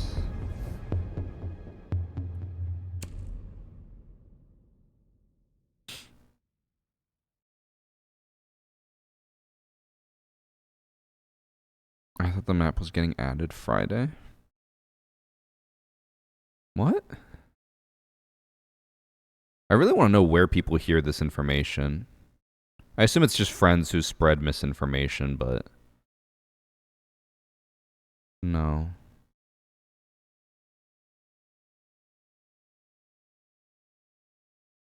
No, Tencent doesn't even own those, or it doesn't own, like, Ubisoft, it doesn't own Vantage, it owns, what is it? I think it's a 20% stake in Vantage Studios, something like that. It owns the 25, I don't know if it's 25. Oh my god, we got Fortress! We did it, chat. Karan? Is that Skittles?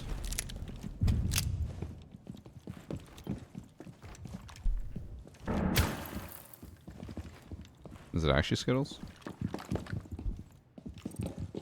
He's on the Tesla right now. Oh, no. He's on Fortress, but not, he's not in this match. So, if we win... Oh, we go attack, and then I can play Fortress on attack. Okay. Something.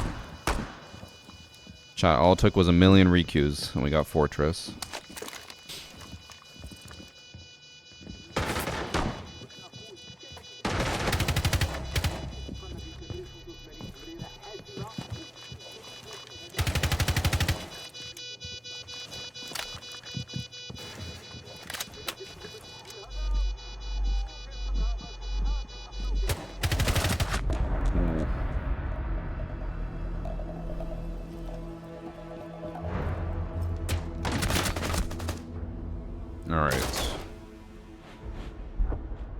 What can we do on attack with the new stuff? We bring Thatcher. Hope that, oh, someone brought him. Okay. I bring... Oh, we already have Habana. Okay, I bring Thermite.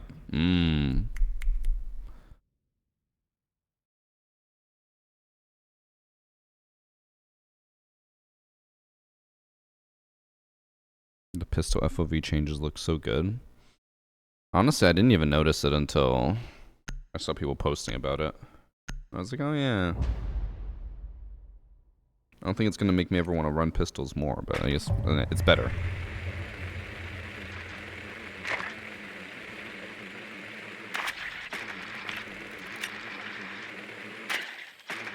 Or there's loads of people refunding Black Ops 7 for AI content. I feel like that's not loads. Probably like a very small amount of people are doing it.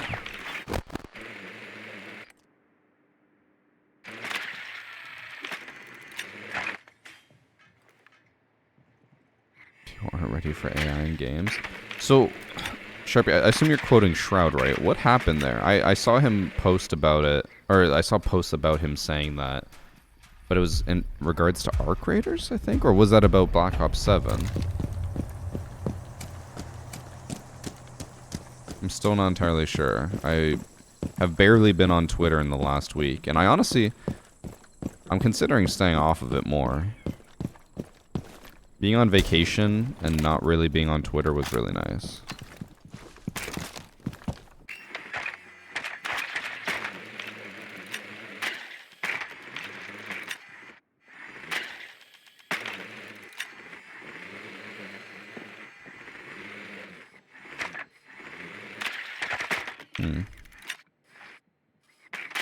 Wait, where is site? And why is this here?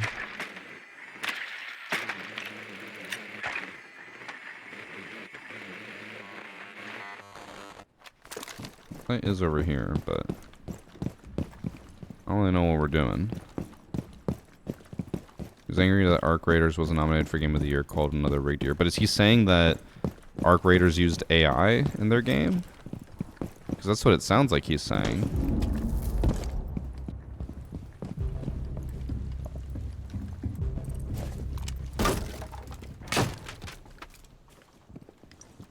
Oh, can you not do that anymore?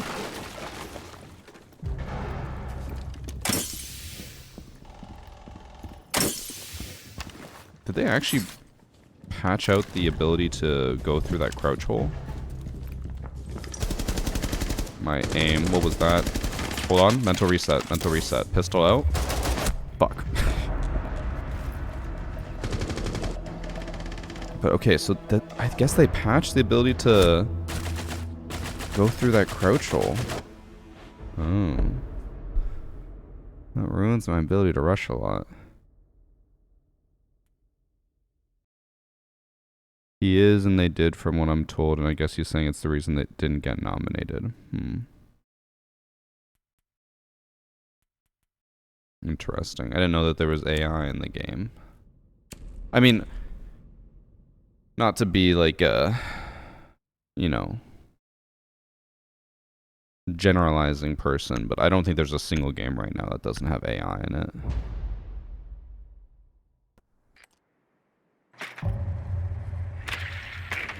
In terms of like big games, I should add that caveat. Of course, small games aren't going to have AI, although actually they'd probably be more likely to, since indie developers wouldn't have the resources to do all the things they want to do. They might outsource it to AI, but large game studios for sure are like using AI by the fucking swarm.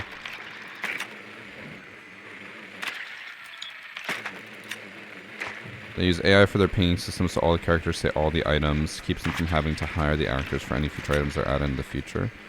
I mean, it kind of makes sense, but I mean, other games are able to do that, so they should be able to do that, but I kind of get it at the same time.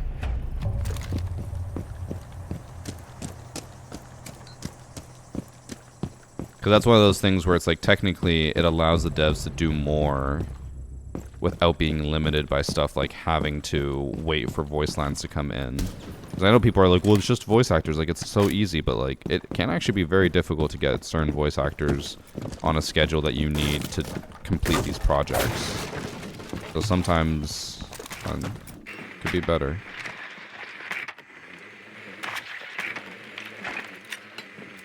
I'm not saying I'm for AI or anything, but I kind of get it at the same time. Why'd I go for the goo? I should have just kept my gun up. Also, there's a weird thing there. It sounded like I dropped, but it's just like a tiny metal plate you kind of fall off the lip of. Also, I finally got Fortress. I'm 0 and 2. I haven't done shit.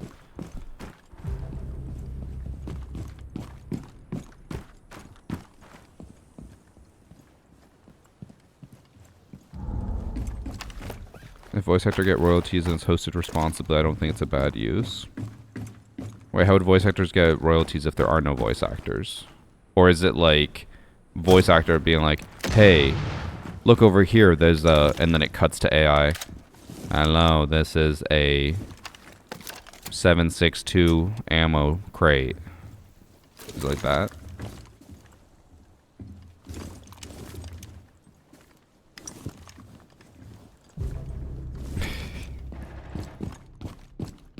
I know, Trace. I'm trying. Although, they're not even, like... These guys haven't reinforced, I think, a single wall. Actually, no, that wall is reinforced. Oh, my God.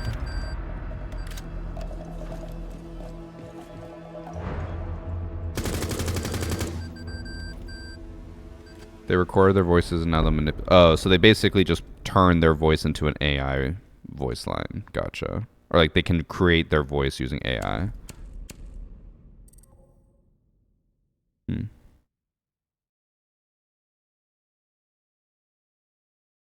Yeah, I don't know. I mean, if the voice actor agrees to it, I don't really see the issue with that. You know?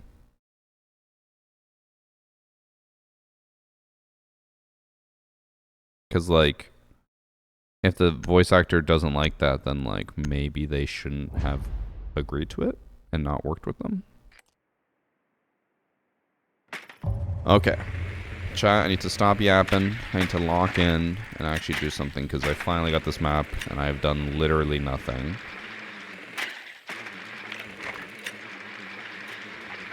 Let's lock in. I can't wait. This is just going to hard cut to me dying. And then the match is over.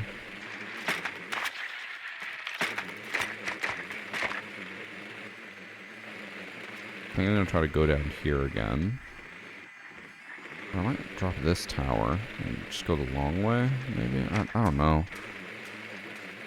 It goes too long. I have to go drop, go all the way over there, come back through here, come over here. That seems too long.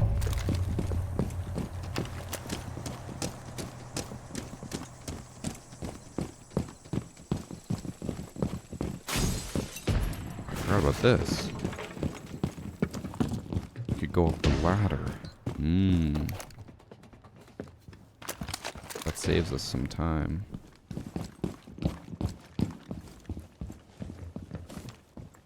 That's kind of cool how Nook runs with the DMR. Alright, there's no door here anymore.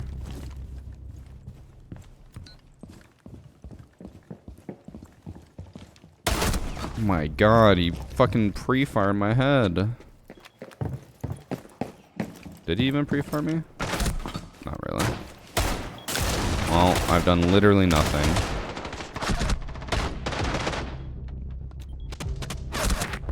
What sucks is it looked like he wasn't even, like, paying attention to where I was. He just ran over and happened to hear me.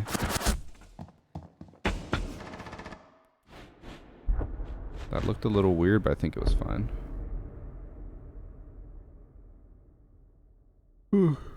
It's not blocked by or backed by OpenAI or Amazon with their ecosystem destroying data centers, instead done locally. I see no issue. Ethical AI usage.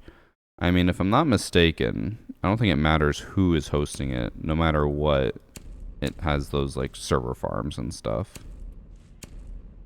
Because I don't think you could easily host that locally for a massive game like Arc Raiders. I could be wrong. I don't know. I'm no data or computer scientist. I guess it doesn't have to. It's not like what's it called? I don't think iterative is the right term, but you know what I mean. Like, it's not learning. It just has to voice out lines. So I guess you don't need as big of a system set up for it. It just needs to be able to do lines. Also, okay. This is my one qualm with Fortress. I understand that, like, most of us, it shouldn't matter. But, like, these sites are separated by a long-ass hallway. To get from one site to the other, you have to run all the way around. Now, obviously, you can just destroy this wall. The issue is that, I think, like, in this lobby, I think my team doesn't care about setup and is just running around. So, oh, I say that, and now we got an impact, maybe? No, we got an impact over there. Okay, well, no, we got an impact over here. So, yeah. We don't really have an easy way to get between each site. I guess I'll waste a C4. Oh. Thank God.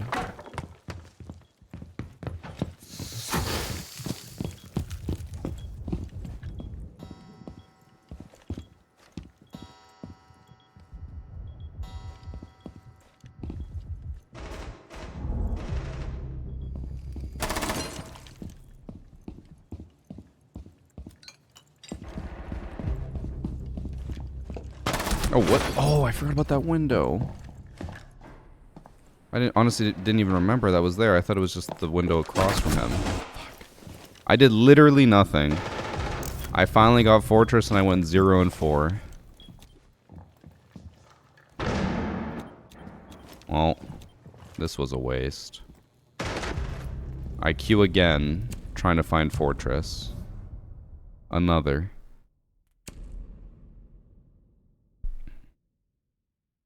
I don't know why they would try to play properly. It's test server and the games don't even count your stats in any form. But then why bother playing test server? If you're not even gonna like try the new stuff and instead you're just gonna run around and like spawn peek and kill, what's the point of playing test server then?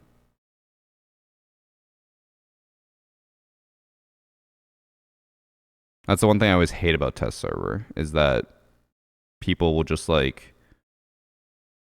spawn peek with like Vigil, I don't know, Boss G. It's like, bro, just play the new stuff. Like,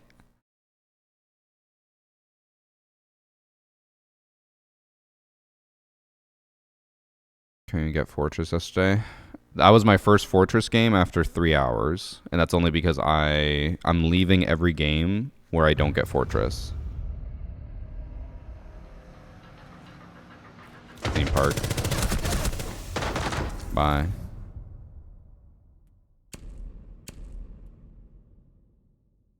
How many games until I get Fortress?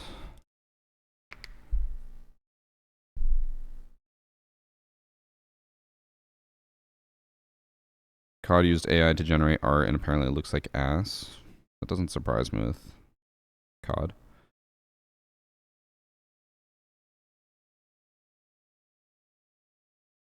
Six or 7. Oh. Skyscraper.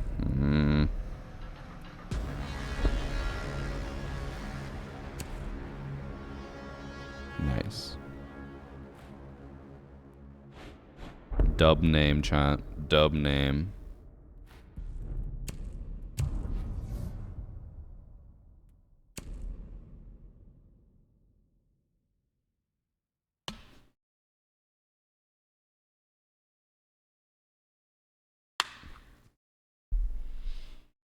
COD's use of AI is lame. I mean, in print or out of principle, any use of AI is lame. There's always situations that make sense for different things, but I'd say outside of like what you guys said with Arc Raiders, like I feel like based off what I've heard, that is like the perfect way to use AI, so that they can willy-nilly create items however they want, and I assume it's like an accessibility thing, so that people can hear what the item is without having to like look and visually recognize it, which is good. That way they don't have to limit content based off how available voice actors are.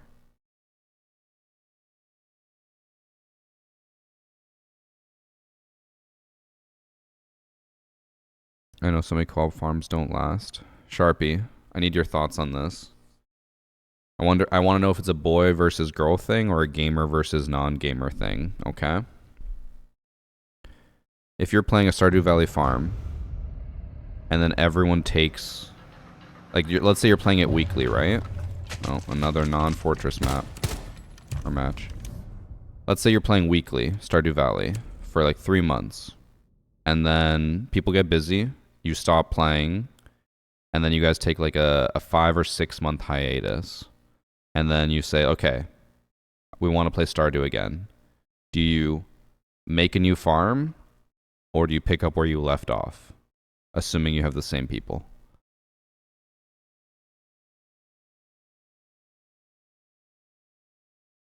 It's like you mentioned recently when you went to the bachelor party, a lot of the guys were saying people wanting AI integrated for things and things for no reason. Yep. I continue that farm. Maybe it is a boy versus girl thing. Because when we did our 8-person co-op farm, it was all the couples, like the guys and the girls. One of the girls, her laptop died, and she was like, okay, I'll work on getting a new laptop. It took her 2 years to get a new laptop or a new computer. And then when she finally got it, she's like, we can finally pick up like where we left off on the farm. And all the guys are like, no, we're not. We're going to start a new farm. And she's like, why would you start a new farm? We have a farm. It's like, because we took a 2-year break. And she was just flabbergasted. And all the girls didn't understand. They're like, why wouldn't we just pick up where we left off? And we're like, because we took a 2-year break. So you start a new farm. Or maybe it was a 1-year break. Like, if it takes a whole year, you don't pick up where you left off. You start whole new. Even if it's just a few months.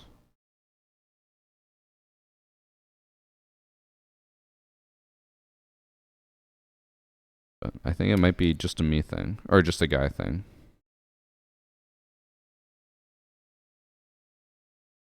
Even a year is outrageous.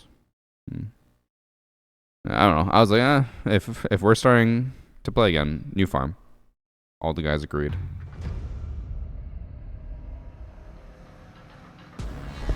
Bro, give me Fortress. How are there this many people playing and I can't get Fortress? And why are there so why are there so many sexual names?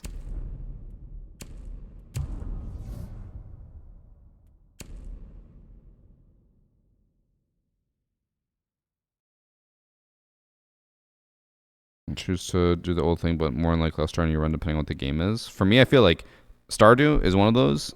Minecraft and Terraria are the other two. You never pick up where you left off. You always start new. But maybe that's just me.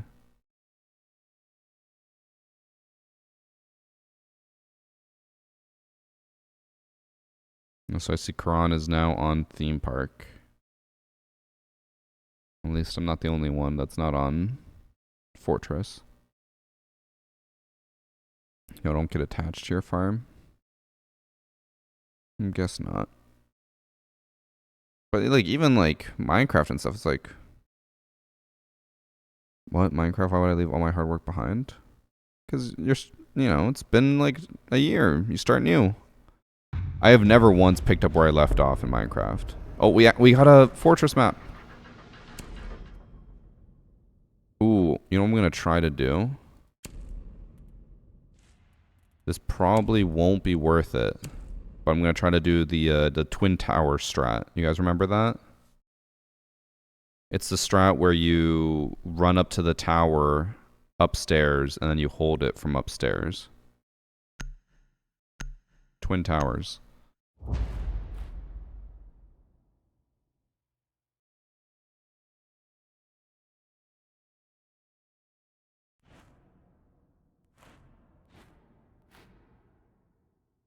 Would you restart a Pokemon playthrough after a couple years of not playing it? Yeah. I would not ever continue where I left off. I do remember, I have a very distinct story about that, where I think it was Pokemon like Sapphire or Ruby or whatever back then, where I didn't play it for like a year. I got back into it and I was like, I don't know what I need to do. I don't know where I need to go, and I just restarted it. I tried to like figure it out for a day and I couldn't remember where I had left off, so I just restarted the game. Why would that matter?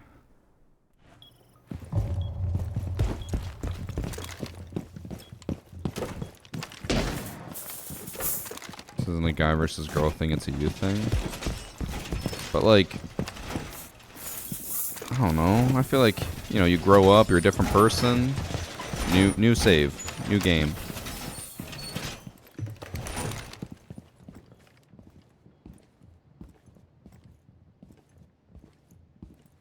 Did you guys hear about that, speaking of Minecraft, that one Minecraft person who,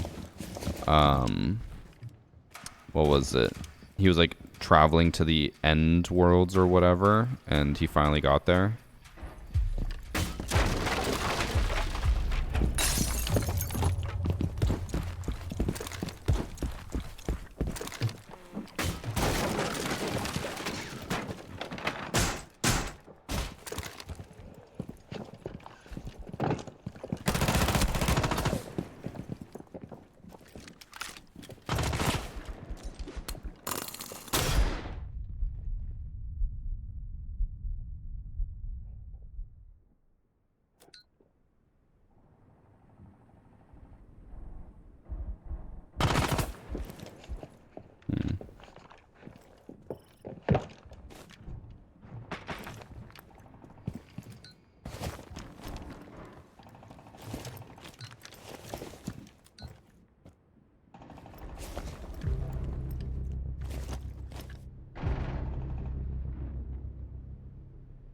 Are they just giving up on this? Or are they... Oh.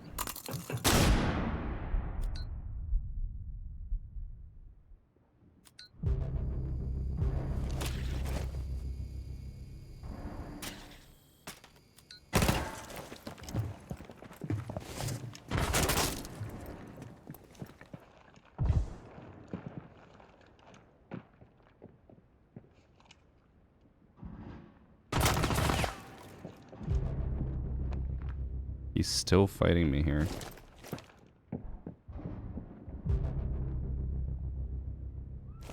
No way he left.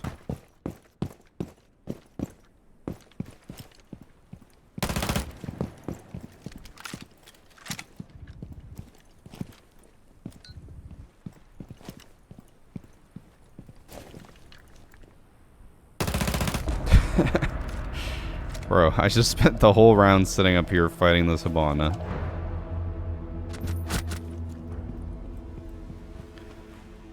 Been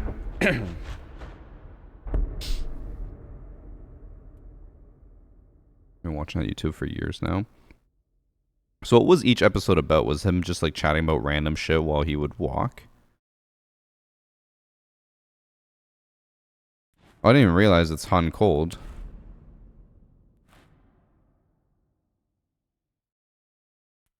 Damn. He's back from the major, immediately grinding. Dub.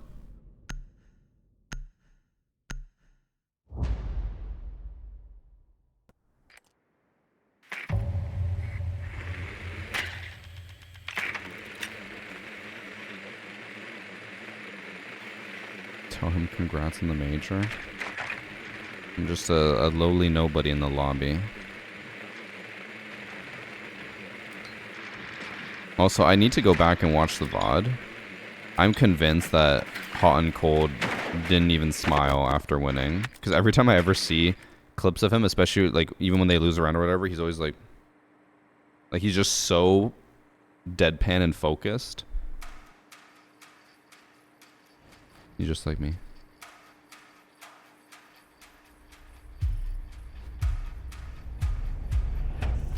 So I do think this will be my last game. I need to go edit the hacker replay. I'm going to go edit this test server recording into a video. And then I'm going to play Battlefield.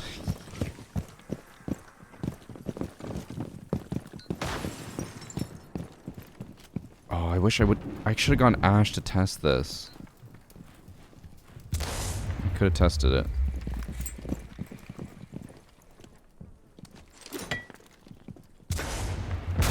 See? And that wasted a Kaid and a castle.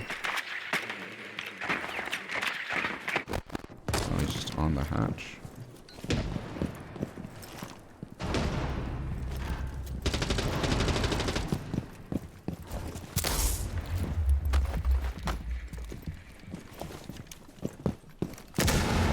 I think I'm just gonna rotate over here.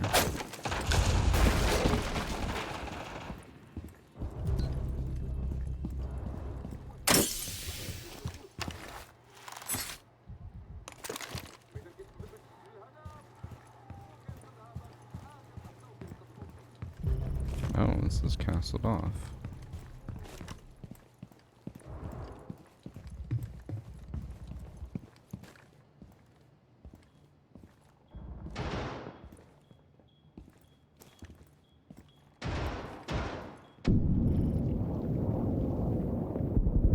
Oh, he was 1 HP.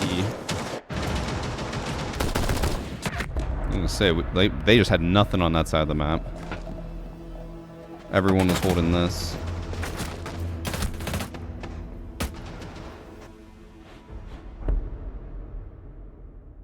Aside from the damage, what are my final thoughts on the new DMR? It just seems pointless. I wish they had rather made an assault rifle or SMG. Or even a shotgun. I think DMRs are pointless as new weapons. Because they could have just given Thatcher, Capitao, Nook, and Hibana, they could have given them the cameras, and it would have been the exact same thing. Nothing would have changed. So it's just like kind of shitty.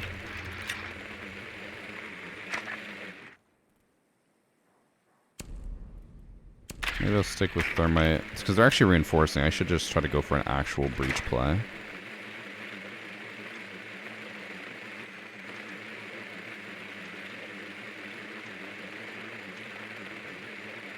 No, using Kaido and Castle is definitely not worth it. Finger Slip, the only difference between the DMR and like other DMRs is it does 1 more damage than Blackbeard DMR. Not the cameras, the Blackbeard DMR.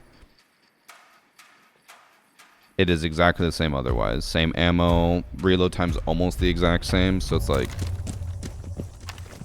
in my opinion, I'm just like, it's not anything. At least the other guns have all been unique in their own ways. The DMR is basically a copy-paste.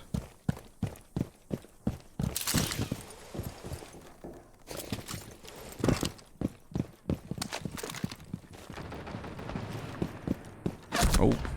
Fuck, I was even like, I gotta watch out for a spawn peek. I didn't even think about bro, I can't even see shit here. I guess I stand out. I was like, that is bright as hell. Well, rip me. It does 2 more damage compared to the MK14, yeah.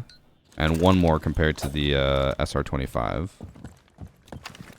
Yeah, I mean, I do hope that they don't waste resources on DMRs. I hope they bring out more assault rifles and SMGs.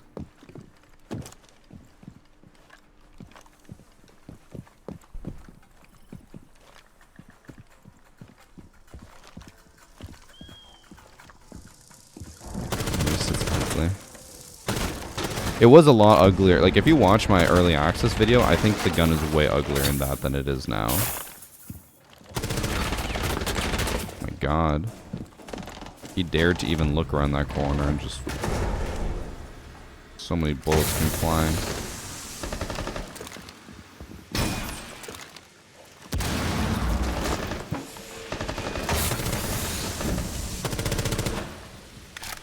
I do think my one issue with this map, which is just like a, you know, we're new, so it's going to take some time, is I don't know how to approach this map. It still feels like the only way in is through the towers. Any other way feels suboptimal. Because, like, if you push in through the windows, you basically are just pushing into a long hallway. So it's very easy to get killed when you try to push in. Which is unfortunate.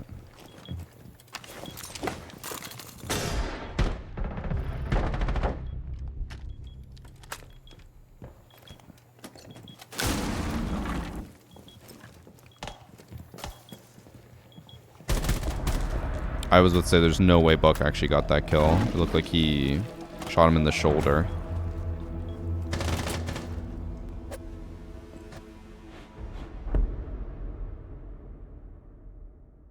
They're gonna make an SMG 11 or 13 just to fuck with you. I'd be fine with that.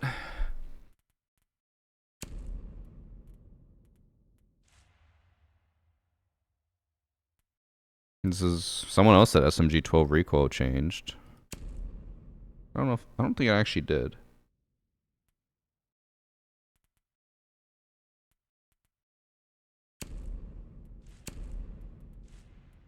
I'll just go with Ace. Here comes the Ace. I don't know, I feel like I shot my load earlier and I'm still recharging. Because I had the one match where I went like 15-4. And then I've just done nothing since. And every time I play this map, I keep dying. I do hope they go a different site. I don't like that everyone keeps going upstairs. I want to attack like Hammam or Kitchen or something. I think they actually might have gone Hammam. Dub, they did. We can do an outside breach now. Let's go. Let's go. I do think running a DMR against a pro league player is going to be the end of me, but hey, at least I'll try something different.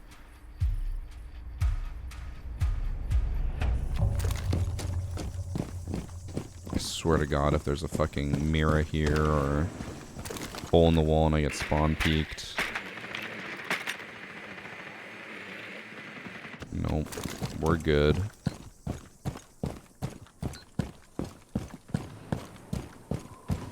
Let me use the new ping wheel. Ace is on the other side of the fucking map.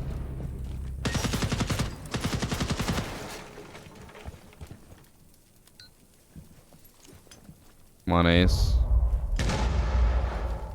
He just jumped in. Okay, we're not going for the wall, chat.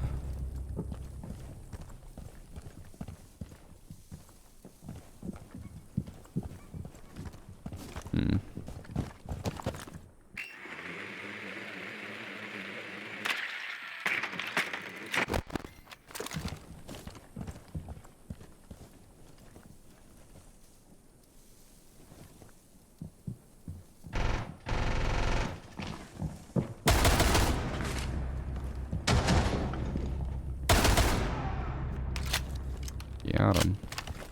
Alright, is there any cameras?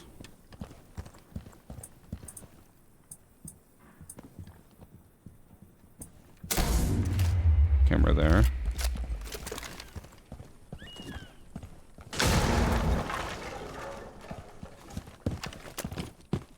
Rotating.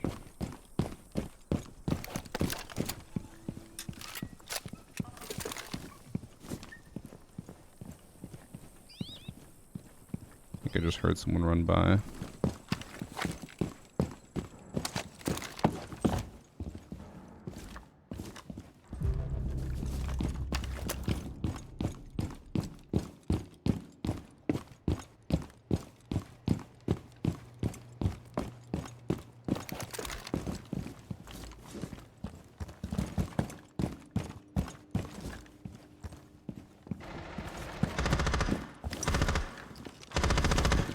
I'm here. We plant.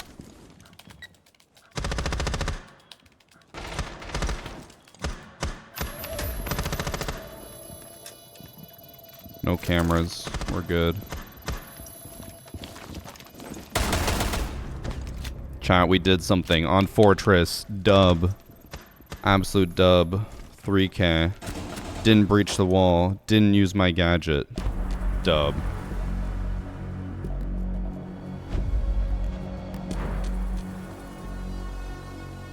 Bet it's near impossible to MPS C4 with the bazooka. Maybe. I think the issue would also be the reload time would be too long, where if someone's planting and you're trying to cover their plant, you wouldn't be able to EMP it fast enough. But I don't know for sure. Alright, chat. I think that is going to be my one day on the test server. I feel like I did everything. I don't think there's anything really missing, which is unfortunate. Which means that the rest of my content for the season will just be old season stuff. Or it'll be a lot of variety. I don't know. Again, I don't want to be negative about everything with the new season, but it does feel lackluster for what we were hoping for. It's like everyone keeps saying a step in the right direction, but everything that is coming out was already planned on coming out. So nothing new has been added. It's just a lot of the same that we already expected. And everything is coming later, so we'll see how it goes. We'll hope for some more changes in the future. Okay, chat. That's it for today. I will see about either playing Battlefield tomorrow since the new update came out, or maybe I'll play Arc Raiders. We'll see. Okay? And I'll see you guys tomorrow for something, whatever it is. Bye.